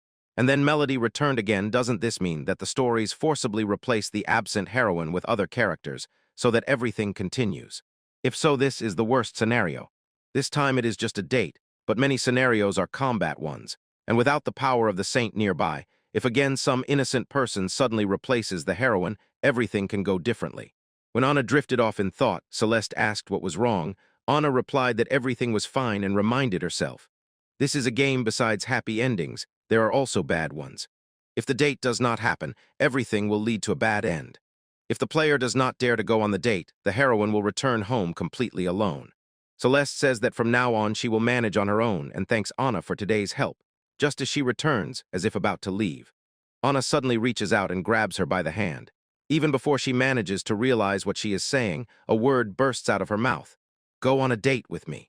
Celeste froze. Anna instantly pulled back, raising both hands in panic. What did she just say? Why is she trying to flirt with her? Confused, Anna hurriedly corrects herself and explains that she did not mean it that way. She just wanted them to spend time together after all. She is also alone today. Celeste silently looks at her for a few moments, and Anna holds her breath, sure she will hear a refusal now. But Instead, Celeste smiles gently and says she is glad that Anna feels that way. Anna instantly brightens. Without hesitation, she grabs Celeste's hands again and enthusiastically suggests taking a walk together through the royal capital. They can talk about maids as much as they want. And so, the date Doki Doki, Undercover Day Off, begins. At least that is what it would be called. The course of the date almost exactly repeats the events of the game. Celeste suddenly stops in front of a shop and lingers looking at the ice cream cafe. Anna smiles and says that it is currently a very popular dessert cafe in the capital. Today is its 100th day, and they are celebrating. Everything is half price. Anna learns about this only because it happens on the very day when the date event takes place in the game. Celeste says that selling ice cream in what is essentially a medieval world is quite impressive. Celeste notices that the cafe is packed. Anna quickly replies that it is okay, they can have a good time while waiting. Celeste nods and adds that while waiting, they can leisurely discuss the maid's affairs. Anna freezes. Inside, she silently screams somehow she has to survive this conversation. Celeste thoughtfully turns to her and says that she considers exposing skin above the knee inappropriate in her opinion. A maid's uniform should only be a long skirt. Anna instantly protests, shouting not to underestimate the power of Zedi Ryuki, and confidently declares that she will definitely find a uniform with a short skirt that will perfectly suit Celeste. Anna had more fun than expected in the royal capital. Partizia, the royal palace, stands in the very center of the city, and from it initially stretches the royal district, then the noble district, and then the commoner district. So in the noble and commoner districts, the closer to the center, the greater the wealth and higher the status. This event also served as an inspection of the district's affairs conducted by the crown prince. That day, the course of events was supposed to lead the player through the upper, middle, and lower parts of the commoner district in that order. The ice cream shop was in the wealthier upper zone, and then the visit to the middle part will be. In the noisy market of the capital, Anna asks Celeste if she has ever been to this part of the city, and Celeste admits that this is her first time here. Anna says in surprise that this is unexpected. She was sure that Celeste had already visited all the markets of the royal capital. Celeste explains that shopping in the middle part of this district is not an option for her because the goods intended for ordinary people are really unaffordable for a servant from the count's house. Celeste adds that the path ahead is simple, though a bit far. Anna then asks, if she is not mistaken, Celeste is the only maid of the Lockerberg house, right? Are they planning to hire another maid? Celeste replies that they are currently looking for someone, but Anna suddenly has an idea. She quickly asks if she may, with permission, recommend someone as a favor. Celeste replies that they are currently looking for someone, but Anna suddenly has an idea.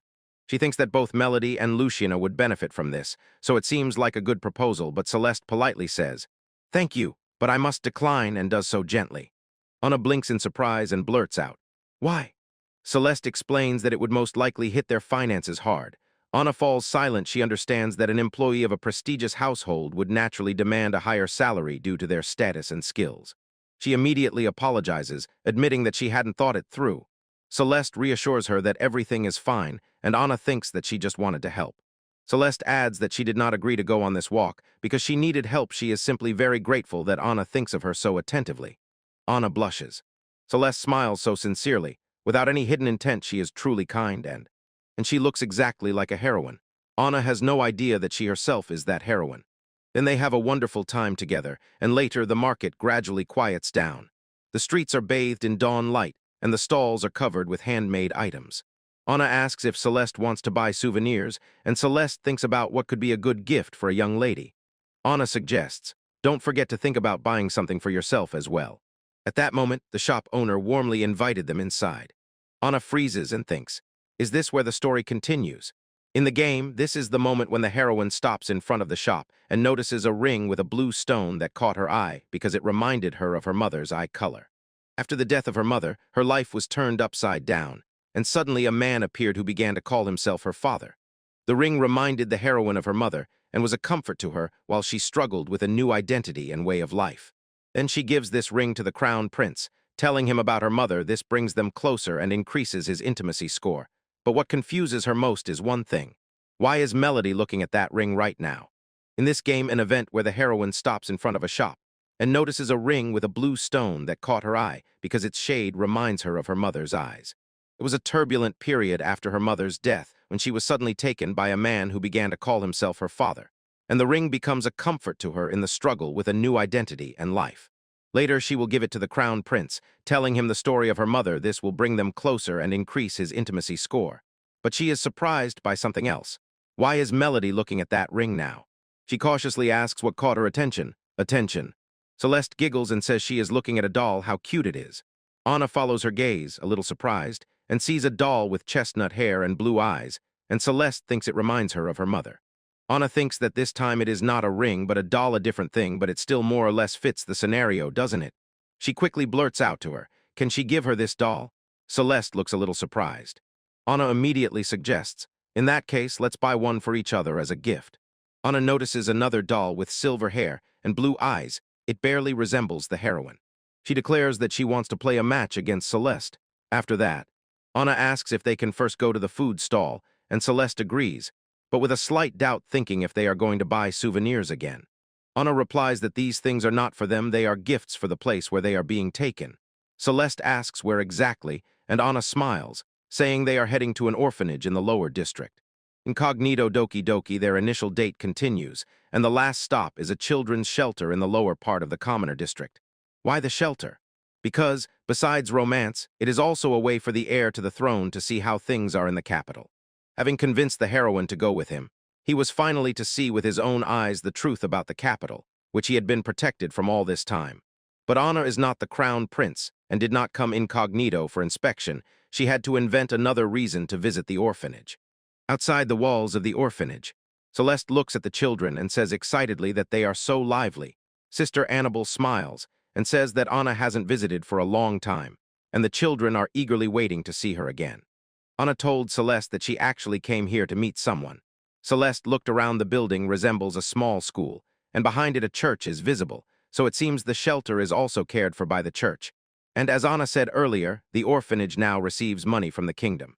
Later, Anna returns and says that it's probably time to go, but Celeste gently replies that before leaving she wants to talk a little more with Sister Annabelle, because she feels the children also want to play with her.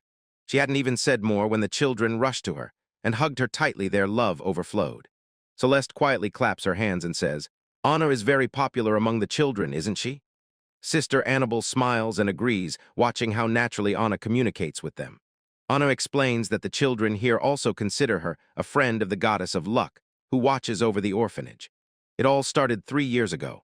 A few years before that, their subsidies were mistakenly cut, and in those hard times life in the capital only got more expensive. No matter how much they saved, it was barely enough even for one meal a day for everyone. Celeste whispers that it's terrible, but Annabella tells her that it was then when Anna came to the shelter and said she brought food. Of course, this did not solve the root of their problems, but they were incredibly grateful finally. After so many trials, they had a hearty meal. Celeste understands how Anna always stood by in the hardest times and begins to realize why the children adore her so much. Annabelle then continues the story. She explains that very soon after that, already the next day, a noble lady visited the shelter, a young representative of the Honorable House of Victrium, Lady Anne-Marie. Usually members of the nobility do not come anywhere without notice, but Lady Anne-Marie appeared so unexpectedly, as if it was a usual matter, and gave a large amount of supplies, and these were exactly the things they lacked, as if she already fully knew the whole situation. She hadn't even had time to look at another chest of supplies when she already left earlier, having signed off. Celeste asks if this means that everything in the shelter now comes from her, and Annabelle replies that it is indeed so. And a few days later, an inspector was sent to the kingdom, who thought it was just one thing after another, and she wouldn't even have time to recover from the shock. But he soon discovered that their subsidies were hidden by corrupt nobles and took up plans for compensation and recalculation of aid. Celeste decided that Anna probably reported to Lady Anne-Marie, or that Lady Anne-Marie herself sent Anna here to sort things out. In any case, she understands that she should not interfere, although a tiny question still bothers her. She returns to Anna and asks why they consider Anna their goddess of luck. Didn't Lady Anne-Marie provide the most material assistance? Anna smiles gently and replies that it is precisely because of that. On the day of her arrival, she told everyone that she loves stories with a happy ending and does not like stories that leave a bitter taste in the mouth. If this were a story she read, she says, she would be sure that everything would end happily. The words of the young girl deeply resonated in the hearts of the children. The next day, after Lady Anne-Marie's visit, and the improvement with subsidies, as if she had foreseen it, luck began to return to the orphanage. She has no idea she completely ignored the plot of the game. But the shelter was supposed to be saved after today's visit of the heroine. Then she could never just leave everything as it was. How many of these children would still be here if she had done nothing 3 years ago? After all, she does not think she acted wrongly then, but she cannot deny. She interferes too much and changes the plot. Perhaps that is why the heroine has not appeared yet, because she herself took on such a role. She has no idea that the real main heroine is now enjoying the role of a maid. Small child noticed that Anna was lost in thought and asked what happened. Anna quickly came to her senses and replied that it was nothing, she just remembered an old minor mistake. The child reassuringly said that in the end everything would be fine, and when Anna looked surprised, added confidently, "Since this is her story, it will definitely have a happy ending." A little boy stepped forward and agreed. "Otherwise it would be bad, right? There must be a happy ending or nothing." Anna looks at them with a gentle gaze. Yes, that is exactly what she thinks. Although the story has changed so much, it does not at all mean that it has to end badly. As long as she does not marry the villain from the game and follows the voice of her heart, she sincerely believes that she can reach a happy ending. Leaving the orphanage, Anna sincerely thanks Celeste for spending the day with her. Celeste smiles and says that she is the one who should be thankful. It was incredibly fun for her. Anna suggests, "Since we are already here, let's go up to the very top of the church." Celeste agrees but asks if they can really be here like this. Anna reassures her everything is fine and tells her to follow her. Later, Celeste and Anna stood on the church rooftop and with bated breath admired the breathtaking view. Anna thought this was not planned for today, but since the event was almost over, why not enjoy the moment in the story? The day was supposed to end in the shelter. Then a few months would pass to settle matters there and punish the looters. And only after all this would the heroine and the heir to the throne return, and it would be then that he would invite her to see this view, because he would be worried that she might still carry a shadow of sadness. Sister Anna and the children got along like a real family, and it reminded her of times she would never be able to relive. With such thoughts in her head, she smiled sadly. Celeste turns to her with the same sad smile and sincerely thanks her for bringing her to such an important place. For a moment, Anna's gaze faltered. One frame overlapped another, and she thought Celeste was the heroine. She could not believe she had almost mistaken Celeste for herself. When Celeste returns back to the estate, Luciana threw herself into her arms, greeting the return with an enthusiastic embrace. Celeste sighed quietly and reminded her again that a noble lady should not embrace a servant so casually. But as always, Luciana paid no heed to the warning and instead asked how Celeste had greeted her. Celeste exclaims that it was incredible. Then she adds that she brought a small souvenir for her lady. With a gentle smile, she asked her to close her eyes and extend her right hand. Luciana complies. When she opens her eyes again, a beautiful ring shines on her finger. Celeste says it is nothing too luxurious, but Luciana sincerely thanks her and admiringly gazes at the sapphire, saying it is truly beautiful. Celeste quietly confesses that this sapphire reminds her of her late mother's eyes, the color warm and soothing, like support for her dreams and future. And when she saw the ring, it seemed to her as if her mother still protects her after so many years. Luciana quietly asks if that means she should keep it for herself. Celeste immediately shook her head. That's exactly why she wants Luciana to have it, so she can watch over her, just as her mother watched over Celeste. Celeste adds that she might not want to accept the ring after all. Her mother is already nearby, but Luciana quickly says no. She is truly happy to receive it. Then Celeste casually asks about dinner, and Luciana freezes. Meanwhile, a woman with a frowning face approaches Anna and says that she seems to be in a better mood. Anna exclaims, "There she is, I've been looking for her everywhere." Clarice looks at her with distrust, sharply replies that she was the one looking for Anna all this time. Anna covers her ears and says that maybe it's just bad luck that they kept missing each other. Clarice snaps. Does she hear herself, accusing her of constant excuses? Anna calmly replies that a true servant should not raise her voice like that. Clarice sighs heavily, then asks if at least she had fun. Anna smiles and says the day was very eventful, and Clarice exhales, thinking she can no longer just let her smile like that. She tells Anna that due to preparations for the academy's reopening, she should now refrain from her little outings. Anna nods and agrees, then asks if the meeting with Prince Christopher planned for tomorrow has changed, because it seems to her they need to discuss so much. And even if the world no longer follows the game's plot, she will never allow it to end badly. Their goal is a happy ending, not just to play their role in this world, but also to keep their own promise. This she can promise, but the very word promise touches something in the corner of her thoughts. At first she cannot remember, then suddenly twitches, sharply stands up, eyes wide open with horror, and the memory instantly falls into place. Clarice immediately asks what happened. She bursts out, "This cannot be," and hastily asks for a pen and paper. What she did not do is a complete disgrace. She cannot believe she completely forgot to design a tight, custom-made uniform for Melody. Clarice freezes and in a shocked voice asks what she just said, and she firmly nods. Yes, exactly, that without it there would be no happy ending and no one else could create it. No one. She begins mumbling ideas aloud. Stockings black or white? Maybe add garters for a bold accent, or a hairstyle that reveals her delicate shoulders. The perfect balance to emphasize both the elegance of the top and the charm of the bottom. She almost clearly sees it in her imagination. She turns to Clarice with a radiant smile and asks what she thinks, and Clarice trembles with barely restrained anger and sharply replies, calling her a pervert. Meanwhile, Annabelle, a little girl, returns to the shelter and joyfully greets Annabelle, exclaiming, "I'm back." And Annabelle offers some fruit with a smile. There is still some left. The girl replies that today she was at the trade guild but found no work there, so she must start earning as soon as possible for the shelter. Annabelle is glad she wants to help, and again asks if she wants some fruit, because there is still some left, and repeats the same offer once more. But she is only 9 years old. She cannot be thinking all the time about working when she grows up. How does that sound to you? The child looks clearly worried and quietly whispers that if she waits too long, it will be too late. Where is this? She was just at the hospital with that child. But why did her body suddenly become childlike? Then she wonders how that child is doing in the hospital. It can't be that they brought her here along with their treasure. She falls silent and suddenly realizes she can't remember her granddaughter's name. If she's not careful, even memories might completely fade. The only memories that were. Memories from her middle school are still clear and vivid. Does this mean something is wrong? As if she has become a child again. Suddenly, a shadowy figure emerges in the dark alley and instantly catches her attention. The nervous guy quickly grabbed her by the hand and started pulling her away, saying it's dangerous here and they need to leave. She wonders if he is trying to save her, and if so, why?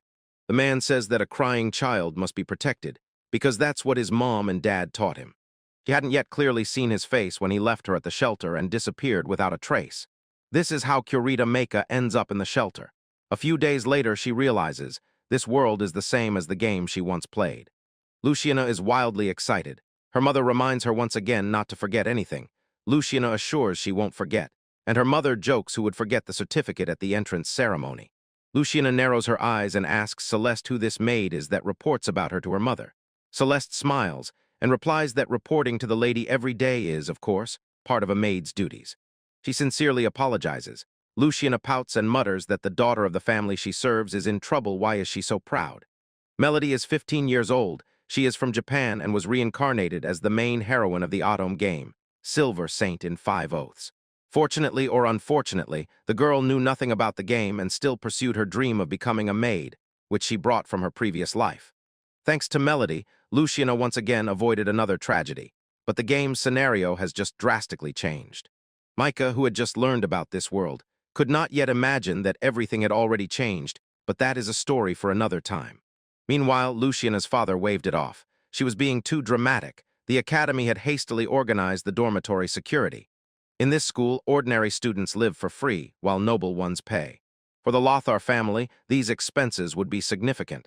They would have to pay because they needed to preserve the family's dignity. He advises Luciana to make full use of all the dormitory amenities as soon as she enrolls. She frowns slightly but says she understands, although the logic still seems a bit unclear to her.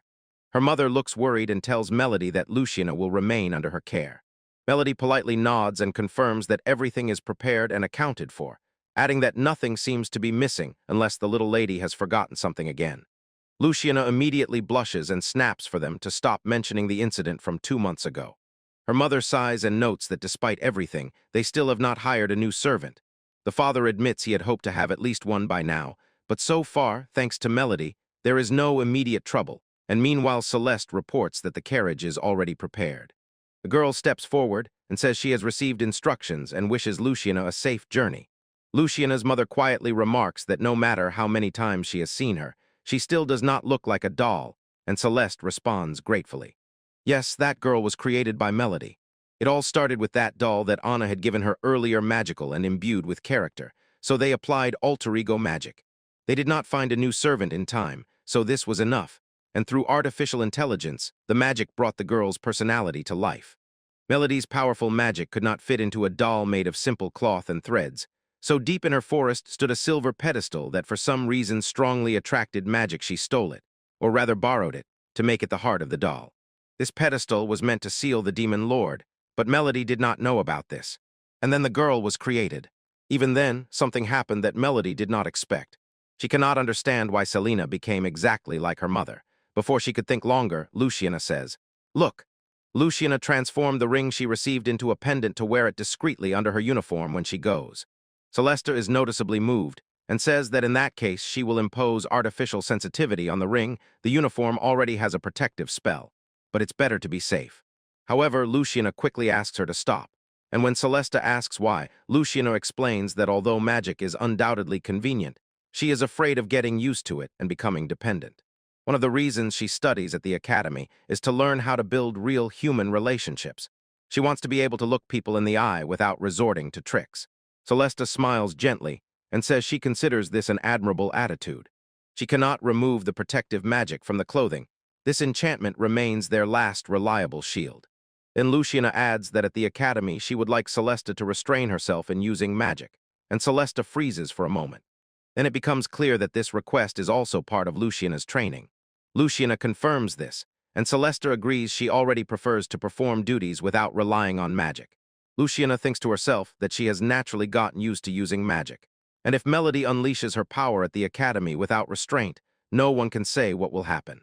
Honestly, if she had just told Melody directly that her magic is a bit too strong, everything could have been resolved much more simply. In the very heart of the towers of the royal capital Thealaz is the Royal Palace, and next to it stands the Royal Partisan Academy of Higher Education, simply known as the Royal Academy.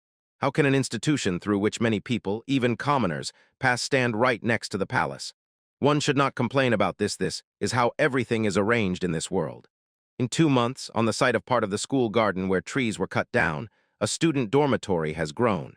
It is divided into 3 sections by gender and social status. The school traditionally does not place much importance on the social status of students, but different lifestyles make this division necessary. In the part called Commons, the free zone, there is a dining hall with free breakfasts and dinners and a simple kitchen for personal use. The 3-story building is divided by courses. Freshmen live on the 1st floor. Knights, baronets, barons with county estates have access to selected restaurants and a full kitchen for private meals. There are also 3 floors where higher ranks live on the upper floors. Counts, dukes, royal families also have their selected restaurants and others. Among the 3 buildings, it is the most luxurious multi-story, with the top floor reserved for the royal family, and so for the landed county of Lotenberg, which had money. It was the 2nd floor of bedrooms for the higher nobility. Luciana says it is much larger than her room.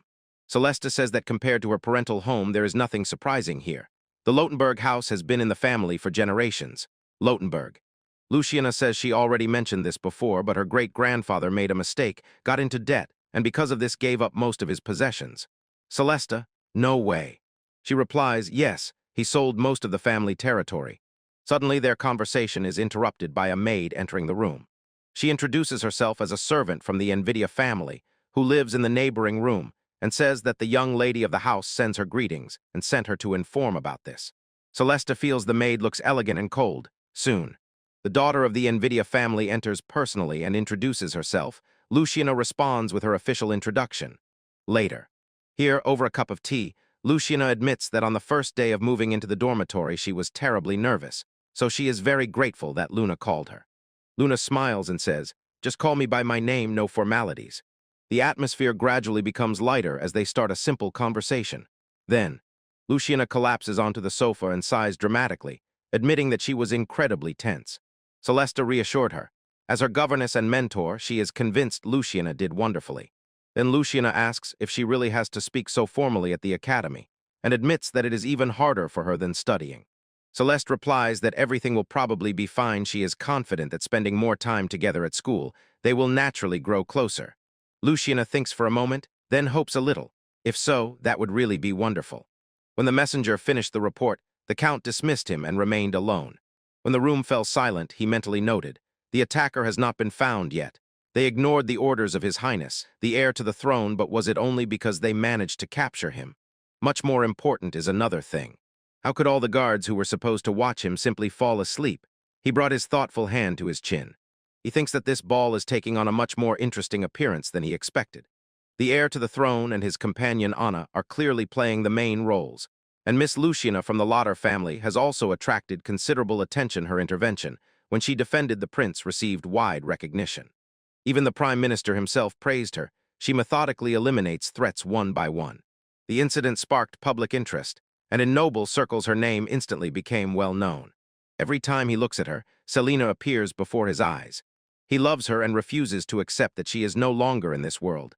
And although the girl before him does not have her golden red eyes, why does she awaken the same feelings? Again he wants to see her, and that silver-haired girl too. At that moment Lex appears and reports that new documents have arrived from the Prime Minister's office. He tells Lex to leave them on the table, but he hesitates and still stands in place. His thoughts drift back again to that conversation with Celeste. Once he asked her simply, "Why do you want to become a maid, and if you were not one, would you prefer to live as a noble lady?" If she had been born into nobility, she would not have had to be a simple servant. Perhaps she would have become a lady-in-waiting, with a higher status and service directly to the queen. If the Count learned the truth about Melody's existence, she would no longer be allowed to remain a servant. But if she continues her current role, the secret will remain hidden. But when he offered her to become a lady-in-waiting, she refused without any hesitation. She had never even thought about such an option. Being a maid was completely natural for her. He asked why, noting that both roles are service. She replied that although the goal is similar, the form is different, like the difference between a knight and a soldier. She said she became a maid for the sake of her mother, and if she is destined to remain one, she will give all her strength to become the best maid in the world. She decided to devote herself entirely to this goal. Hearing this, he smiled and remarked that she strives to become the best maid in the world. She answered without any doubt, but he is sharply brought back to reality when the Count asks if there is anything else. He replies no, bows respectfully, and leaves, outwardly calm, but inside he is gnawed by quiet guilt. Silently he hopes that His Excellency will forgive him, asks him to wait a little longer for the sake of the young lady. Long ago, no, just kidding, this is actually now. There is a place where an elderly couple lives. The grandmother is about to leave, and the grandfather is too worried about her. It would be normal if he accompanied her, but she insists that she is only going for a regular walk. She has not yet been to the Lotterberg house to offer formal greetings. Grandmother injured her back and took a leave from her position as a maid in the royal estate of Lotterberg in the capital.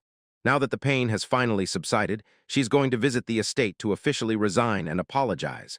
Count Lotterberg has already sent a letter of apology, and although the family has no money, they still sent financial compensation. She cannot ignore the kindness shown by the nobles. Yet still, returning after so many years makes her uneasy. A month has passed since she resigned, and she constantly wonders whether new maids have already been hired. Grandmother was always worried about her former mistress. The name Lotterberg is well known in the royal capital, and replacing a maid who served for many years was not easy. That is why grandmother worked for so many years, even though grandfather worried. She has served for almost 10 years and knows the way to the back entrance of the estate by heart. But as soon as she approaches, she freezes. The doors are clean and shiny, nothing like the worn entrance she remembers. She feels that her memory is failing. Has she perhaps begun to forget? Celeste notices her and immediately decides that she is probably a guest. The maid standing before her is completely unfamiliar to her. Celeste politely asks for what purpose she has come to the estate of Count Lotterberg. Having heard the explanation, Celeste smiles warmly and says that grandmother will be considered her senior servant, and suddenly grandmother realizes this is the very same recently hired servant. Celeste asks to talk about previous duties before coming to the estate. Grandmother smiles and asks if she will take her there, but Celeste says they are already here. Grandmother raised her eyes in shock. Before her rose a huge, perfectly clean building.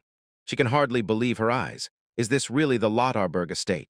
It looks almost as if it was just built. At that moment, Luciana appears. She freezes with a truly happy expression on her face when she sees Grandma. Last time when Grandma saw Luciana, she was worried. Now it is clear that her fears were unfounded. Later, when Grandma returns home, Grandpa cannot believe his ice is walking without a cane. She says that her health has improved. Grandfather smiles, feeling how long it has been since he last saw her smiling without sadness, and his heart immediately feels lighter. Grandmother tells him stories about Celeste, and how one day Celeste pulled a tired killer bear out of her basket. But grandfather couldn't keep up with the conversation. Luciana stood near the dormitory with a bag ready, and Celeste asked once again if she had forgotten anything. Luciana smiled and said everything was fine. She had checked everything thoroughly. But then Celeste asks if she really took everything out of the bag to be sure. Luciana looks away, a slight doubt flickers on her face, and she whispered that maybe it was worth checking again. Finally, the first day of school life. The Academy of the Kingdom of Telos was originally opened in April, like in Japan, but due to an attack it was temporarily closed. It was turned into a fully boarding school, and the new semester started in June. Dormitories were built in the southeast of the academy, and the main building about a 10-minute walk to the north from there, like. When Luciana enters the academy, her eyes quietly with curiosity look around. The courtyard is filled with noble children, and no servants are visible. Of course, at the academy, everyone must take care of their own affairs. A light blush spreads across her face. A strange combination of determination and anxiety settles in her. Soon her attention is drawn to a small group near the board. Students are leaning in, whispering, and curiously looking over the surface. Luciana understands it must be the class distribution list. She hesitates for a moment, approaches closer to sneak a look, but before she could properly look, Beatrice and Maleria appear next to her, and as soon as Luciana sees them, her face immediately brightens. A warm blush spreads over her cheeks, and she quickly greets them. She sighed, saying that a lot of time had passed. Everything was so hectic that she couldn't find a single minute. Beatrice replied that there was an attack, so she was kept under house arrest for some time. And besides that, she added, as soon as May comes and they have to learn the material in 2 months, Luciana shudders at the very thought. Her thoughts briefly drift to how Celeste relentlessly tormented her with all that work that month, and the very memory makes her stare blankly into space. Her friend immediately notices and says that she seems to be looking into the distance. Luciana is depressed. Luciana immediately tells her to forget about it. First, they should check their classes. Finally, the three looked at the distribution list and in a moment saw that they ended up in different classes, but they were very close. So they quickly agreed to meet and have lunch together anyway. For Luciana, who had few friends, this promise became a great comfort. Soon Luciana goes to her class, but as soon as she enters the room she freezes in the doorway, her eyes widen. Inside, 2 rows are lined up opposite each other, leaving a clear passage in the middle. For a moment she wonders, is something strange happening? She hadn't yet understood when whispers already spread across the room. Students quietly whisper about her. The fairy princess of the ball, the poor noble fairy. Luciana tries hard to ignore the whispering, slowly steps forward, but the weight of so many gazes directed at her makes her feel extremely awkward. Eventually, she reaches her seat and sits down. Luciana turns to the girl and sees that it is Luna Escatak. She exclaims, happy to sit nearby. Luna politely smiles in response and admits that she is also glad. Luciana gives a slightly nervous smile and says she has been nervous since morning. Luna looks at her with gentle admiration and says that Luciana's smile is so pleasant, almost healing. Hearing this, the tension pressing on Luciana slowly began to release, and feeling relief, she joyfully gave a thumbs up. Luna looked at this gesture with curious eyes, and when Luciana realized what she had done, she quickly blushed and apologized, explaining that it was just her usual habit. Luna finally couldn't hold back and laughed. Luciana's cheeks blushed even more. Later, Luna apologizes for laughing. She says she can't help it because Luciana is just too cute. After a moment, Luciana hesitates a little, then quietly asks if they can switch to informal you. Luna smiles and easily agrees, saying that from now on they will meet every day. At that very moment, His Highness Christopher enters the class together with Anna. As always, their arrival immediately draws everyone's attention. Luna noticed that she hadn't noticed at all that those 2 study in her class. She was too busy with her own affairs. After a moment, she asks Luciana if she also knows Lady Anna, and Luciana in response asks in surprise, "How do you know that?" Luna explains that she was also at the spring ball. Since Luciana was the center of attention that day, she simply assumed that everyone standing next to the crown prince probably knew each other. Luciana blushes at the very thought. Did people really watch so closely?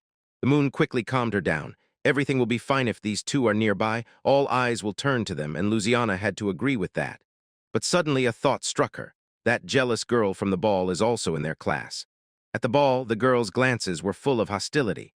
Max told her that it was probably because she thought Luciana had stolen all the attention from her. But now the girl looks at her with a slight smile, and Luciana tells herself that no real harm has been done yet, so probably there is no need to worry. Besides, what could the Duke's daughter possibly do to her? Before she could think further, the classroom door opened and the teacher entered. He introduced himself, saying that from today he would be the homeroom teacher of this class. His name is Bagulus, and he added that the title of Count was granted to him by His Majesty the King, if that means anything. He openly says that among the students there are many whose families are much higher than his. But as long as they are in the academy, everyone is just a student. so no one has the right to extra complaints. Luciana quietly thinks that a rather strict teacher has come, and worries whether her life in the academy will be all right. Bajella leans forward slightly and announces that today's program is only an introduction between students. There will be no lessons yet. From now on, they will start with presentations. But before that, he reminds them of something. It's already June. Usually, the academy holds midterm exams at the end of May. As everyone knows, they were not held this year, but the academy already distributed textbooks to everyone in May. So from now on, they arrange a surprise midterm exam. Anxiety suddenly took hold in the classroom, and so begins the first day of the student's new school life. Meanwhile, Celeste finishes cleaning in the dormitory. Now it's time for laundry. The laundry room is shared by all student dormitories, so it implies that maids from other estates come there. In fact, she still had no opportunity to meet any of them, and she wonders if she will be able to make 100 friends. With this hope in her heart, she enters the laundry room and suddenly freezes in place. She slowly opened her mouth in surprise, seeing an empty space before her. After all, in this world, washing without washing machines is hard work. No one usually goes to the laundry with such a cheerful look as Melody. The dormitory maids have 3 ways to wash clothes. The first is to give the items to the academy laundry. That is, to the dry cleaners. The second is to take them home and wash them there. Luciana and others live in the noble dormitory, so their clothes have many expensive items, so most just take them home to wash. Eventually, Celeste washed all the clothes herself and hung them to dry. When she finished, it seemed to her that having a spacious laundry just for herself was a bit fun, but at the same time, she feels a little lonely. When lunchtime comes, she walks excitedly to the dining hall, hoping that this time she will make friends, but as soon as she steps over the threshold, she sees a sea of people. The servants' dining hall is shared by all 6 student dormitories, so naturally a crowd gathers there, and the dining hall itself is simply huge. On the first floor, an atmosphere like in a university cafeteria. On the second, waiters, and you feel like you are in a restaurant. Although she calls them maids, if they are ladies-in-waiting, they themselves are noble. Such are kept on the second floor, and simple chambermaids probably on the first. She approached the table where the maids were sitting and quietly asked if she could join. They immediately asked which maid house she was from, and she answered, Luther Burke. As soon as they hear her name, their tone changes. They hastily apologize and say that the seat was reserved for an acquaintance. She stands stunned and only then realizes that she was openly rejected. She eats lunch alone at the table, strangely cheerful, while others sit around in groups and chat. She raises her eyes. Someone approaches her and asks to sit next to her. Suddenly she realizes this is a servant of the Nvidia family, and next to her are several men from the staff. The girl calls herself Sasha and politely says she is glad to meet her, then introduces the others. Luciana looks up at the man next to her. He is clearly blushing and says that he was the one who told her he loves her, because he is her cousin and British. The man blushes even more and quickly blurts out that he never said anything like that. Warren immediately teases him, saying that he seems pleased to meet her, to which the man sharply replies that Warren should not tease people. Warren just smiles and introduces himself as Warren Seth. Sitting next to her, Celeste is surprised to learn that the children in that house are all childhood friends. Warren explains that when he got a job as a servant in the family of a simple merchant, he never thought their son would end up in the academy. Celeste asks if he was also a childhood friend, and he answers yes. They said it would be cool to be in the same class as their master. Then they gave their ages: Sasha 15, Britton 16, Warren 18. Britton teased Warren because he was the oldest. Warren sharply cut him off, and an argument instantly flared between them. Sasha quickly apologizes for being too loud, and Celeste replies that no, she is actually happy and admits that she had tried several times before to sit at the same table, but was refused each time. Sasha gives an apologetic smile and says she assumed Celeste just does not like to socialize much with other maids, then adds that Luciana Lotenberg from their house was called the Fairy Princess or Princess Heroine by the higher circles, and Celeste says she heard that is exactly how she started being called at the ball. Sasha says that although her lady is indifferent to these rumors, there will probably be families who do not like it, and this hostility, of course, will affect the maids who serve them. If the masters do not get along with each other, the maids also have little chance to understand each other. Maybe that is exactly why she was rejected. She asks which group it was, and Celeste, who refused her, replied that it was a group of servants from the noble house of Duke Ranctor. Perhaps she herself does not realize it, but among this year's newcomers there is a young lady from that house. However, at the spring ball all attention was taken by Luciana from their family, Anna, a Martian from Victalum, and although the Duke's daughter with the highest noble status stood nearby, she was noticed less. Even if it was not said directly, the impression was probably not the best. Those maids perhaps refused precisely because of this, because they were worried. Suddenly Celeste realized that she had become too absorbed in life at the estate and missed something important. Being a maid is not only about cleaning and serving, but also about gathering information, exchanging it with other maids, and bringing useful news about other estates. Just imagine she completely forgot about such an important responsibility. She turns to Sasha and sincerely thanks him, but for now she needs to hone her steal techniques, to be able to sneak up barely noticeably, silently, cut off her presence and disappear. Luna looked at Luciana and casually mentioned that she heard Luciana was third in the class. Luciana calmly replied that Luna took 10th place, and that was quite impressive. After all, the exam was only last night, and both managed to pass. They received passing grades. Anna joins the conversation and exclaims that their results are simply wonderful. But Luna only smiles and says that they can in no way compare to Lady Anna or the heir to the throne. Luna thinks that Anna is probably some avid book lover, someone endowed with intelligence who probably never had to struggle. Outwardly she smiles gently, but inside she growls. No, she really had to give her all. From the very beginning she was not naturally gifted. This result came through relentless studying. Even in the game her scores never reached such a level. And still it annoys her to lag behind that idiot Christopher. First place is exactly what was expected of him. What truly irritates her is the thought that he was probably sound asleep while she crammed all night. She, of course, will not say this aloud, but just from this thought her stomach twists. Then slowly and anxiously another realization dawns on her. If Luciana is in third place, does this mean that the school's backup heroine is Luciana? In the game, her result on the midterm exam was recorded in third place. The plot continued without her.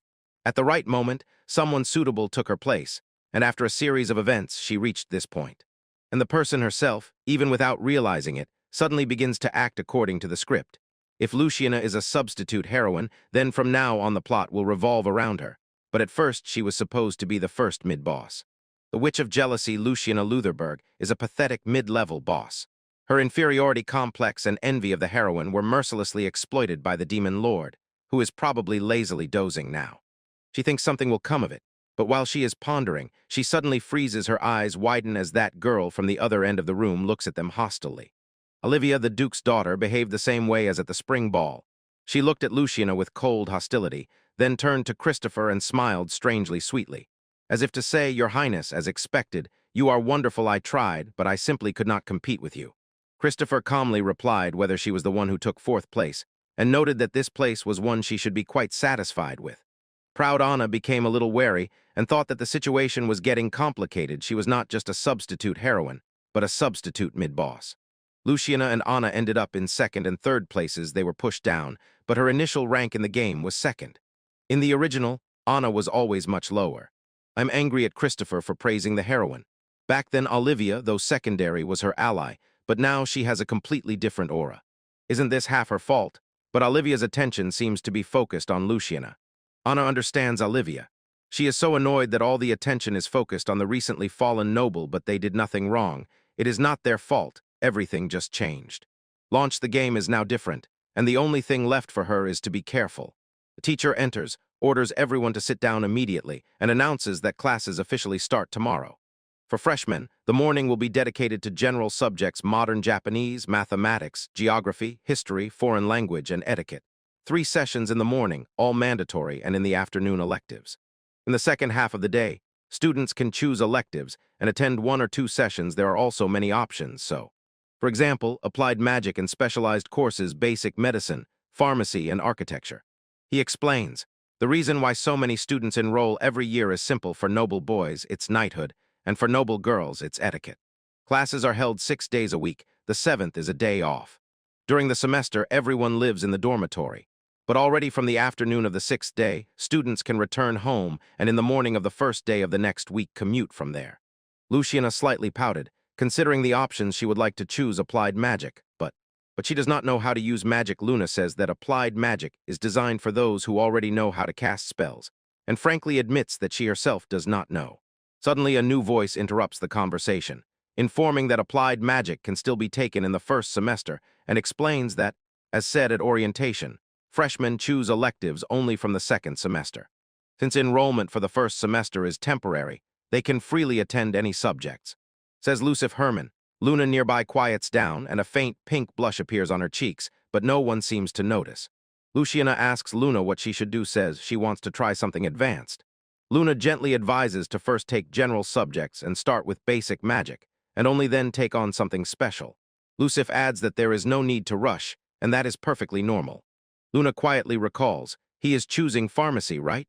He replies yes, his father is a pharmacist, and he intends to take over the family business. Luna smiles and adds that the father also studied at the same academy, and they are both really wonderful. He shyly objected, saying that is not so. Luciana then asked if he had already decided on electives. He answered no. His family runs a merchant house serving aristocrats, so for now he intends to focus more on networking and socializing at the academy. Luciana noted that there are many approaches to choosing subjects, and then asked if an invitation to lunch also counts as socializing. Lucif replied that it is one of the reasons, but he also wanted to talk with both Luciana and Luna. Both froze. Lucif Winson says that their servants apparently met each other last night. He heard that they became friends with Luna's maid. He also heard that 2 of Luna's servants were acquainted at first. So the house where his childhood friends serve belongs to him, and he is interested in that, especially since his chambermaid befriended theirs. Then he asks if his maid really loves their maid that much. Luciana smiles, but the smile does not reach her eyes. Asks if he means it romantically. Lucif immediately says that is not so, just friends, nothing more. He smiles nervously and notes that Luciana seems too possessive about her maid. Luciana firmly replies that of course she is. If any man dares to flirt with Melody with her, he is a knight or someone else will tear him to pieces. And at that very moment the same knight sneezes, wondering if anyone is thinking about him. The teacher announced that their class showed the highest results among the 3, but quickly added, the reason is simple, the students from 1st to 4th place are all in this class. If you exclude them, there is almost no difference between the classes, so he advised everyone to remember this, and the rest of the students immediately became nervous. Later Luna suggests, maybe we should go home. Luciana replies that if she leaves now, she will have to reread the parts she answered incorrectly, and Luna reminds her that she is 10th, so she has to study even more than Luciana, who is in 3rd place.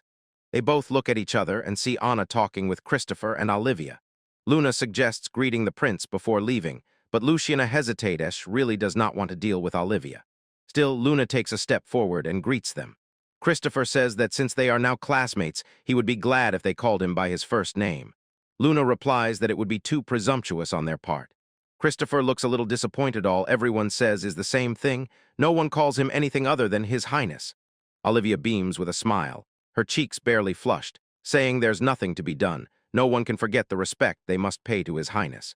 Luciana asks Anna, aren't you going home yet? Anna says that after this her friend will come by. Olivia immediately adds that if His Highness waits, Lady Olivia will also stay. Christopher apologizes for making Olivia worry, but she quickly brushes it off. It's not a problem at all. She is very pleased to talk with His Highness, and Luciana asks Anna again if she is already going home. Luciana watches Olivia talking to Christopher, then glances at Anna. Is curious about what she feels regarding the girl who openly flirts with the crown prince. Anna seems not to worry at all. At that moment, Maxwell smiles, greets Luciana, says they haven't seen each other for a long time, and asks if she is all right. Christopher teasingly notes that Maxwell greets Lady Luciana even before greeting him. Well, so be it. Maxwell calmly replies that she simply caught his eye first. Olivia turns to Riley and asks if she also did not catch his eye.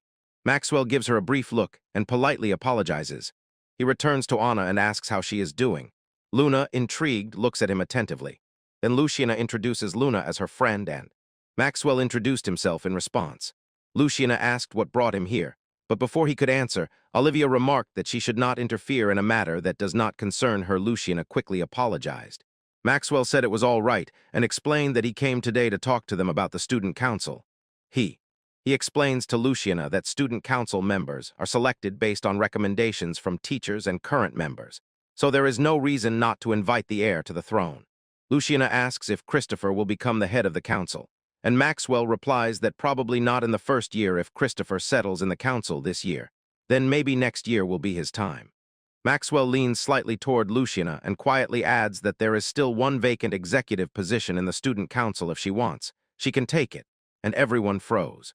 Anna stands stunned, not understanding where this sudden turn came from. In a sense, it resembles the role of a heroine, but as expected, it still differs from the original. Maxwell asks Luciana what she thinks and adds that he heard she took 3rd place in the midterm exam, so he would be glad if such a capable person joined the council. Luciana immediately says that it is a great honor for her, but she must refuse. Maxwell asks why, and Luciana admits that she lacks the confidence to take on such an important position, then nudges Luna and suggests her instead. Luna looks as shocked as Luciana was a few minutes ago. She smiled awkwardly and said that it is impossible for her too. Maxwell assured that he is not forcing anyone, he just wants them to join, but will not pressure. Nearby Olivia was clearly angry. Everyone turns and looks at her. Maxwell calmly reminds her that she herself knows why he cannot invite her. Only one person from each house can hold the position of executive officer, and her older brother from the ranked Dorf family already holds this position. Again, Anna became a little worried when she noticed Olivia looking angrily at Luciana. On the 5th day of school life, Celeste cheerfully wishes Luciana a good day, seeing her off to the academy, and it seems that everything is going smoothly for her young lady. During the preliminary enrollment for elective subjects, Luciana, just like Luna, chose applied magic. She gradually began making acquaintances with students from other classes. Having just finished her morning work, Celeste suddenly realizes that she has some free time. Later, Sasha shudders and asks what kind of luxurious care this is. Britton smiles and says that since Celeste does all the work herself, it's interesting how much she would manage if she had that much free time in the morning. Celeste replies that personally. She wants a bit more of a challenge. Caring for the young lady does not burden her, but the tasks are the same as in the manor in the royal capital, only there is less work. Britton is surprised that she likes more work, and Celeste smiles. The work of a maid is pure pleasure. Sasha says that improving relationships with other servants is also important and cannot simply be ignored. Celeste admits that she does not have as many opportunities to talk with others as she would like, and Sasha offers to help her expand her circle of acquaintances among the staff. But Celeste replies that she currently does not have the extra energy to worry about that. Sasha explains that she was initially a maid in the salon, and now she also takes on all the housework, so she is completely overwhelmed with tasks. Celeste notes that this sounds enviable, and Britton adds that he lives in a commoner's dormitory, where it is cramped even for one person, and if he had to cope with everything there for even one day, he would somehow manage. Suddenly, Sasha asks Celeste if she has seen the notice board. Celeste looks surprised and asks if there was anything like that at all, and Sasha grumbles that she always misses such things and should be more attentive. She explains that a temporary recruitment for servants was announced.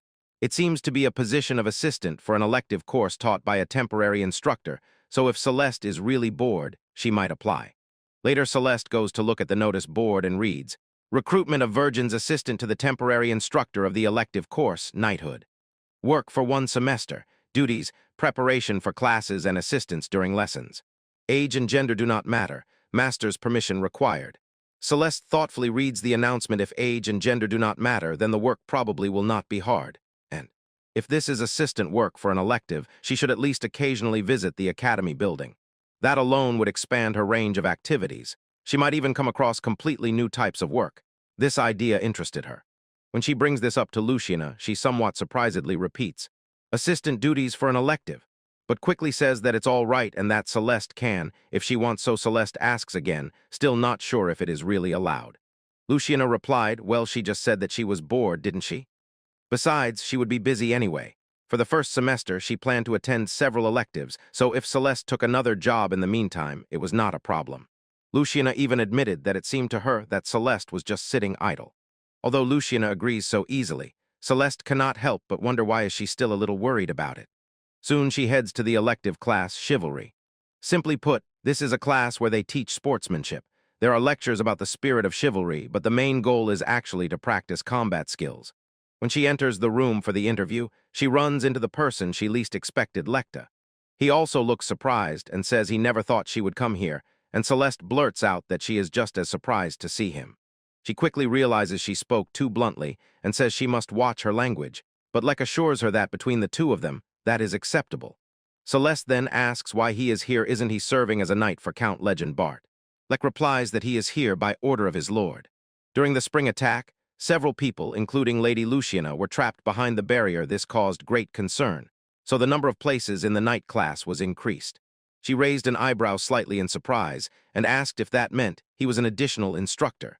He replied that he was only a temporary instructor until a permanent one was found, and that his lord had ordered him to come here. Celeste then directly asks if he is bored too. He quietly groans. His main task was to serve as a scout knight, so in the royal capital he had no specific post, and in the game he was supposed to become the accompanying knight of the heroine, so there was nothing to be done about it. He admitted being a temporary instructor was fine, but without an assistant, it was very inconvenient. The maid Paula was completely unsuitable for work at the academy, and asking someone from his lord's household to come only for afternoon classes would be wrong. Celeste asks if it would be even more inconvenient to ask for help from a servant from another house. He shyly admits that he hadn't thought about it until she appeared, saying this while deliberately not looking her in the eyes. Then Celeste clarifies what exactly she would have to do. He explains that it is mostly help in preparing lessons and during classes. The most important thing is to help organize documents and prepare materials for lectures. And sometimes, when necessary, she would have to get the needed materials from the library. Celeste's face instantly brightens, and she exclaims that it sounds really wonderful. In her past life, she devoured books one after another, but in this world books are expensive.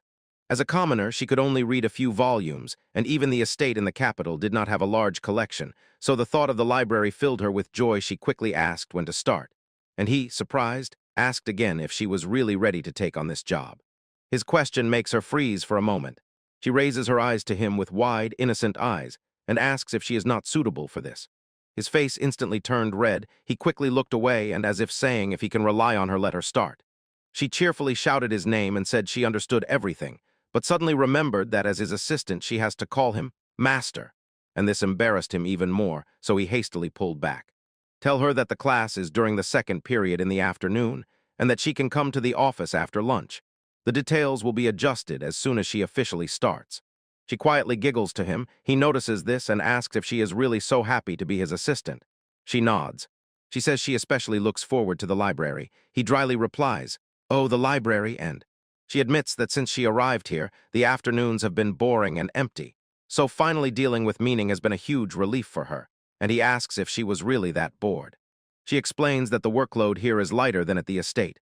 He silently watches her, and she asks if something is wrong. He says no, only noting that since she is so determined to become the best maid in the world, he never thought she could ever be bored. But when she had free time, it was quite natural that she felt exactly that way. After that he says, "That's all for today," and leaves. Leaving her alone in the classroom, she sat, lost in thought. The best maid in the world. She does not think that it is about a maid who finishes work early and gets bored. With which, actually, best partner in the world was she hunting again. Again, on the evening before the holiday, Luciana returns home as soon as she steps through the door. Mom and Dad greet her with obvious joy. They impatiently ask about the academy, bombarding her with questions about friends and activities. Luciana gently says they will talk about everything at dinner. Madam orders Selena to prepare dinner. Selena turns to Celeste and asks for help with serving. Celeste replies that of course she will help. But Selena feels that Celeste looks a bit gloomier than usual and wonders if it is just her impression. Celeste asks if she should start cleaning. Selena asks in surprise if today is not Celeste's day off. Celeste says that today she plans to work for the sake of a hobby, so it's all right. Selena sighs and says that if so, nothing can be done. Celeste announces that for the first time in a long time, she will resort to magic. She commands her magic to clean the entire mansion.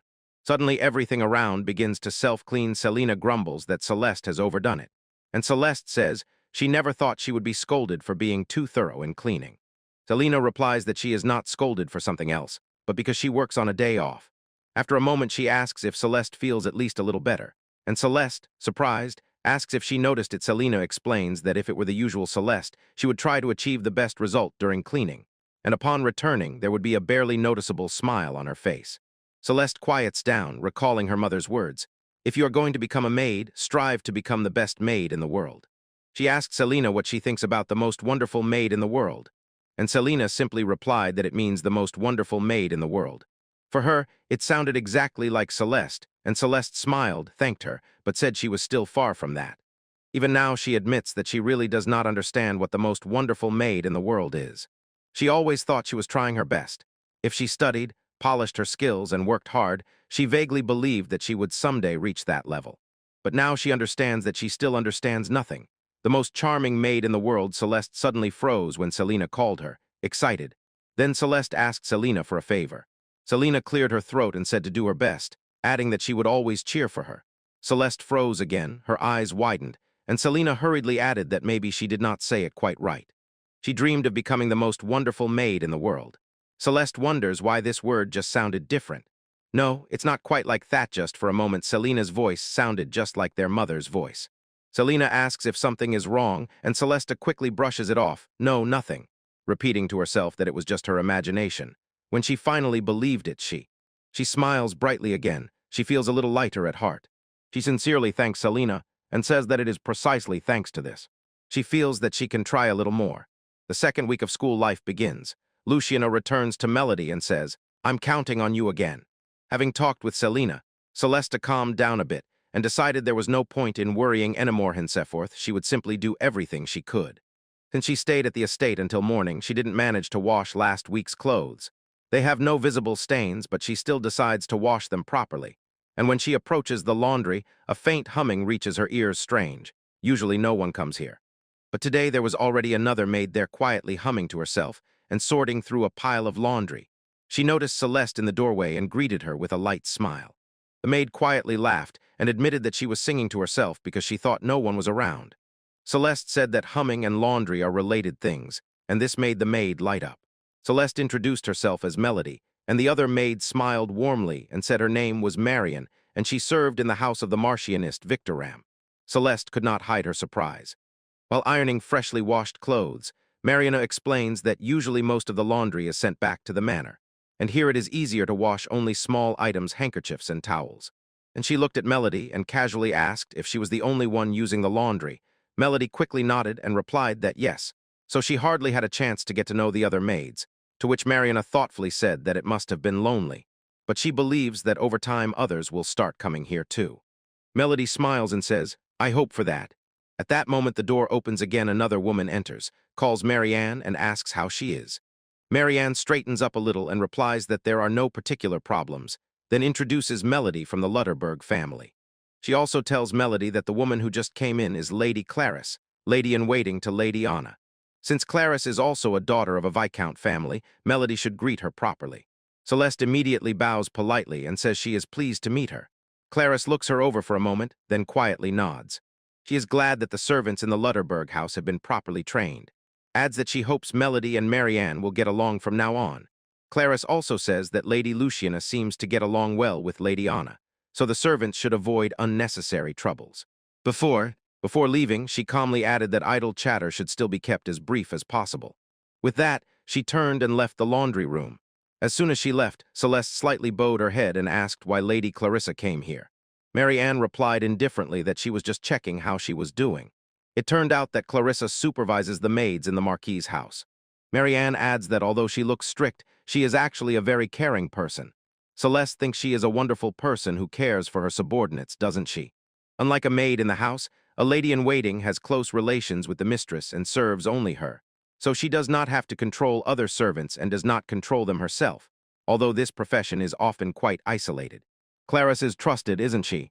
Celeste understands that her servants know how to act in harmony, and undoubtedly this includes everything needed by the most wonderful chambermaid in the world to work and take matters into her own hands.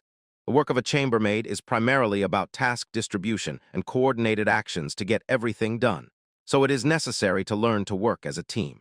She dreams that they will find a new maid as soon as possible. Later, when she was accepted into the school, Celeste greets Lecta with a radiant smile, says she looks forward to starting to work with him today, and addresses him as Master. Lecta looks like he is about to fall apart. He quickly asks her to speak, simply says he won't be able to if she continues to speak like that. Celeste says it doesn't bother her, but asks what exactly he means by won't be able to. Lecta hurriedly replies that he will start by explaining the details of the work, but immediately changes the subject. Lectures take place on the first and fourth days of the week. Celeste quickly realizes that this means Monday and Thursday by Japanese counting and asks where she should start. Lecta tells her to start by laying out materials for each student. He also adds that the children will do everything slowly for now. Real training will only begin in the second semester. And for now, his classes only lay the foundation. Celeste asks what she should do during the lessons, and Lex asks her to watch over the students, because some of them may not be used to physical activity. She has to make sure that those who need to drink water do so, distribute towels, and help anyone who gets injured.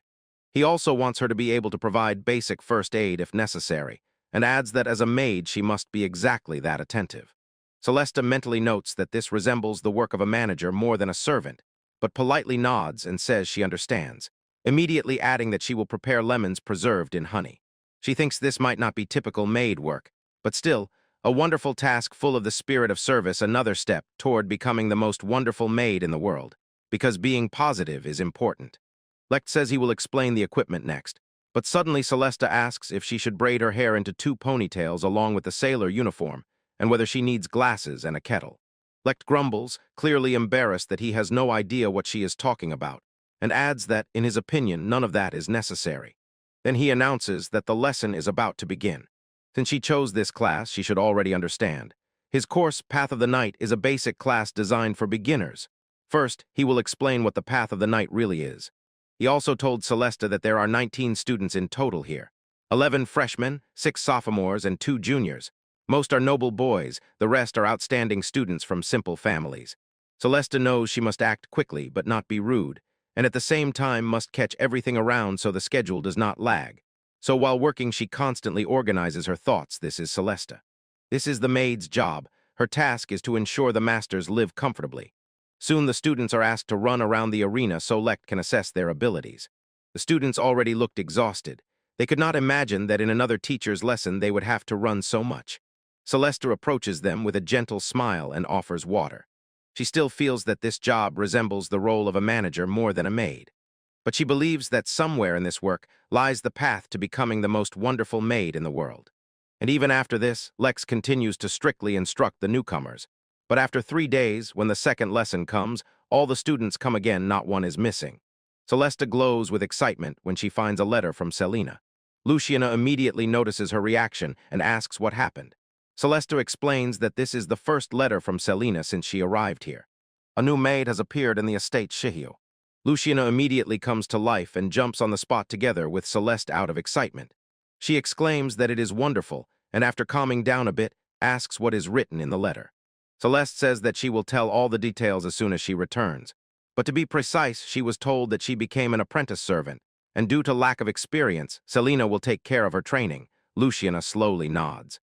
She says what this means. For now she will not be able to help immediately, but adds that it is wonderful that a servant has appeared who might one day come to their home.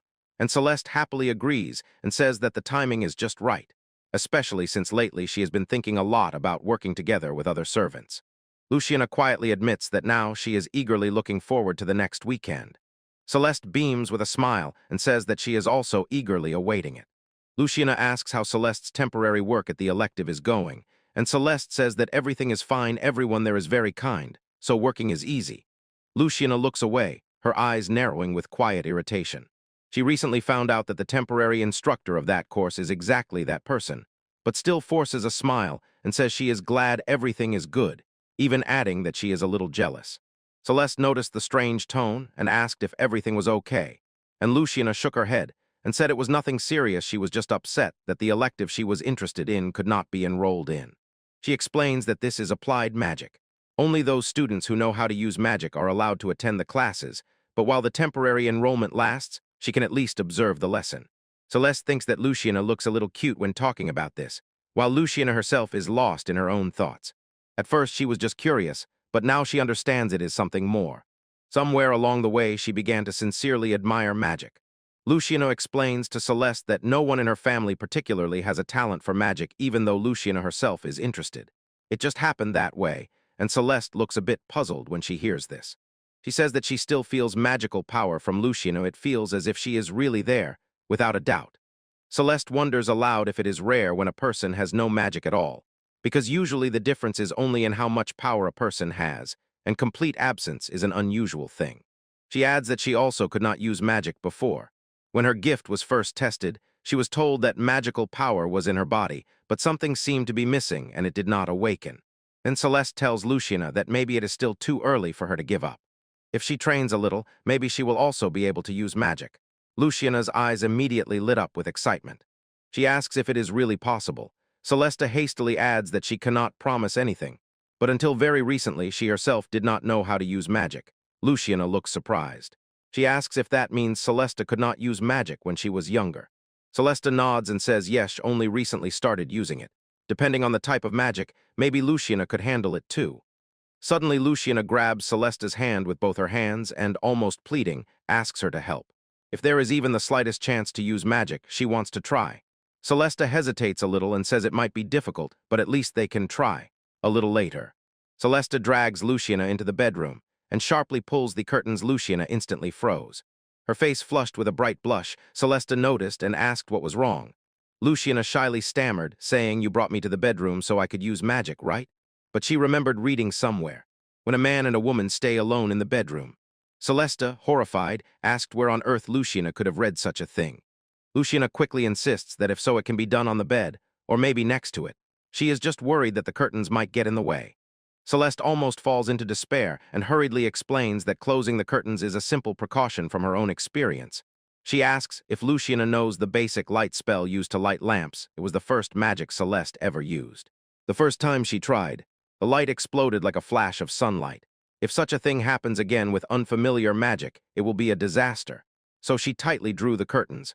Luciana sighs and says that even if she knew how to use magic, it still sounds impossible to her. Celeste insists. First, it is necessary to measure the magical power of Luciana. In this world, most people are not very sensitive to the presence of magic, especially when it comes to its precise determination. That is why a special spell is needed to measure it correctly. Celeste practically does not feel foreign magic for her, who carries incredible power within. Foreign spells are simply too weak. The difference is like between the moon and a soft-shelled turtle, between an elephant and an ant, between a whale and a sardine, and that is probably why it is not a threat at all. Celeste feels Luciana's magicite is indeed small, but quite obvious. This girl has power. Celeste thinks that with the right technique, Luciana could learn to use magic, even a little, and when Celeste says this, Luciana looks surprised.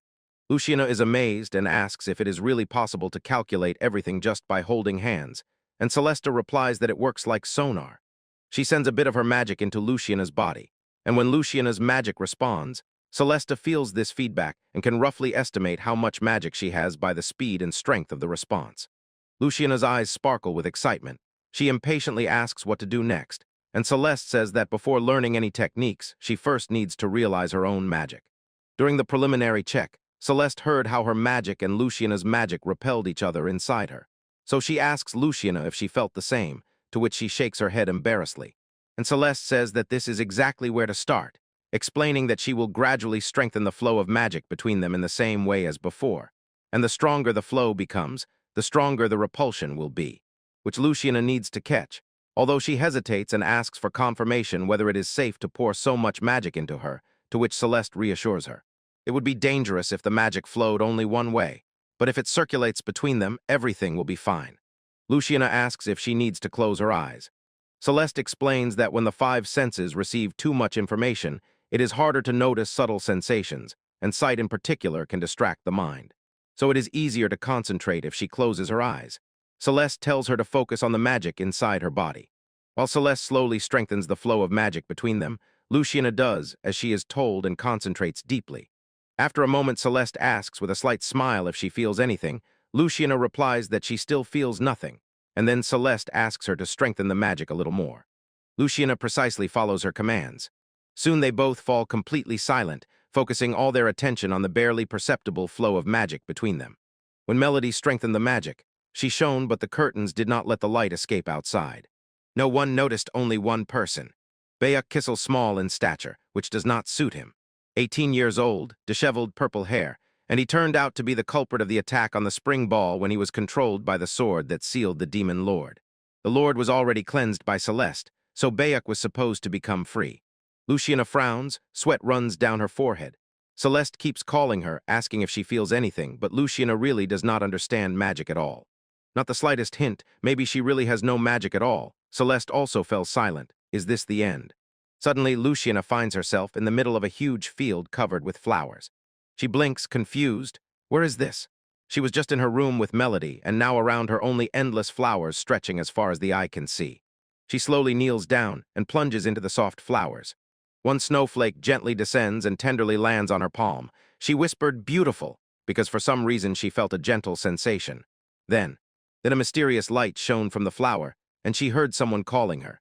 Her eyes suddenly opened wide. She shuddered.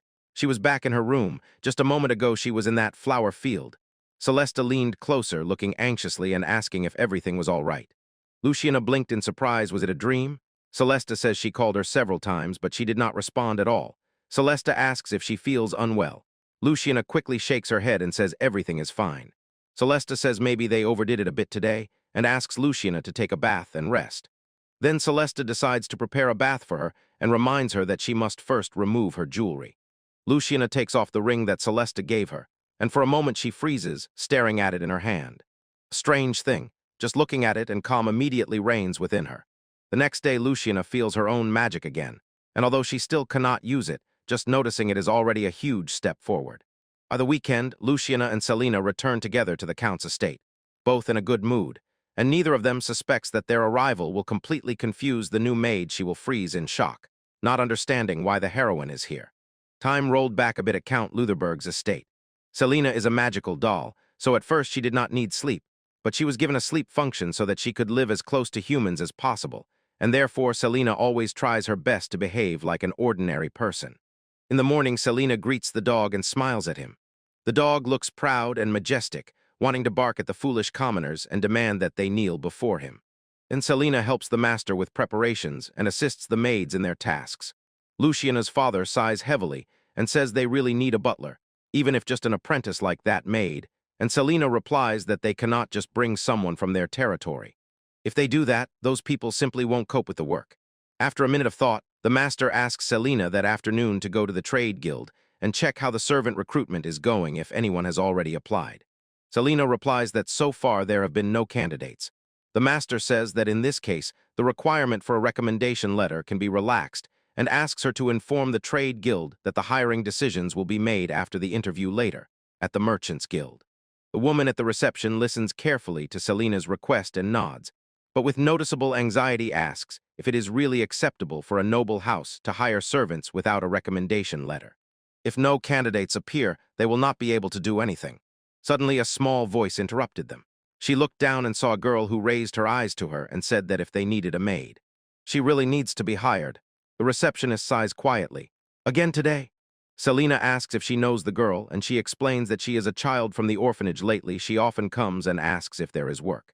But there are almost no places willing to hire such a small child. A few years ago, this might have been possible, but now, thanks to regular stagecoach routes, it is easy to find adult workers. The little girl insists again that she wants this job. She heard that a recommendation letter is not needed for this position. Selena froze, not knowing what to do. No matter how you look at it, the child will not help immediately, and there is probably a lot of physical work she will not be able to handle. But even if this child is refused, there is no guarantee that other applicants will appear even despite the relaxation of conditions. Selena cannot be sure if this girl is suitable as a servant, so she looks closely. For an orphan, she looks well-groomed and strangely clever, but the main thing, Selena is only selecting people here. The final decision is up to the master. Refusing now would mean overstepping her authority.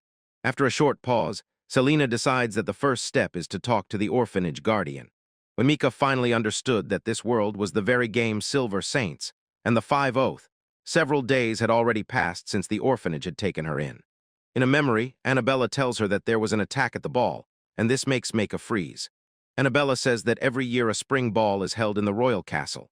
Mika quietly mutters that it sounds scary it happened in the royal castle, and even the king was there, and this world is truly frightening.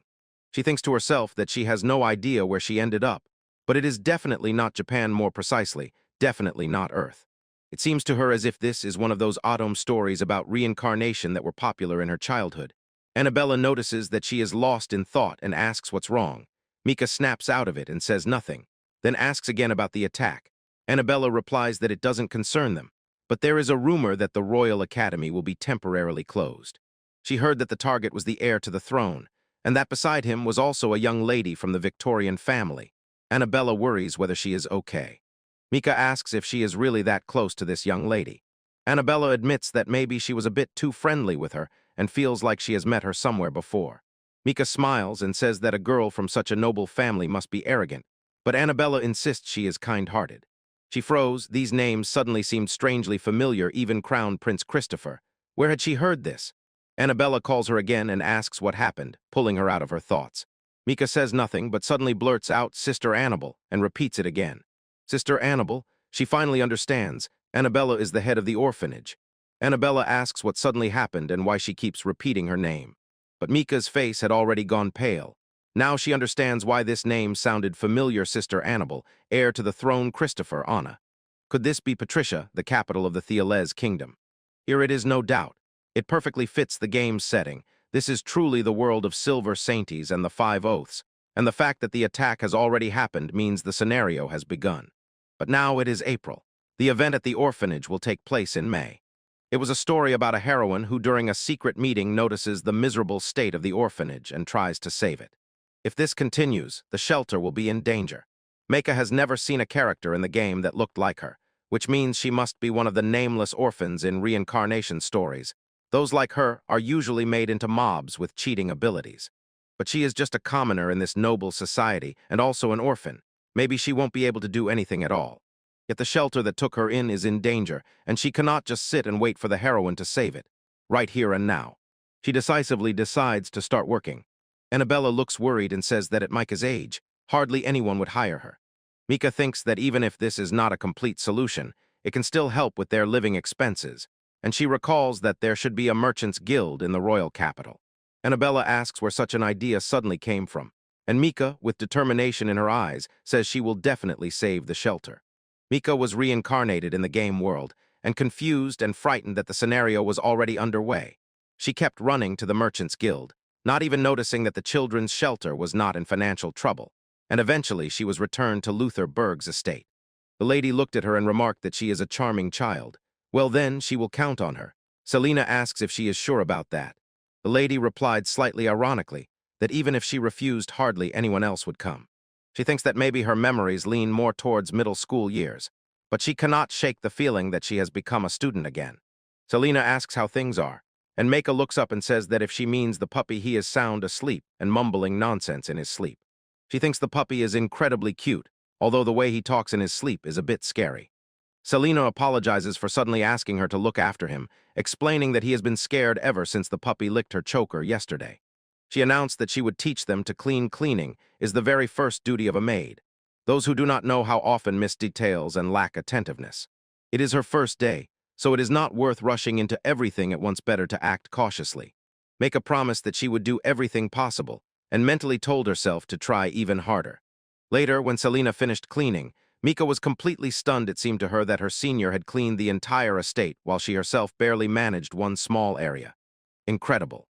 She wonders whether this is the true ability of an Isekai maid, or if earthly maids were also so impressive. Selena tells her that the maid's work may look simple, but in reality it is quite hard. And since it is only her first day, let her become better step by step. And so, finally the weekend came. On the weekend, Meika learns that the lady of the house will return. They are both on their knees in her room, fixing the sheets, and Selena says that on the weekend Lady Luciana returns from the academy dormitory. Mika repeats, Lady Luciana, and Selena adds that Melody returns with her. Mika says that sounds like an older sister, but Selena explains that they are not related by blood in such a house. The highest-ranking maid behaves like an older sister to the others. Mika repeats, highest-ranking. And Selena should have been that highest maid because she is already incredible. Selena just smiles and says that she cannot even compare herself to the person she is talking about. Meika wonders how incredible that person must be, but as soon as she sees her, the thoughts instantly disappear. This is the heroine. She still remembers how her granddaughter told her about her. Black hair and a neat uniform, that's exactly how the heroine looked. Once the granddaughter showed her an illustration, and she asked if it was really the same one. The granddaughter quietly explained that this was an unpublished illustration from the original artist, just found, and even the developers knew almost nothing about it. Probably it was an early sketch that was later discarded. Grandmother fell silent. When the child asked what happened, she replied that in the game the heroine looked lonely for most of the story, but it just seemed to her that this version of the heroine looked like she was having a lot of fun. She begins to wonder what change could have turned the heroine into a maid. And Luciana? In the first story, she was called the Witch of Jealousy, and she was completely different, but now it seems everything has turned upside down. Thinking again there is no sign of poverty in the shelter, was she wasting her time wandering in circles? Moreover, after the attack, the academy was supposed to close temporarily. She heard that Luciana's school was a full boarding school, but nothing matched her memories. For what? Point saw that the story had already changed. No, this change had to start right here. The heroine works as a maid, but the attack still happened. The scenario had already begun, and she was not in the role that belonged to her. Mika feels dizzy. She urgently needs to find out what is really happening, because this is too serious. In this world there is a demon king, and if the saint does not fulfill her role properly, the world may perish. Meanwhile, the same demon king possessed a dog and is lazily dozing. Of course, Mika could not have known about this at all. The next morning, Celeste tells her that today she will be her teacher, and Mika immediately tenses up. No matter how many times she saw this face, it was still the heroine, Celeste Regent Beers. She has black hair, and even now she is in a maid's work uniform. Mika jumped when Celeste called her by name again, quickly apologized, and said she would be more careful next time. Celeste smiles gently and tells her that when they are alone, she doesn't need to be so formal. Mika froze. She cannot understand if the heroine was really supposed to be like that. This is not at all the image of the heroine she remembers. It's as if a completely different person is in front of her. A different person. This thought makes her rethink everything. Has Celeste also reincarnated like her? Mika thinks there is only one way to find out. She cautiously asks if Celeste has ever heard of the Silver Saint and the 5 Elders. Celeste falls silent for a moment and asks if it is some kind of story. When Mika sees that there is no reaction on her face, she becomes even more confused. Meanwhile, Celeste recalls that Anna once asked her the same question and wonders if this story is popular in the royal capital. Mika quickly says it's nothing and changes the subject, but in her mind she keeps turning it over. If Celeste is not a reincarnator, then why does the heroine work as a maid? Finally, Mika dares to ask directly, why did you become a maid? A gentle expression appears on Celeste's face, her eyes sparkle, and her cheeks blush slightly as she answers that it is because she loves maids. Mika is simply stunned. Celeste happily begins to talk about it, explaining that since childhood she admired the servant. After she made a vow to her goddess, she gained the ability to use maid magic. Mika becomes even more confused because unfamiliar words fall from her lips.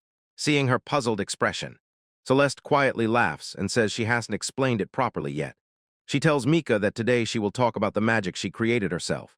Upon hearing the explanation, Mika is now confident that Celeste is truly a heroine. Although the plot is just beginning, Celeste has already fully mastered the magic of the saint, and moreover has brought her servant skills to the maximum. Mika still does not know if Celeste is the one who reincarnated, but one thing is clear. It was she who caused the script to start changing, and if this is true, Mika cannot help but wonder what is happening now at the academy.